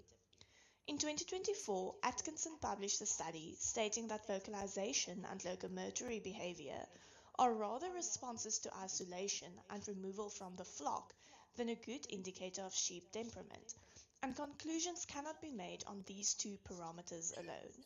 Dorper sheep experienced a higher level of physiological stress during their adaptation to the feedlot conditions, as indicated by the higher neutrophil to lymphocyte ratio and higher fecal glucocorticoid metabolite concentration. No differences in terms of physiological well-being could be observed between the different stocking density groups. Stocking density did not influence the expression of normal activity and subsistence behaviors or the degree of displacement and competitive interaction. The Duni Merino sheep were more interactive based on the degree of competition and displacement behavior observed. The positive correlation between fecal glucocorticoid metabolite concentration and laying and ruminating behavior in this study may indicate that fecal glucocorticoid metabolite concentrations cannot be considered as a reliable indicator of potential stress experienced by feedlot animals, as it is commonly accepted that these behaviors are associated with content and satisfied animals. When looking at all the well-being indicators, it can be concluded that sheep can be maintained at stocking densities of up to 0.5 square meters per animal without any negative effect on their well-being. Should you wish to engage in conversation around the study, please feel free to contact myself or Dr. Lilet Lambrechts. Hi everybody, I'm excited to share our So, we work. move to the next one. Thank you. So we move to the next one. Thank you. Kindly play the next today, looking at the epidemiology of dog aggression and resultant dog bite wounds. This work was performed at the University of Pretoria by myself and my colleagues, Dr. Elise van Vollenhuisen, Prof. Peter Thompson, and Prof. Johan Skuma. As a starting point, I want to share our previously published work where we surveyed 100 dogs, dog owners, where they presented their dog for dog bite wound treatment. In this study, we found that 85% of dogs occurred within the household. This is in contrast to previous Western studies where most fights occurred in public spaces during walks. Fighting between household dogs is harder to fix. Fighting tends to escalate, and less than half of fighting pairs can be left unsupervised once fighting occurs. As such, we need to focus on prevention rather than cure. We identified several mitigation strategies, which included limiting the number of dogs to 3 or fewer in a household, ensuring that there was a mixed sex within the household, limiting the number of male intact dogs, with castration potentially being very useful, limiting the size mismatch with small breeds not being kept with larger dogs, and ensuring that avoiding high-risk breeds in multi-dog households, which were found to be Boer Bulls, German Shepherds, and Pit Bull Terriers. In our current study, we focus on individual dogs rather than the household. This study is aimed to complement our previous work to provide meaningful risk reduction strategies for our population. This study is a retrospective multivariable analysis of risk factors associated with dogs presenting for the treatment of dog bite wounds. The population was all dogs presenting to veterinary clinics run by the University of Pretoria between 2013 and 2025. This accounted for more than 120,000 consultations. Dog bite wounds represented 3.3% of all non-routine consultations and 5.5% of dogs presenting for non-routine consultations. We examined sex, sterilization status, age, weight, and breed using SPSS and a multivariable logistic regression model. Results showed that male intact and female intact dogs had an increased association with dog bite wounds compared to male castrated dogs. Puppies had reduced association, while young adult, mature adults, and senior dogs had an increased association for presenting with dog bite wounds. Smaller breed, toy, small, and medium breed dogs had increased association with dog bite wounds compared to the large giant breed dogs. Breeds that were strongly associated with increased dog bite wounds were American Pit Bull Terriers, Fox Terriers, Jack Russell Terriers, and miniature pinschers. In this slide and in the next slide, we show graphic representation of these results. We aim to provide this to rehoming institutions in the form of posters to aid identification of dogs at higher risk of being injured due to inter-dog aggression.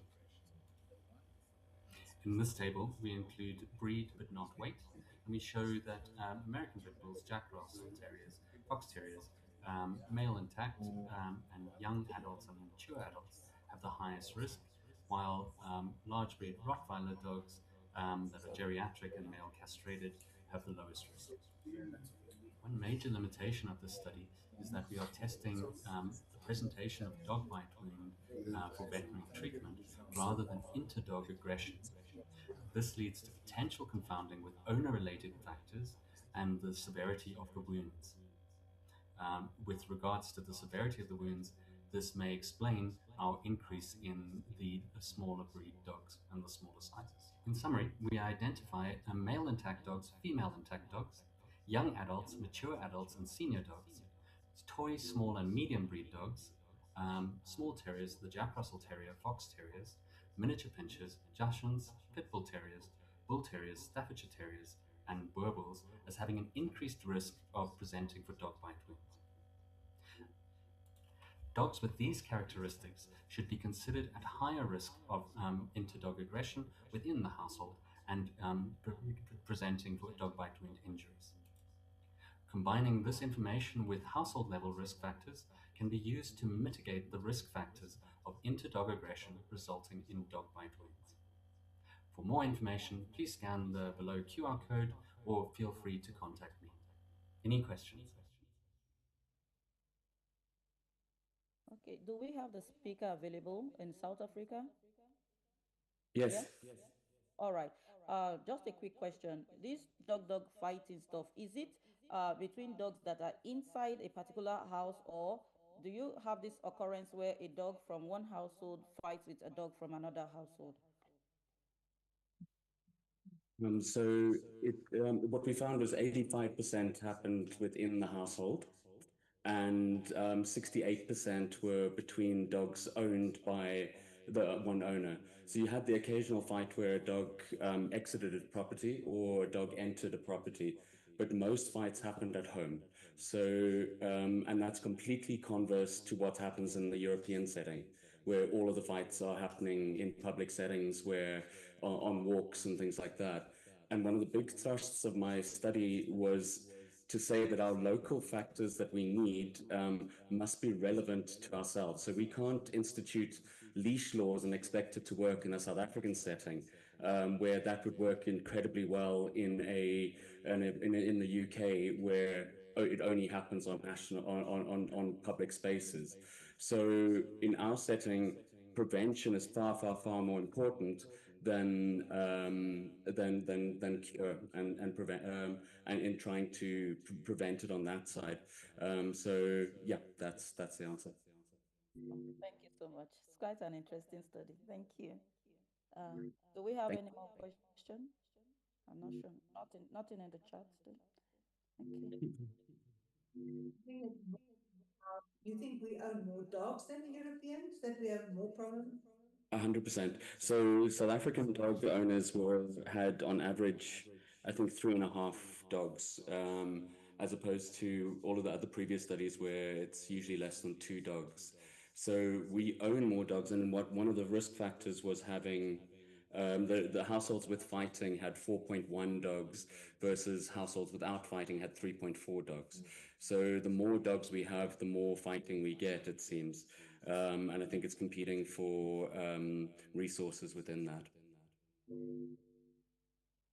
Oh, thank you so much. Just a quick announcement. So we'll be taking all the presentation from South Africa because they have to leave the venue. So please, after this presentation from South Africa, would appreciate if you just join us on YouTube and continue along with us. Thank you. So let's have all presentations from South Africa. There was one more question, or do you... Okay. So we have the next presenter from South Africa. It will be a physical presentation. Okay. Call the name so the person is aware and be fast. The name, okay? All right.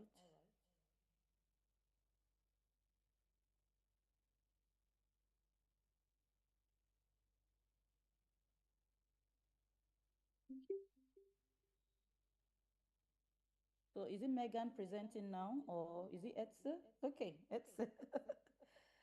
Thank you. I'm presenting on behalf of my master's student, Megan Hilton, who performed a study on welfare and enrichment in feedlot situation, but we will only report on the use of shade today. She also used brushes, and we monitored drinking water with automated systems, but due to time, we'll focus on the shade. Now, in South Africa, most of our beef are being produced in feedlot situations, and this is due to the high demand for animal-based protein. Feedlots are quite common in South Africa. These are open dirt lot systems. The animals are exposed to the environment, especially high temperature and humidity. And our consumers are raising concerns. They want to know how their food is being produced. And the producers are also recognizing that welfare is becoming more important, and also welfare affects their overall production. And that's part of the reason why enrichment strategies such as shade, using brushes, and other enrichment in feedlots are becoming more common. Now, in this study, as you can see there, the young animal coming in at a weaning age, 7 to 8 months, is immediately exposed to a different feed regime. In some cases, they are dewormed or not dewormed, and then there's more social fighting and mixing and also bullying among these animals. And then on top of it, our summer temperatures in South Africa, and as you know, in the rest of Africa, easily we have averages of above 35, which also then contributes to additional stress in terms of thermal stress. So in this study, part of the study was then to provide some shade during the summer season to see what is the behavior change. We had 10 pens and 37 beef crossbred weaners per pen, and 3 of the pens were provided with shade. The shade was a very simple structure using zinc IBR sheeting material for the roof. Approximately 36 square meter, giving the animals about just little bit less than 1 square meter shade per animal. We had cameras in place which monitored their behavior 24/7 to see how they are using the shade. We also used Weather Bureau data for the 9-week period. The observations was done with camera, but also in person by my student, and we also monitored weights.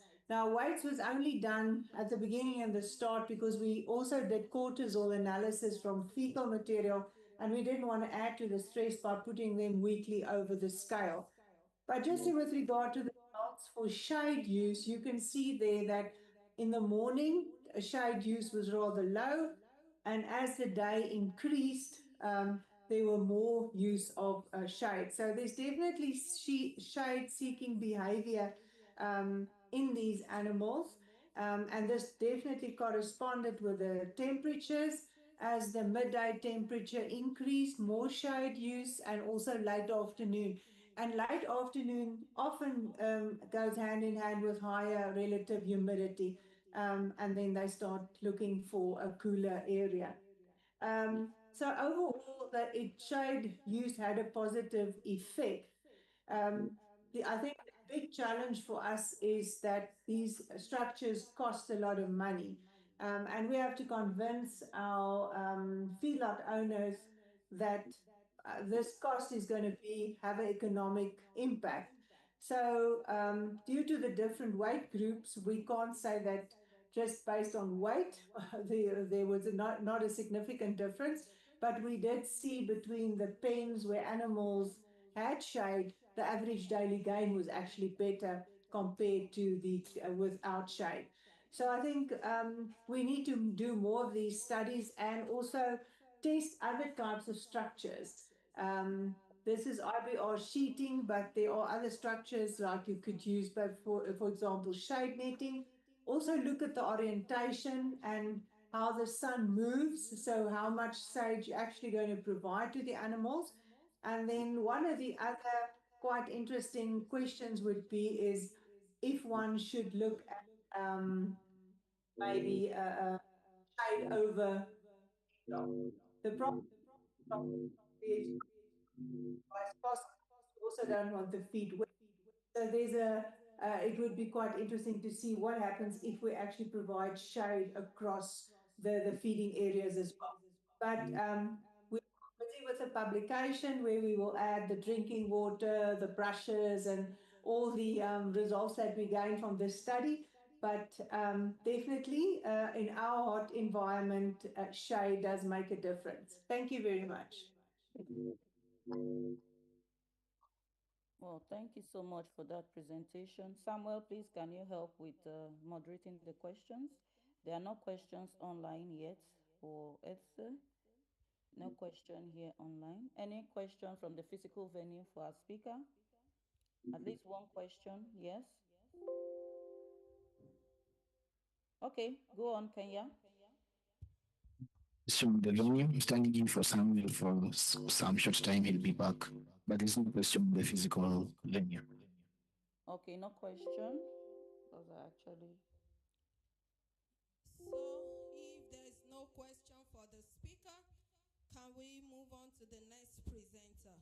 We'll be having physical presenter here in Nigeria, and the first person that will be presenting is Dr. Emmanuel Happiness, followed followed by Dr. Adebayo and Ojebi Joshua. Please be prepared in that session. Can we have Dr. Happiness now? I'm sharing the slide. Thank you very much, Ma. Good afternoon. Please wait. Let me share the slide.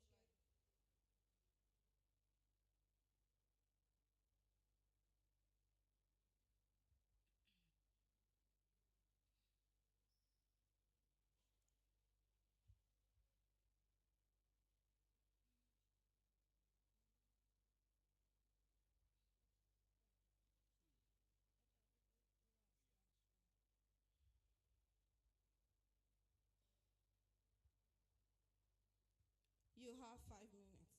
Thank you very much, Ma. Good afternoon.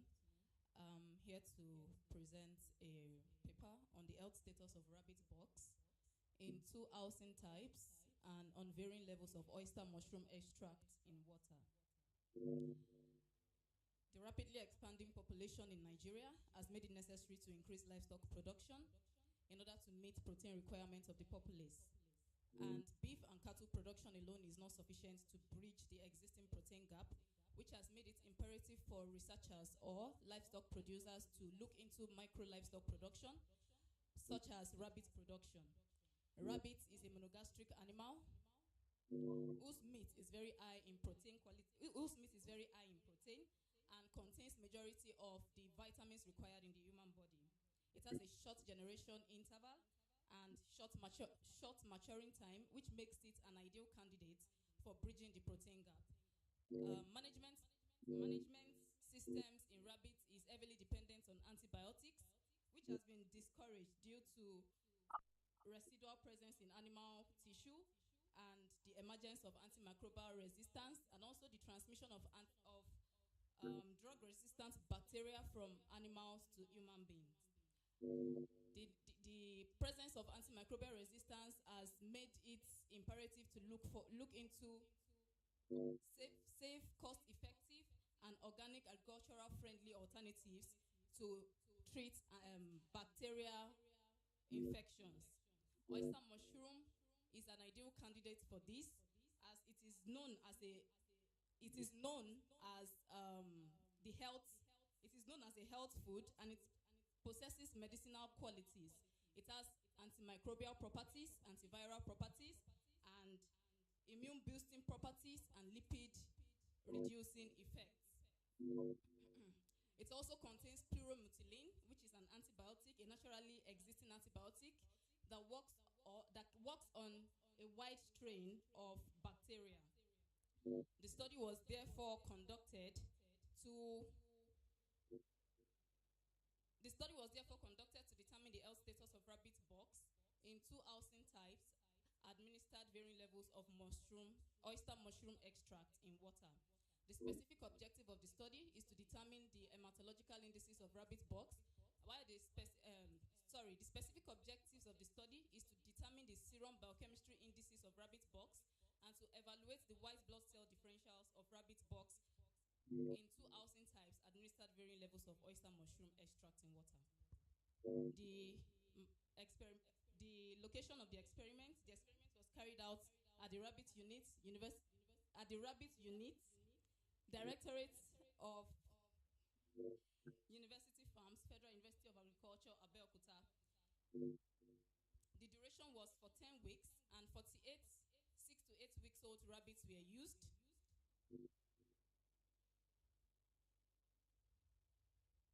Oyster mushroom was prepared through the hot water extraction method by boiling 500 grams of oyster mushroom in 1 liter of water, after which the extract was cooled and refrigerated.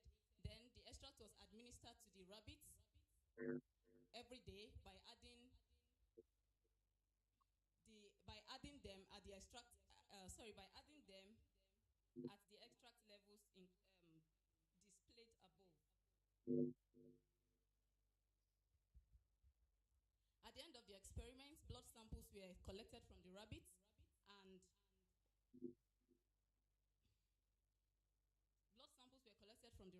serum biochemistry and hematological analysis were conducted.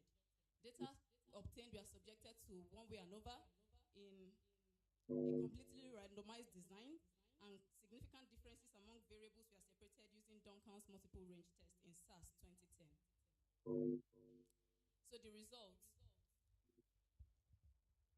the effect of housing types and oyster mushroom extract levels on white blood cell parameters of rabbit box. Oyster mushroom extract level and housing types only affected eosinophil levels of the rabbits. The rabbits in the battery cage had better eosinophil values than those in the wooden hutch. Also, for the oyster mushroom extract levels, those administered 10 mils of oyster mushroom extract had the lowest eosinophil values. The interactive effect of housing types and oyster mushroom extract on the white blood cell differentials of rabbit box. Thank you.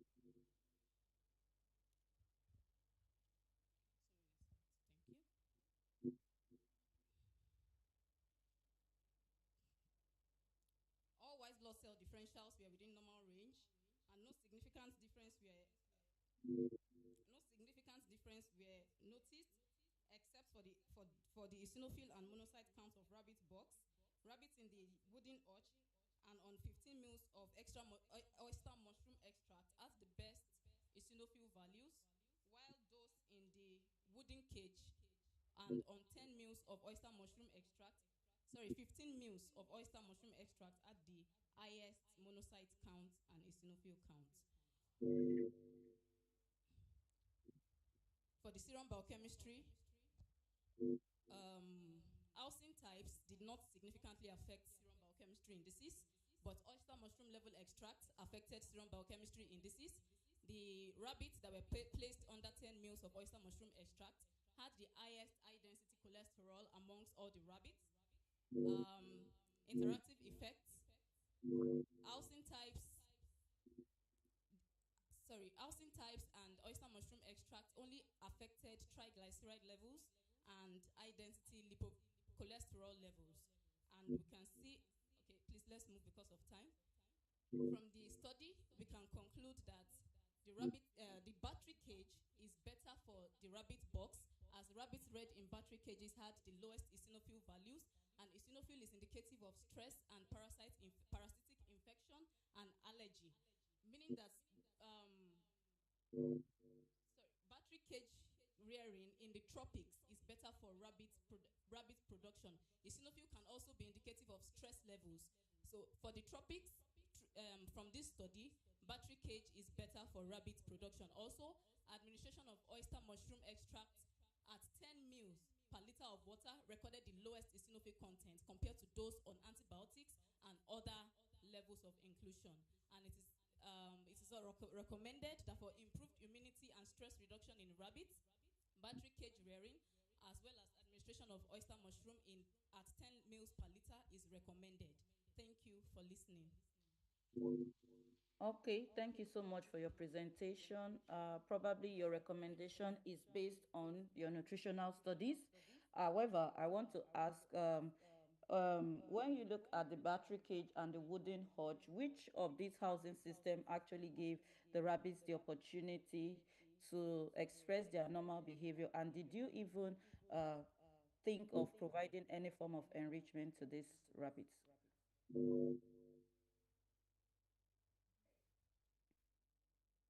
Was there any form of enrichment provided?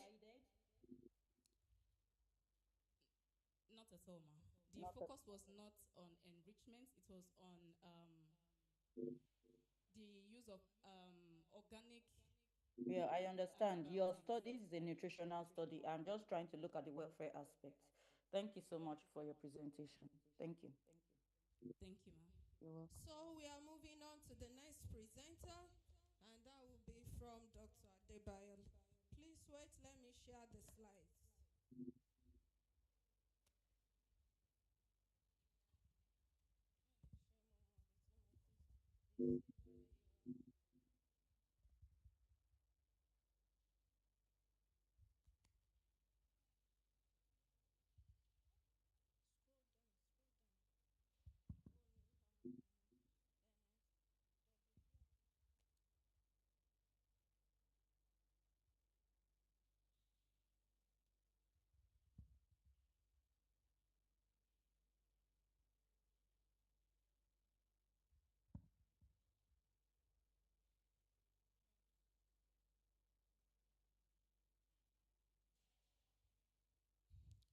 you have 5 minutes, please.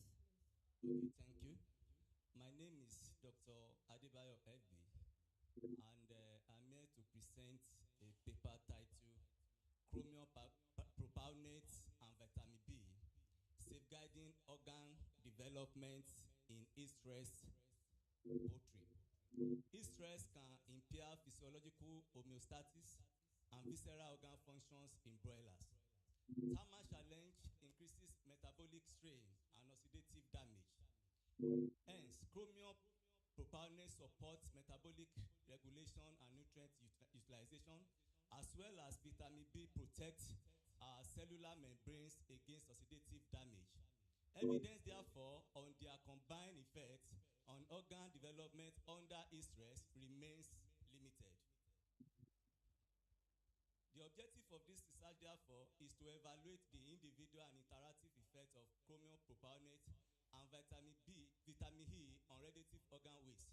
Also to assess liver, lungs, heart, kidney, spleen, gizzard, and bile responses, as well as to determine whether combined mineral oxidant supplementation supports organ development under thermal challenge.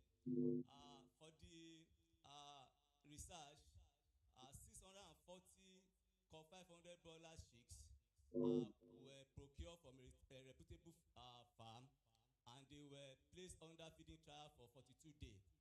And the design for the research was 4x2 factorial design, whereby we have 4 levels of chromium propionate and 2 levels of vitamin E. And the research was divided into 8 treatments, having 8 replicates, which has 10 bears per treatment.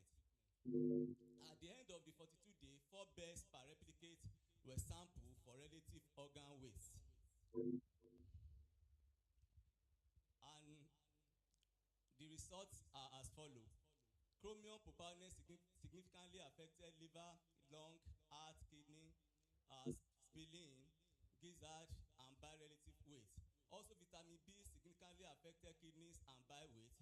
And the combination of chromium propionate and vitamin B as interaction was significant for most of the organs indices. Organ response, therefore, depend on the combination of the two supplements. Moderate chromium propionate supplementation, particularly with vitamin E, show potential for supporting visceral organ development. And this is the table for the result indicating their level of significance.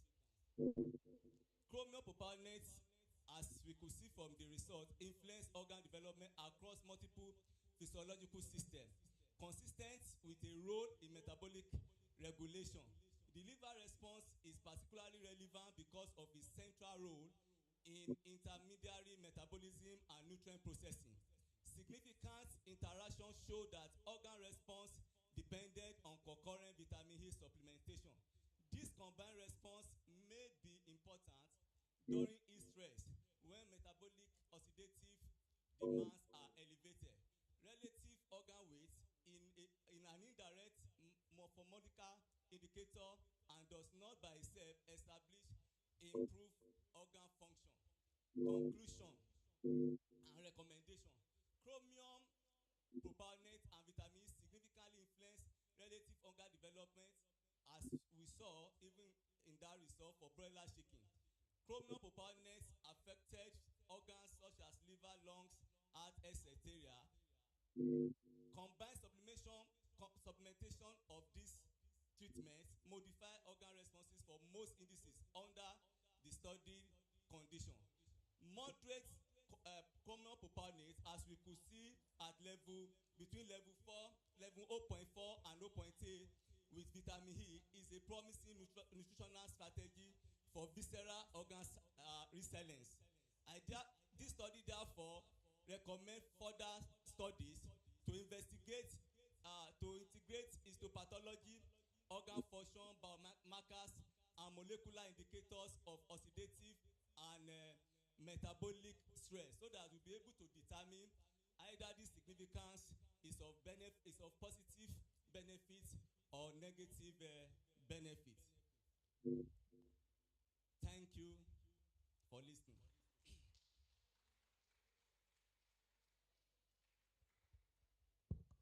Thank you so much for your presentation. Do we have questions for the presenter? Uh, any question from the venue? Any question from the venue, please?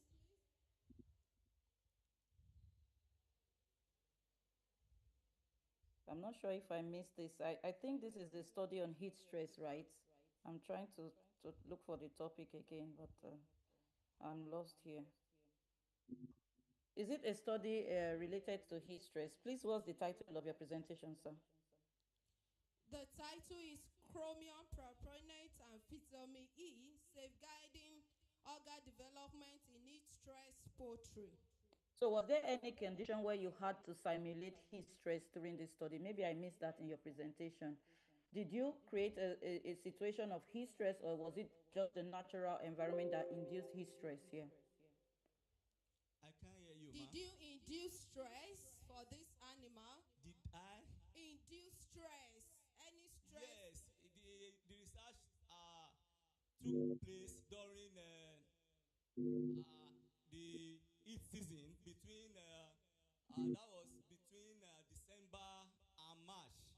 What was the environmental temperature and humidity at that time? It's raining there. What is the environmental temperature and humidity at that time? Averaging between 38 to 42 degrees Celsius. All right, good. Yes. Thank you. Thank you. You're welcome. Yeah.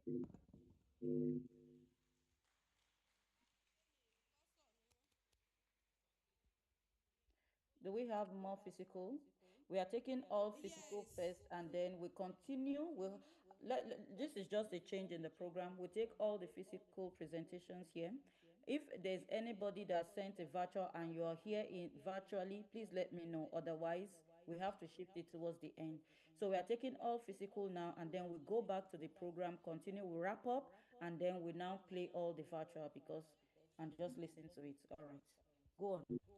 So we are moving on to Ojebi Joshua presentation, and I'm sharing the slides now. Okay.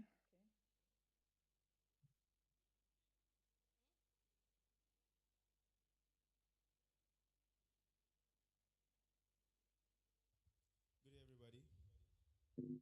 My topic is antibacterial effect of turmeric, Curcuma longa, on the bacteria associated with male red tilapia, using biochemical test method. Red tilapia at a glance. Red tilapia is bright, uniform coloration, commands premium pricing, mimicking marine species like the sniper fish. It has a rapid growth and efficient feed conversion in monosex culture. Foundation species of East and West African aquaculture expansion. It is reared across smallholder ponds to intensive commercial systems. It is increasingly vulnerable to bacterial disease under intensive stocking. The global growth engine. Aquaculture now bridges the gap between plateauing wild capture fisheries and surging global demands for animal protein. Intensive stock raises stress and diseases risk. Bacterial outbreaks drive major mortality and economic loss in tilapia farming. Now, antibiotic overuse and antimicrobial resistance, also known as AMR. Heavy reliance on synthetic antibiotics is accelerating, and antimicrobial resistance in agriculture in aquatic environments. The problem: chronic over-reliance on synthetic antibiotics is fueling antimicrobial resistance in aquatic systems. Imported veterinary drugs are increasingly costly for small-scale farmers. Drug residues raise food safety and environmental contamination concerns. The opportunity, which is the agent I'm working with, which is turmeric, Curcuma longa. It is locally grown across Nigeria, affordable, and simple to process. Curcuminoids disrupt bacterial membranes and block key metabolic enzymes. The broad spectrum of antimicrobial activity. It is biodegradable and it does not have any harmful residue. It's a safe, affordable, eco-friendly path to disease control, reducing dependence on synthetic antibiotics in aquaculture. My broad objectives are to evaluate the antibacterial effects of turmeric curcuma longa extract on bacteria isolated from the male red tilapia Oreocomis species using biochemical text method, which are the catalase, oxidase, and gram staining. We isolate, identify, and determine. The study site was Golden Face Fish Farms, Shagamu, with a commercial tilapia fish farm. Experimental fish, we took 3 healthy male red tilapia Oreochromis species, which were randomly selected and screened for lesions, distress prior to sampling, ensuring the microbial load reflected typical farm flora. The morphometric details are shown below. Materials are sample collection, turmeric extraction, culture and isolation, biochemical ID, and sensitivity assay. The results: bacterial load in anatomical site. The skin showed the highest bacterial load in the anatomical site. We took samples from the mouth, the gills, the intestine, and the skin. The presumptive genre identified. Pseudomonas was most abundant in the fish. So this is the result from the antibacterial activity of turmeric. The zones of inhibition at anatomical sites measured in millimeters. And the intestine shows the highest clear zone with a maximum number of 38.5 millimeters. Curcuminants insert into the bacterial lipid bilayer, increasing membrane permeability while cross-linking surface proteins to block key metabolic pathways. Conclusion and recommendations. Male red tilapia harbor diverse site-specific bacterial communities, and 70% ethanoic turmeric extract shows broad-spectrum antibacterial activity, which we saw from 32.5 to 38.5 millimeters zone of inhibition, a safe and affordable, eco-friendly alternative to synthetic antibiotics in aquaculture. For farmers, we advise that they incorporate turmeric into their feed formulations to reduce reliance on synthetic antibiotics. Water and stocking. Maintain water quality and appropriate stocking density to limit stress. Policy and extension. Scale up training and policy support for plant-based disease control method. Future research. Test in vivo efficacy and synergetic combinations with other medical plants. Thank you. Thank you so much for this wonderful Thank you. presentation. Do we have questions for the presenter in the physical venue? Question for the presenter, please. A quick one for you. I noticed you used tilapia, and I was wondering at what point did you introduce them to the turmeric formulation? Because I'm not sure you mentioned that here. And do you just have to keep using it when they are not sick or have no issues? So, oh, how do you? What is your recommendation of how to use it? Really? Okay. We can introduce turmeric powder into their feed formulation during the food formulation process. And we didn't introduce the turmeric to the fishes directly. We carried out a laboratory analysis by removing extracts from the turmeric using 70% ethanol to extract the active components from the turmeric plant. Thank you. All right. Thank you so much. Thank So I would also like to add from here that for your subsequent presentation, please, I would like you to improve on your slide presentation. The theme you use for your presentation and the background, the font, make it so hard for people to actually follow your presentation and make it not really feasible. So please, in your subsequent presentation, try to use a more writing background for your presentation. Thank you. Okay. Are we done with all the physical venue now? So I don't know if we have other virtual presenters online so that we can take their presentation. But we are done with the physical presenters. But I have Sylvia Umoa from Rwanda. I don't know if the person is online. If you have a virtual presentation, please, if you are online, notify us. Otherwise, we'll take it at the end because of our time. So we can't just play without having someone take the question. So if you are not available online to take questions, we'll leave it for later. We'll leave it for later. Who is this? Is there anyone, please? Ademola Afuye, are you presenting? Unmute yourself, please. Ademola Afuye, are you presenting? Yes, ma'am. Okay, what's your presentation? Please help me check his presentation. What's the title of your presentation? Pathology to behavior. Okay. Can we have that one? The is also. I'm sharing the slide now. Okay. So Bashiru, are you also presenting? Unmute yourself, let's know. Bashiru? Yes, ma'am. Yes, ma'am. Are you presenting as Yes, ma'am. well? What's the topic? Yes, ma'am. What's the topic of your presentation?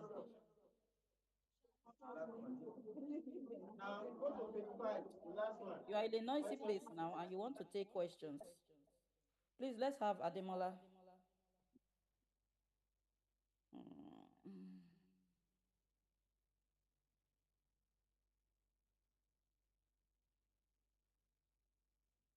Okay.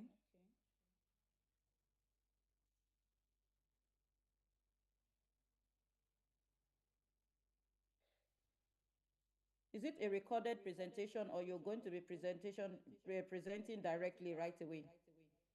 It's just the slide, so I expect him to present. So please unmute yourself, Ademola. Okay, please go on.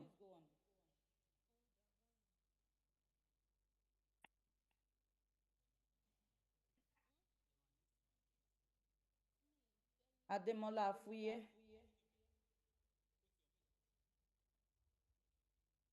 We can't hear you.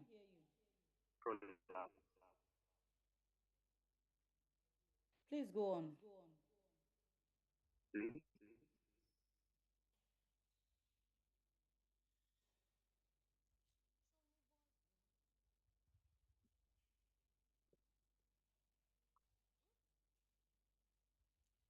are you presenting? Here.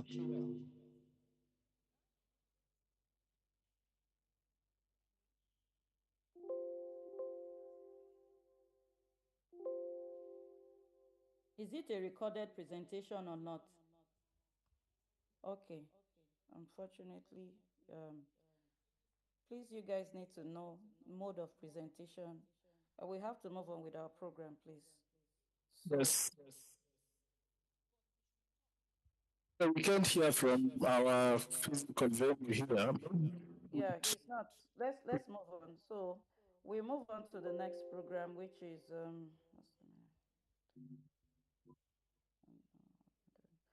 so the communique reports, key takeaways from day 2. So from the rapporteur from Kenya and Nigeria. So let's move on. Right. I'll go first. Kindly stop sharing, Ayola. Stop sharing the slide, please. Thank you. All right. You can hear me now? Yes, please go on. Yeah. Thank you so much for this opportunity. And let me start by thanking everybody who has participated in making this Africa Regional Conference a success. It has been a culmination of many meetings for the organizing committee, and all we see it come to fruition. Can you change the mic? We are having issues hearing you properly. It's breaking.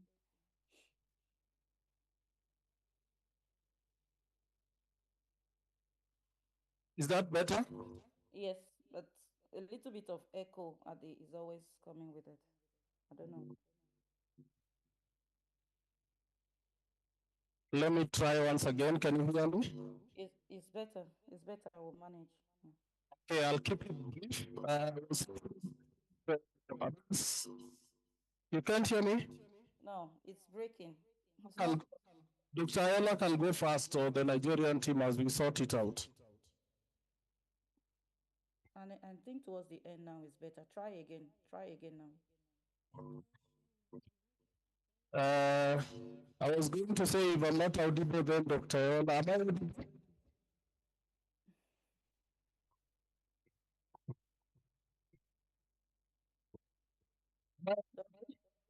Dr. Ayola, are you available?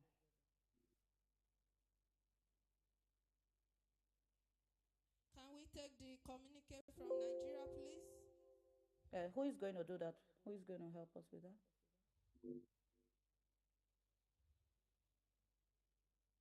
Who is going to help us with that? We can't hear you. Who is going to help us with that from Nigeria? The communique report from Nigeria. Who is responsible for that? They are here. So we have Dr. Majekodumi and Dr. Komolafe. All right. Okay.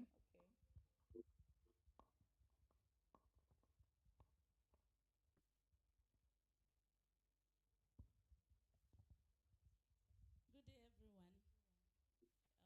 Thank God for the privilege to be around for this conference, and we appreciate the success so far. And we'll be giving the communique. Yeah, the ISAE conference started yesterday, and which is themed advancing animal welfare, behavior, and sustainable livestock system in Africa.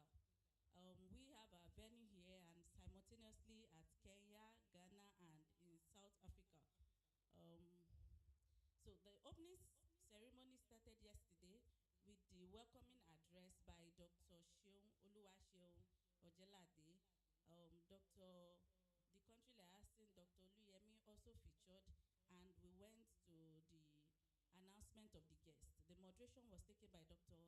Priscilla Komolafe, and we introduced Professor Olufemi Mobalaji Alabi from Nigeria, who is a professor of animal science, physiology, and welfare from Bowen University. After his presentation, the Vice Chancellor's representative gave his welcome address and goodwill message. So also Dr. Oluwaseun Iyashere, the development officer, spoke to us on the role of the development office of the ISAE, that's the International Society for Applied Ethology, and other countries joined as well. And we had a keynote address delivered by Dr. Stephen Ohuma, who is the project coordinator FANG Africa from Kenya. And from the strategic presentation by Dr. Samuel Unduwati, who outlined the 2024 to 2050 strategic plan with 4 goals. He spoke about the environment, capacity, and policy. Also about the behaviors and norms of transformational food system and the increased resilience also the organizational capacity of he appreciated partners who collaborated in this conference and encouraged that we could do more. And in the panelist session organized yesterday, the animal welfare policies and legislation in Africa, we had the moderators also for this, and we have Mr. Ebenezer Agri, that's the Central Regional Director of Agriculture in Ghana, Dr. Michael Cheruiyot from Kenya, then Dr. Jenard Cute from South Africa, and Dr. Emmanuel Osayomi from Nigeria. And the observations and the resolutions of the discussions was that, number one, we recognize that animal welfare is central to productivity, public health, and sustainable food system. They endorsed the ISAE 2024 to 2050 strategic plan and called for increased investment in capacity policy and resilience in ASAL regions. Also, they urge African governments to harmonize animal welfare policies and legislations across the countries. Then they commended the collaboration between academics, government, and international bodies exemplified by the FUNAAB, Bowen University, and the ISAE. Also, they recommended strengthening training, fellowships, and cross-country knowledge exchange for young scientists and practitioners. And also, they acknowledged the leadership of Professor Olufemi Mobolaji, the guest speaker, for his contribution to animal science and welfare and mentorship. So I allowed Dr. Majekodunmi to continue from here. Thank you so much. So in addition to what has been said, it was also mentioned about the need for science to be specific, African-specific science. And now we know that behavior-based indicator for indigenous breeds under Africa condition of heat stress, feed scarcity, and mixed system is very, very essential. And behavior is one of the earliest and the cheapest welfare indicator. And if we don't measure behavior, there can't be any animal welfare. Also on the education and capacity, we have been told how urgent that is. And thank God for the teaching model of the ISAE, which is in the right direction. Also, the involvement of the young scientists was also emphasized, that students are no longer to be passive, but they should be active. Then the policy that needs to move from paper to practice was also emphasized. It has to move from paper to practice, which means there must be enforcement and there must be accountability.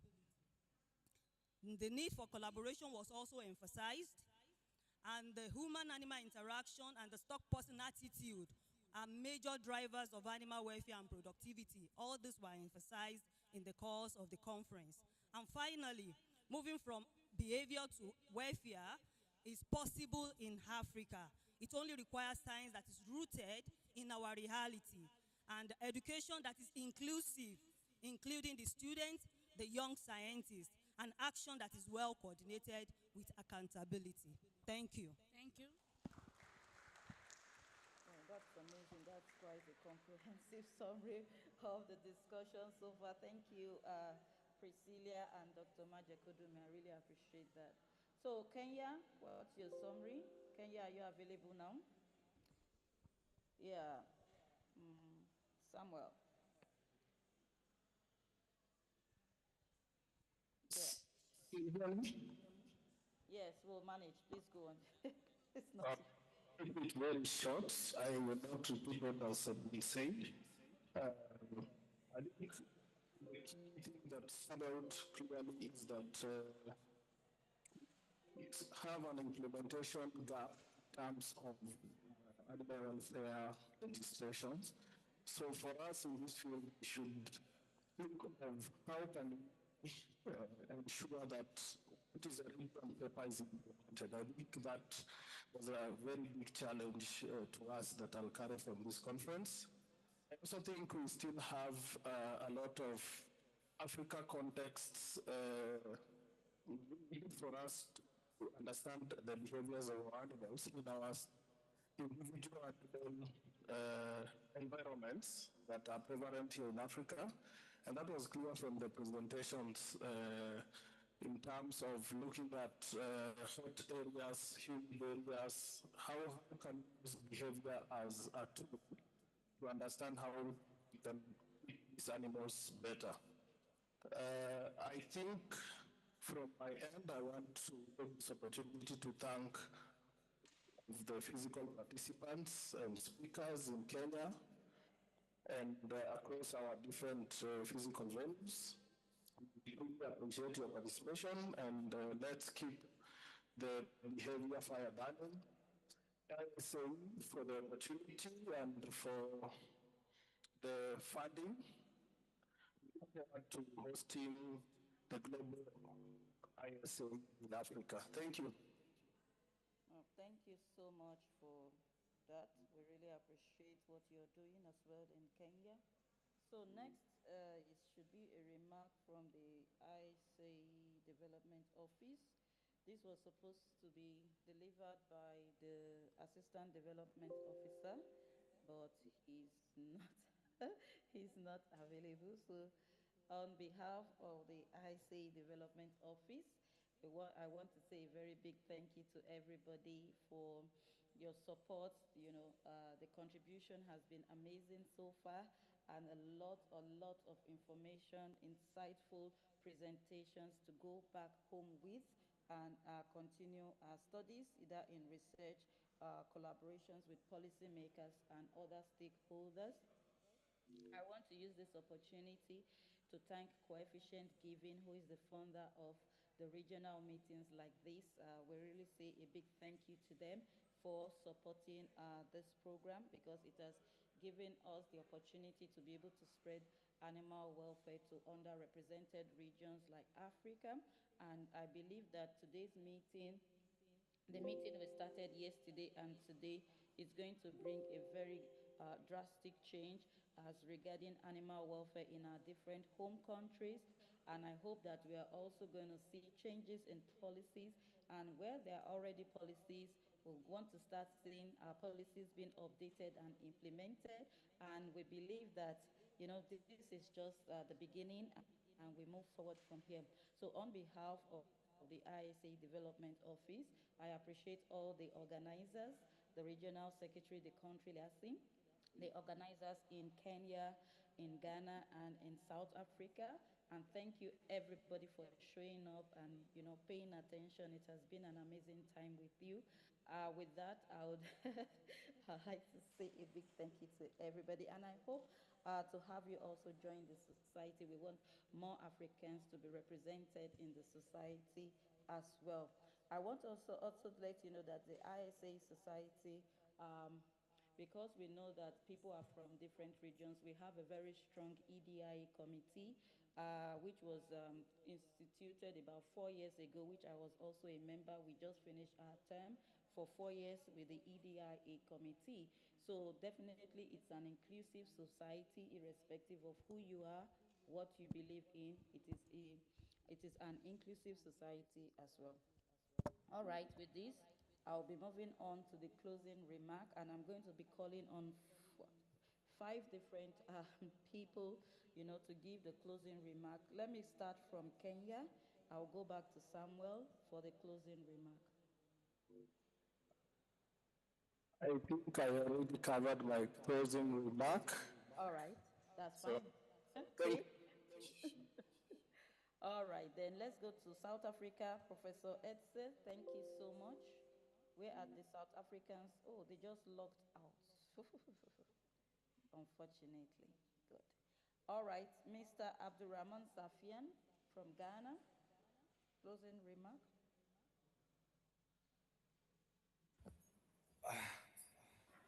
Okay. Can you hear us from Ghana? Yes, please. Loud and clear. Thank you very much. All right.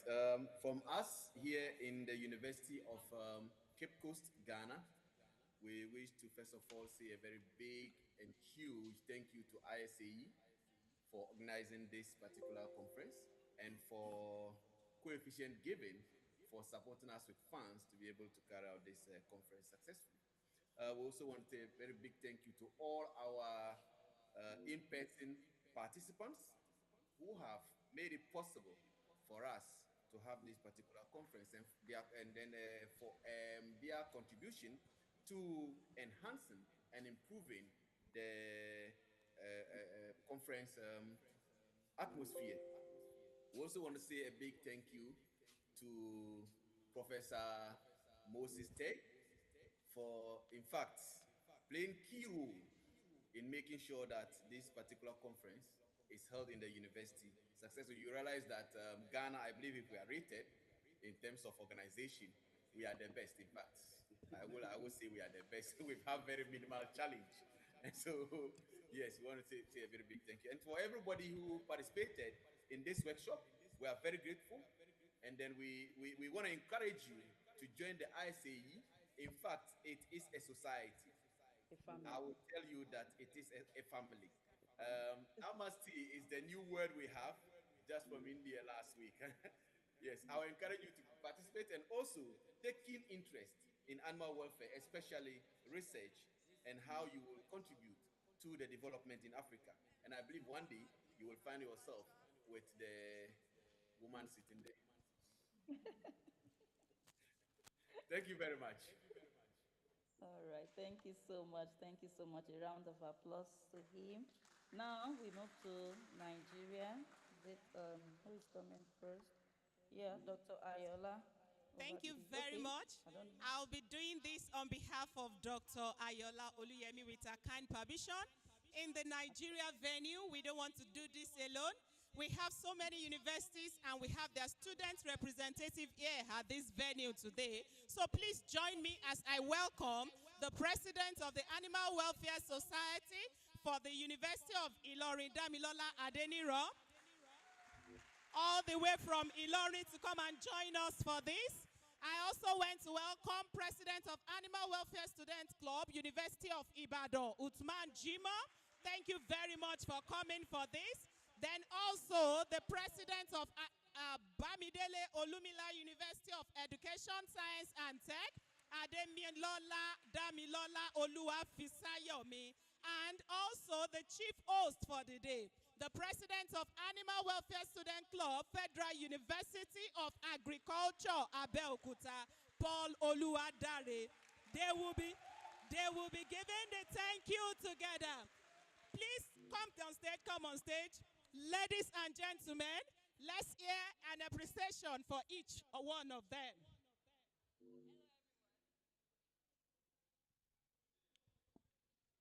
Hello, everyone. Hello, good afternoon from Nigeria. As introduced, I'm Damilola from the University of Ilorin. Thank you all so much for participating. We thank the organizers from ISAE and every student that are here today. Thank you so much. Okay. So all distinguished guests present here today and those online, just like Mommy has said also, my name is Paul Oluwadare, the president of Animal Welfare Student Club from Federal University of Agriculture, Abeokuta, and I bring greetings from the body of the students, and we are saying thank you so much. Yeah, good afternoon, everyone. My name is Jima Utuman Olatunji from the University of Ibadan. And like my colleagues have said, let us see beyond you participating. See beyond you as a participant. See yourself as a representative of this animal. Go there and let's move from compassion to action. Thank you very much. Good day, everyone. My name is Damlola Rafsayomi from Bamidele Olumluwa, University of Education, Science and Technology. I'm using this medium to thank the Federal University of Abeokuta, Agriculture of Abeokuta. So thank you. Thank you for hosting us and for providing these beautiful programs, for letting us learning a lot about animal welfareism. We really appreciate it. Thank you so much. Thank you very much. That is from the Nigerian section. We want to appreciate everybody for this. Now, I want to give the closing remark as the Regional Secretary of International Society for Applied Ethology, Africa and West Asia. Everybody here present, thank you very much. Let me start from the founder, the coefficients given. We want to appreciate this opportunity. International Society for Applied Ethology. We want to thank the Development Office specially for this given opportunity, for the support, for the guidance to make this a success at the end of the day. I will not also end this without specially mentioning two important names. Dr. Oluwaseun Sarah Iyasere, you are always recognized and appreciated. Please help me give it to her. She's doing a big job behind the scene. And also, in absentia, I want to appreciate Dr. Samuel Duro Sharo for his support throughout the preparation for this. We appreciate all these efforts. Now back to my local organizing committee, at the regional level, from South Africa, from Kenya, Ghana, and my beautiful Nigerian liaison officer. You guys are wonderful. I appreciate every one of you. We were having meetings from back to back. Timeless messages, I'll just bump in and they really cooperated with me. We cannot appreciate them enough. I am very grateful. Now back to my alma mater, the Federal University of Agriculture, Abeokuta. You guys did well. I appreciate the support. I want to humbly appreciate the Vice Chancellor of the Federal University of Agriculture, Abeokuta, Professor Olushola Kainde, for this beautiful opportunity. And my energetic LOC members in FUNAAB, Dr. Emmanuel Oke, Dr. Christiana Majekodumi, Dr. Priscilla Komolafe, Dr. Yola Oluyemi, and Dr. Weto. Thank you very much. Thank you very much. I appreciate the participants, the guest speakers, the policymakers, and everybody that have contributed to the success of this regional conference. And without the participants, there cannot be a success. Please jam those hands together for yourself now. Thank you very much.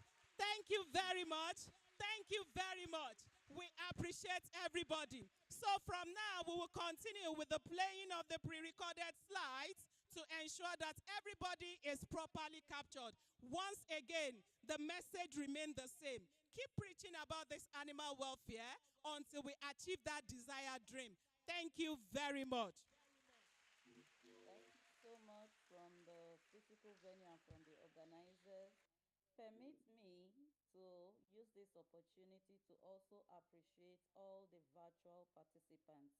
Please, a round of applause to all those that have been online since yesterday. Yesterday, we hit 100 people online. I don't know of the people on YouTube, but at least on the Zoom, we hit 100. And today, we were up to 56. So please let us also appreciate those who are online. Thank you so much for joining from wherever you are. We have people from Ethiopia. We have people from different parts of African countries. I can see you from Kenya online here. Thank you, thank you, thank you so much for making this a success. And I hope at least you've benefited from the program as well. So because we have some virtual recordings, let us continue with the playing. We've fully come to the close, but we just want to capture those virtual recordings. So if you want to stay back to just watch, please stay back. Let us just enjoy the virtual recording of the other presenters. Thank you so much. So let's start playing this so that we can capture everybody, and it's recorded online on the YouTube as well. So thank you. So we'll be sharing the virtual presentation here from Nigeria. Please, we employ all online participants to please wait, and those that can still wait at the physical centers. Thank you.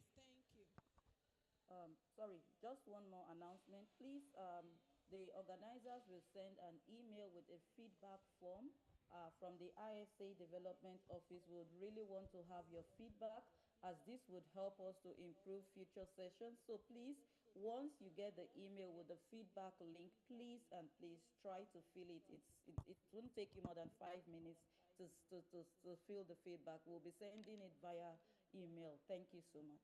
All right. You can go on, Dr. Ayola.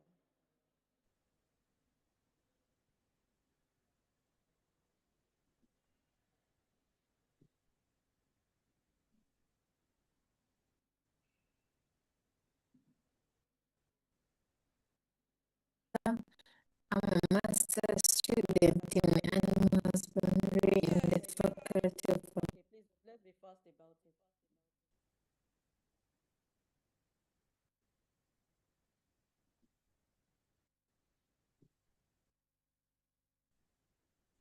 Please go to the next one if that one is not playing. A central role to African livelihood in the faculty of...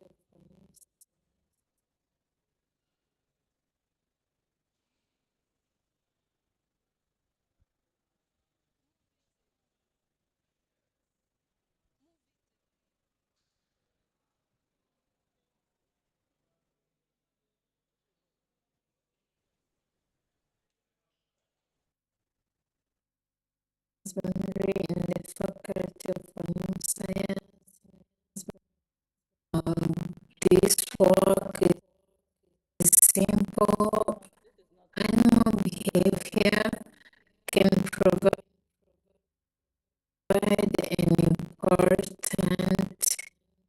activities of the smallholder farmers.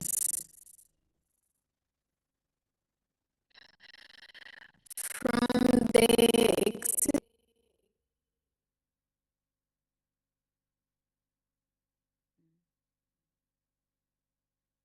Good day, everyone. Thank you for the opportunity.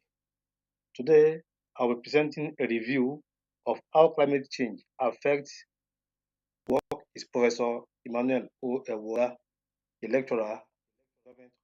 Today, I will... Good day, everyone. Thank you for the opportunity. Today, I will be presenting a review of how climate change affects reproductive performance in Nigerian farm animals and also highlight practical stress management strategies. My name is Bashiru Kehinde Lamidi, a PhD student in the Department of Animal Science, University of Ibadan. Also a staff of the Federal College of Animal Health and Production Technology, Ibadan. The co-author for this work is Professor Emmanuel O. Ewola, a lecturer in the Department of Animal Science, University of Ibadan. In Nigeria, livestock farming forms a crucial part of the economy. It supports millions of livelihoods and is central to food security. However, climate change is intensifying heat stress in Nigeria. Most livestock are raised under extensive systems with limited environmental protection and making them highly vulnerable. The mean annual temperature has increased by approximately 0.8 degrees Celsius between 1960 and 2006, with more pronounced rise since 1980, particularly in the northern region of the country. This review synthesized scientific literature published between the year 2000 and 2024. The inclusion criteria focus mainly on studies conducted in Nigeria and other tropical regions. The major species covered were cattle, sheep, goats, pigs, rabbits, and poultry, as these are the most important livestock species in Nigeria. Key parameters examined included reproductive performance, behavioral responses, effects of heat stress, and possible management strategies. Temperature humidity index combines ambient temperature and relative humidity to measure heat stress. In Nigeria, the average THI often ranges between 75 to 85 during hot season, and it exceeds 80 in hot, dry, and rainy season, indicating mild to moderate heat stress. This table summarizes the temperature humidity index thresholds for different livestock species. Cattle and small ruminants begin to experience heat stress above a THI of above 72. Pigs start showing stress around 75, while poultry and rabbits are more sensitive, with stress beginning above 28. In Nigeria, these thresholds are often exceeded during the hot season. Even indigenous breeds experience physiological stress under this condition. Here is one of the standardized formula for calculating temperature humidity index. Heat stress occurs when the ambient temperature exceeds the thermoneutral zone. This disrupts the hypothalamic pituitary gonadal axis. It first suppresses the release of gonadotropin-releasing hormones from the hypothalamus, leading to the reduced secretion of luteinizing hormones and follicle-stimulating hormones from the pituitary gland. As a result, both ovarian and testicular functions are impaired, leading to the weaker estrus, poorer gamete quality, and lower fertility. It also causes oxidative stress, leading to apoptosis of both male and female gametes. there were reported cases of resorption, abortion, and reduced stability. Climate change also affects animal feed production, particularly those grazing in the northern region and are heavily reliant on the seasonal rains to generate grazing fields. Warmer temperature encourages the proliferation of pathogens and vectors like ticks, mosquitoes, and other insects that transmit diseases like trypanosomiasis, foot-and-mouth diseases, and avian influenza. Animals show clear stress behaviors such as reduced feed intake, excessive panting, and shade seeking. These changes, together with declining feed quality, high disease prevalence, and altered seasonal breeding, further reduces fertility. Practical strategies include selecting thermotolerant breeds, providing shade and better housing, nutritional supplementation during hot periods, and early detection through behavioral monitoring. In conclusion, climate change poses a serious threat to reproductive performance of farm animals in Nigeria. This stress disrupts key hormonal pathways, reduces gamete quality, and increases embryonic losses. Behavioral changes serve as important early warning signs. Implementing integrated stress management strategies is therefore essential to protect animal welfare and sustain food security. Here are a few references. Thank you so much for your attention. Good day all, I am Buhari Habibu from the Department of Veterinary Physiology, Ahmadu Bello University. I'm here to present a research article titled Relationship between Immediate Neonatal Behavior and Thermoregulation in Twin and Single-Born Tropical Goat Kits. Background of our study. The main aim of designing this study is because there is the problem of high neonatal mortality in West African goats, and there's paucity of information on how goats adjust physiologically and behaviorally, and without this, understanding the cause of neonatal mortality may be a bit difficult. The aim of this study was to evaluate the effect of litter size on immediate postnatal behavior and investigate the relationship between immediate postnatal behavior and thermoregulation in neonatal Lesotho goats. The materials and methods. We had 66 neonatal Lesotho goats which were grouped into single and twin immediately after birth. We evaluated behavioral variables that include vigor, time of vocalization, first standing, and first suckling. Physiological variables were evaluated and they included rectal temperature, skin temperature, respiratory rate, and pulse rate. And they were monitored over a period ranging from day 1, 2, 3, 8, 10, and day 20. The statistical package used was GraphPath Prism. Result. Figure 1 shows the mean value of vigor and time of first vocalization between the single and twin kits. There was no significant difference. Figure 2 shows mean value of first standing and suckling in goat kits, and the goat kits that were born single were able to stand earlier and commence suckling when compared to those that were born twins. And this agrees with the study of Abraman and Yaru et al. In 2010.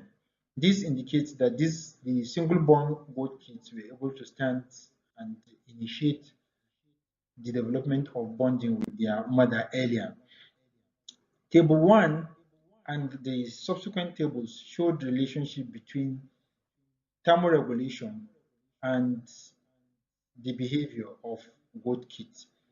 Table 1 shows the relationship between vigor and other behavioral variables, and we demonstrated strong correlation between behavioral variables and thermoregulatory variables, and vigor and thermoregulatory and behavioral variables.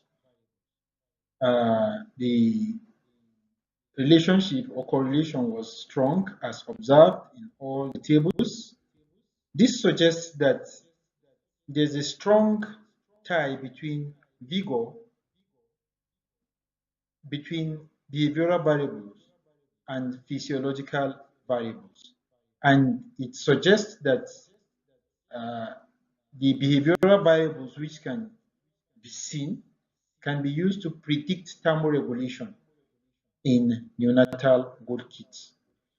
We concluded that the twin kits should be given more attention on the farm than the single kits because they have poor thermoregulation and behavioral development. This is the abstract of our study, and in this abstract, we clearly showed that the single goat kit showed higher vigor, they commenced vocalization earlier, they stood earlier, and started suckling earlier when compared to the single goat kit. In addition, we showed strong correlation between behavioral variables, which are the variables that you could see, and thermoregulatory variables, which are indicators of adjustment the animal make internally to make sure that there's no development of hypothermia. Thank you for listening.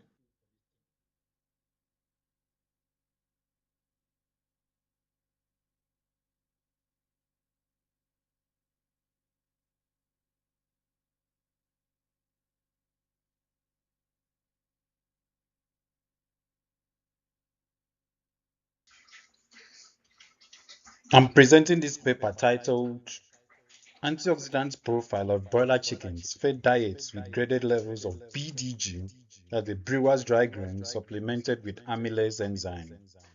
I'm of the Department of Animal Health and Production Technology, Federal Polytechnic, Nodo Isuochi, Abia State, Nigeria. As an introduction, intensive poultry production exposes growing broilers to persistent oxidative stress, which arises from elevated metabolic rates, environmental challenges, and dietary imbalances. Now, these factors, they collectively disrupt the redox homeostasis, they increase the reactive oxygen species, and ultimately they compromise performance, immunity, and product quality. Now, the brewer's dry grains, which is a byproduct of the brewery industry, provide a cost-effective and fibrous alternative to conventional energy sources. Remember, the BDG, which is the brewer's dry grains, they contribute protein, residual starch, and bioactive phenolics, while also reducing feed costs and the environmental impact of waste disposal. This research aims to determine whether targeted enzyme supplementation can recalibrate antioxidant defenses and reduce oxidative stress in intensively reared birds. The objective of this study is to highlight the effect of feeding graded levels of brewer's dry grain supplemented with amylase enzyme in the diets of broiler chickens.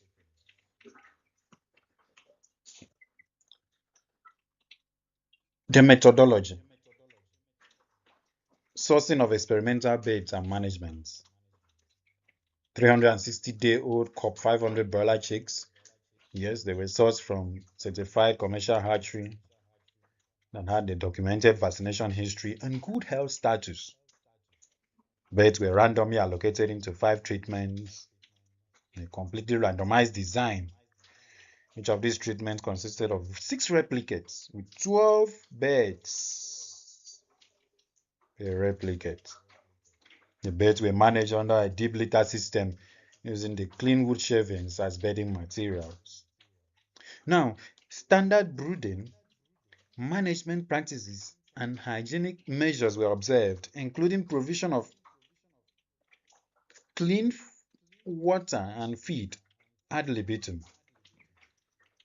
Routine vaccination and biosecurity measures too were strictly adhered to throughout the 42-day experimental period, which was a total, yes, in weeks, 6.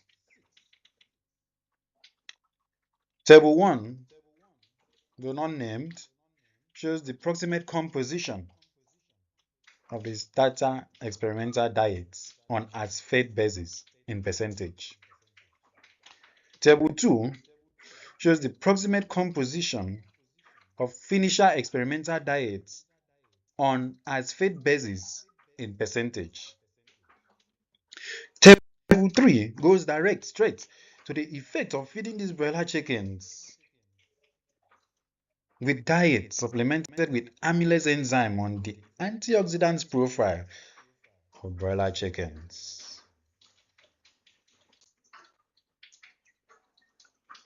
Brewers dry grains with amylase enzyme improve the antioxidant status in broilers. But the best response occurred at the 10% inclusion level of BDJ and 0.5% enzyme. Not the highest inclusion level. Now the response was quadratic in nature with the optimum performance around 10 to 15% BDJ. It is worthy to note that the highest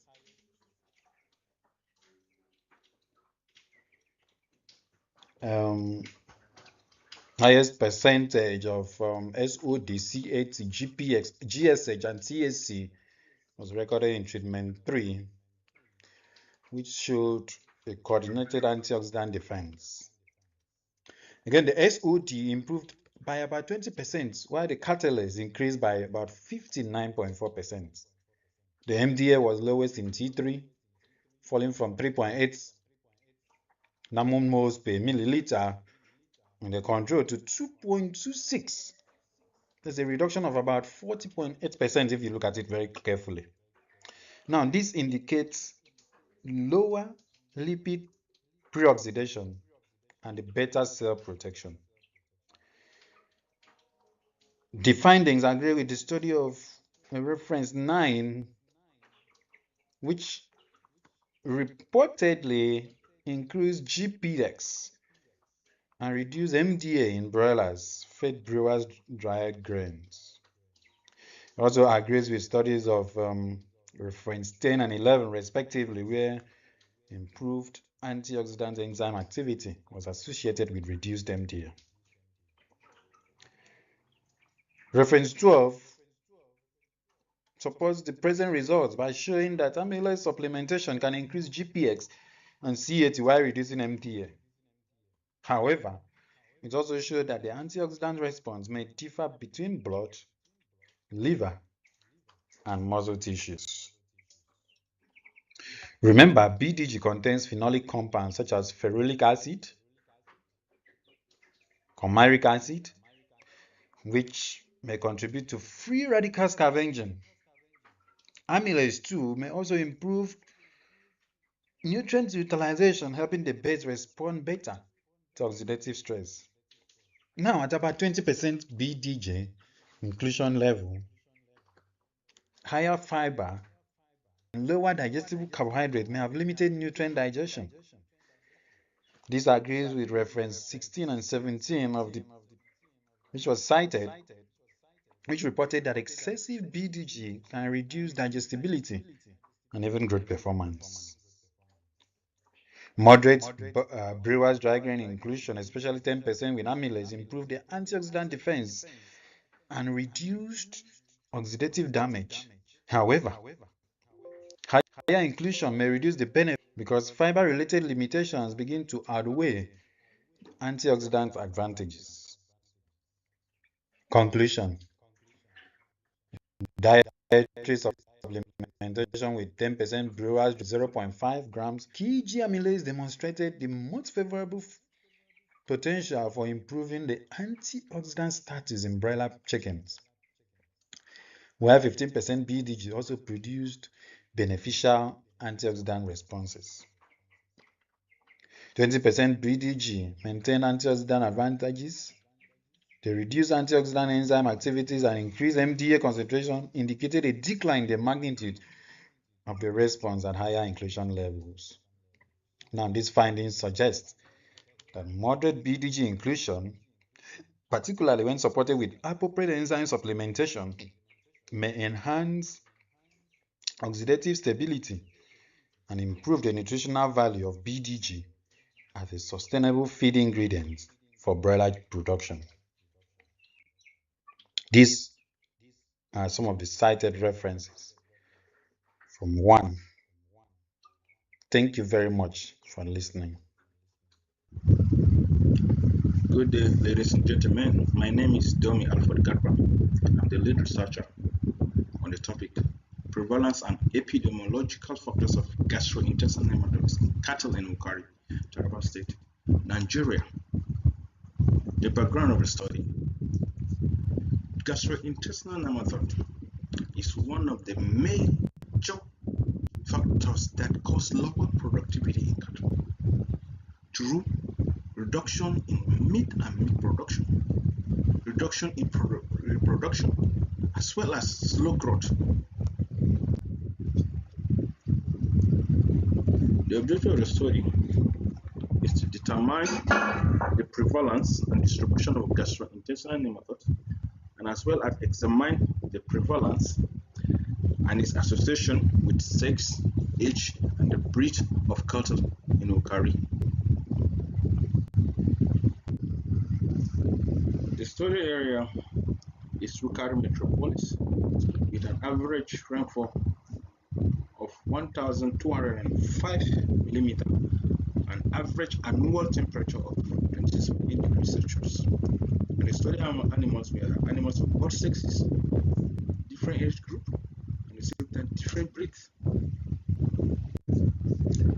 202 animals were sampled, and sample collection was through the rectum. Diagnosis that we did was through standard filtration and sedimentation techniques. Data was subjected to Microsoft Excel and analyzed using SPSS version 2020. Pearson's chi-square was used to test association with P less than 0.05 as that indicated significance. The overall prevalence of GIN in Ukari Metropolis during the study was 33.77%.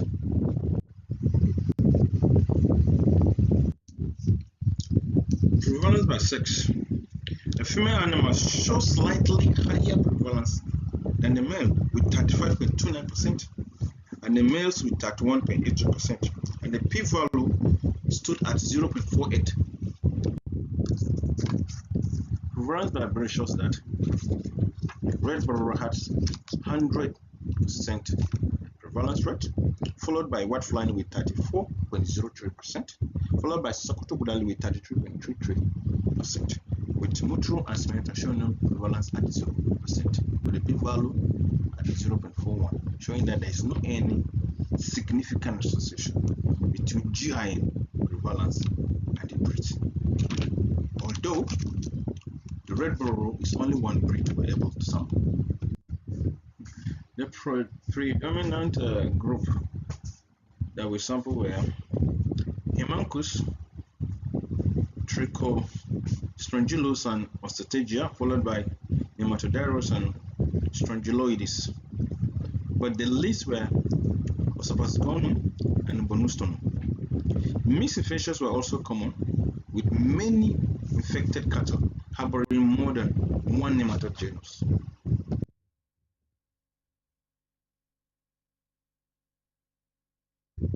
Key findings. The overall GNM prevalence stood at 33.77%. Prevalence increases numerically with the age of the animals, and the females show slightly higher prevalence rate than the males. Hello everyone, my name is Ethology and today I will present our study entitled Effects of Innovio-Person Administration on Early Postage Behavioral Responses and Morphometric Traits in Broiler Chicks. The perinatal period is a critical developmental window involving rapid metabolic, neural, and structural changes that may influence postage physiology and behavior. Technology.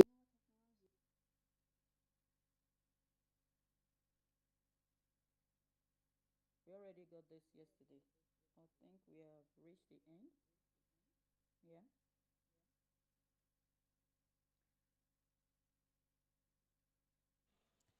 Hello. Can you hear me? Yes. Okay, we didn't get what you are trying to say. This one was presented yesterday. I think that's the last. This is the last one. We still have another one, please. Okay.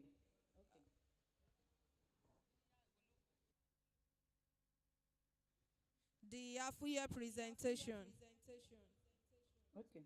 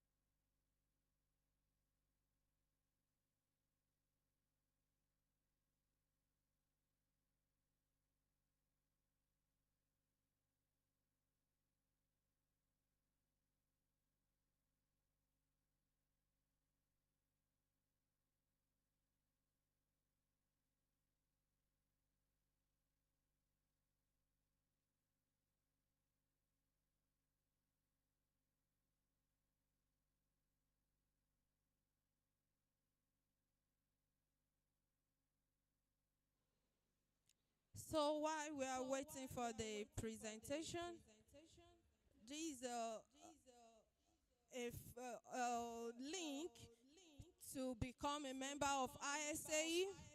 Please scan this QR code if you would like to be a member. We're inviting everyone to kindly join the membership of International Society for Applied Ethology.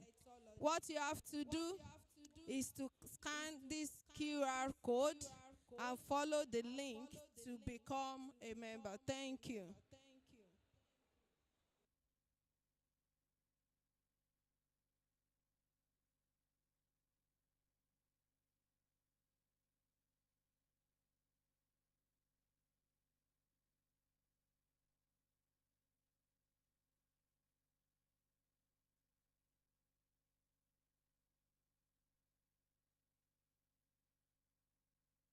Hello everyone, my name is Ethology and today I will present our study entitled Effects of Innovio-Person Administration on Early Postage Behavioral Responses and Morphometric Traits in Broiler Chicks. The perinatal period is a critical developmental window involving rapid metabolic, neural, and structural changes that may influence postage physiology and behavior.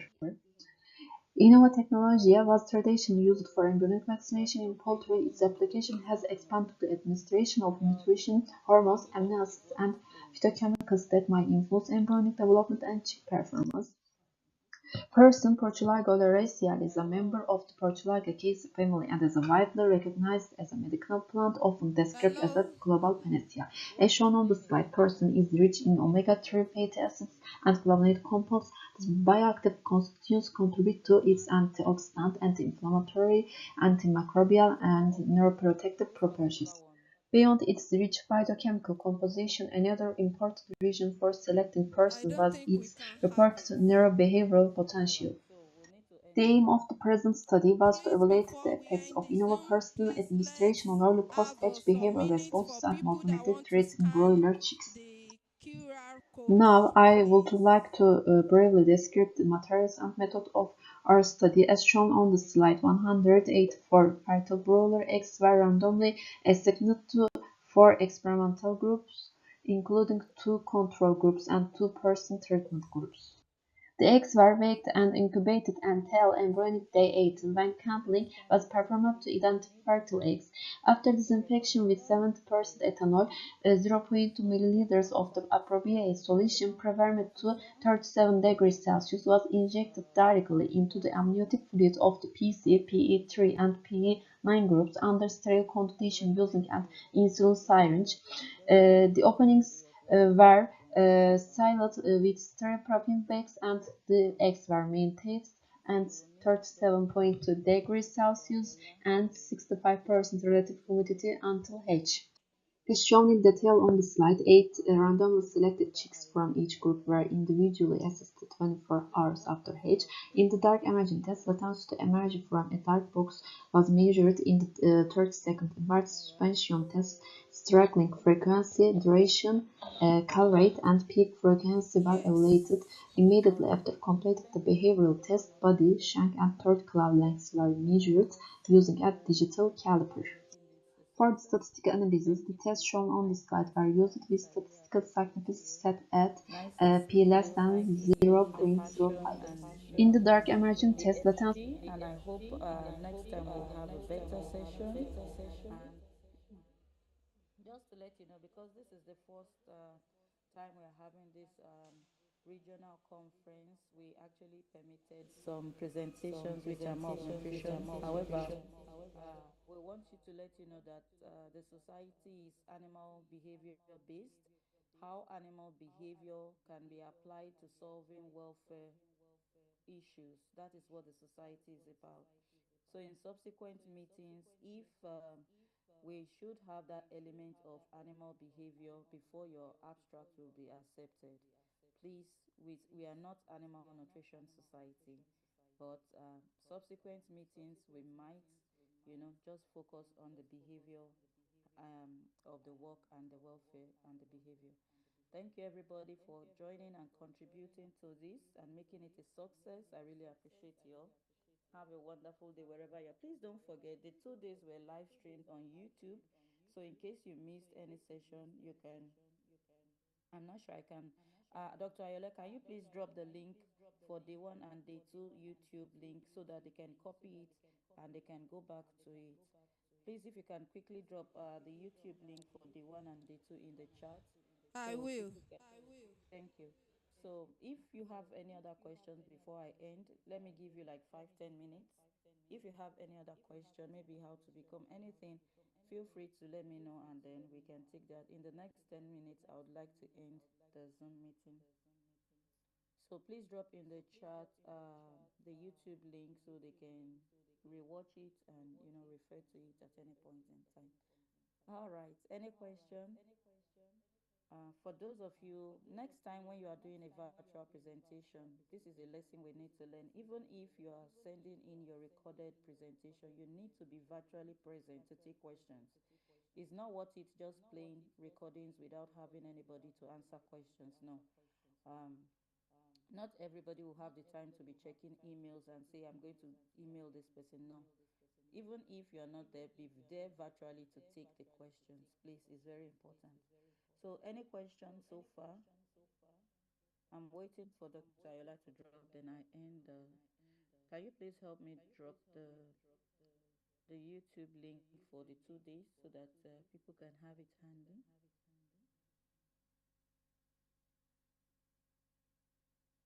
The Zoom link is on the chat box already. Not Zoom link. The YouTube link, sorry. Okay. The YouTube link is Alright, in the thank you. chat box. All right. So we have the YouTube link for the 2 days. Please copy it and you can go watch, the presentations. Maybe you miss some thoughts and you can go back, refresh your mind, to And really we have a and we also want to plead with everyone to subscribe to our YouTube channel so that they can keep following us on the YouTube channel. Please, as you watch and rewatch this conference, please subscribe to the YouTube channel. Thank you. And it is the same YouTube channel for last year, right? So they can have access to the one of Yes. last year. All right, Yes. good. So we had the session, so 2 days session last year as well, similar to this, but not a conference. It was more of a workshop, so you can have access to it on the YouTube channel as well. All right, thank you everybody for your time. Thank you, Dr. Ayola. Thank you, Dr. Jelade. Bye. Bye. Thank you so much, too. We really appreciate your support. Recording stopped.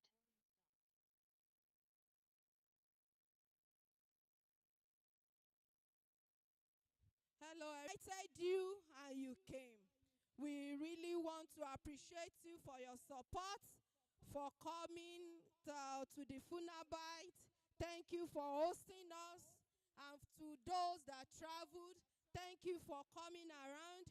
We really appreciate your coming. Thank you so much. Now we want to go out for the final picture session. Let's take this picture. We want FUNAAB 2026 to be a memory. Please, let's take this picture, and after that, we will have our lunch. Thank you so much. So let us be fast about it. Let's take the picture. No, we will take everybody first. We will take the FUNAAB. We will take the Boesti. We will take all other school, and the picture session continue till the dark time. Thank you.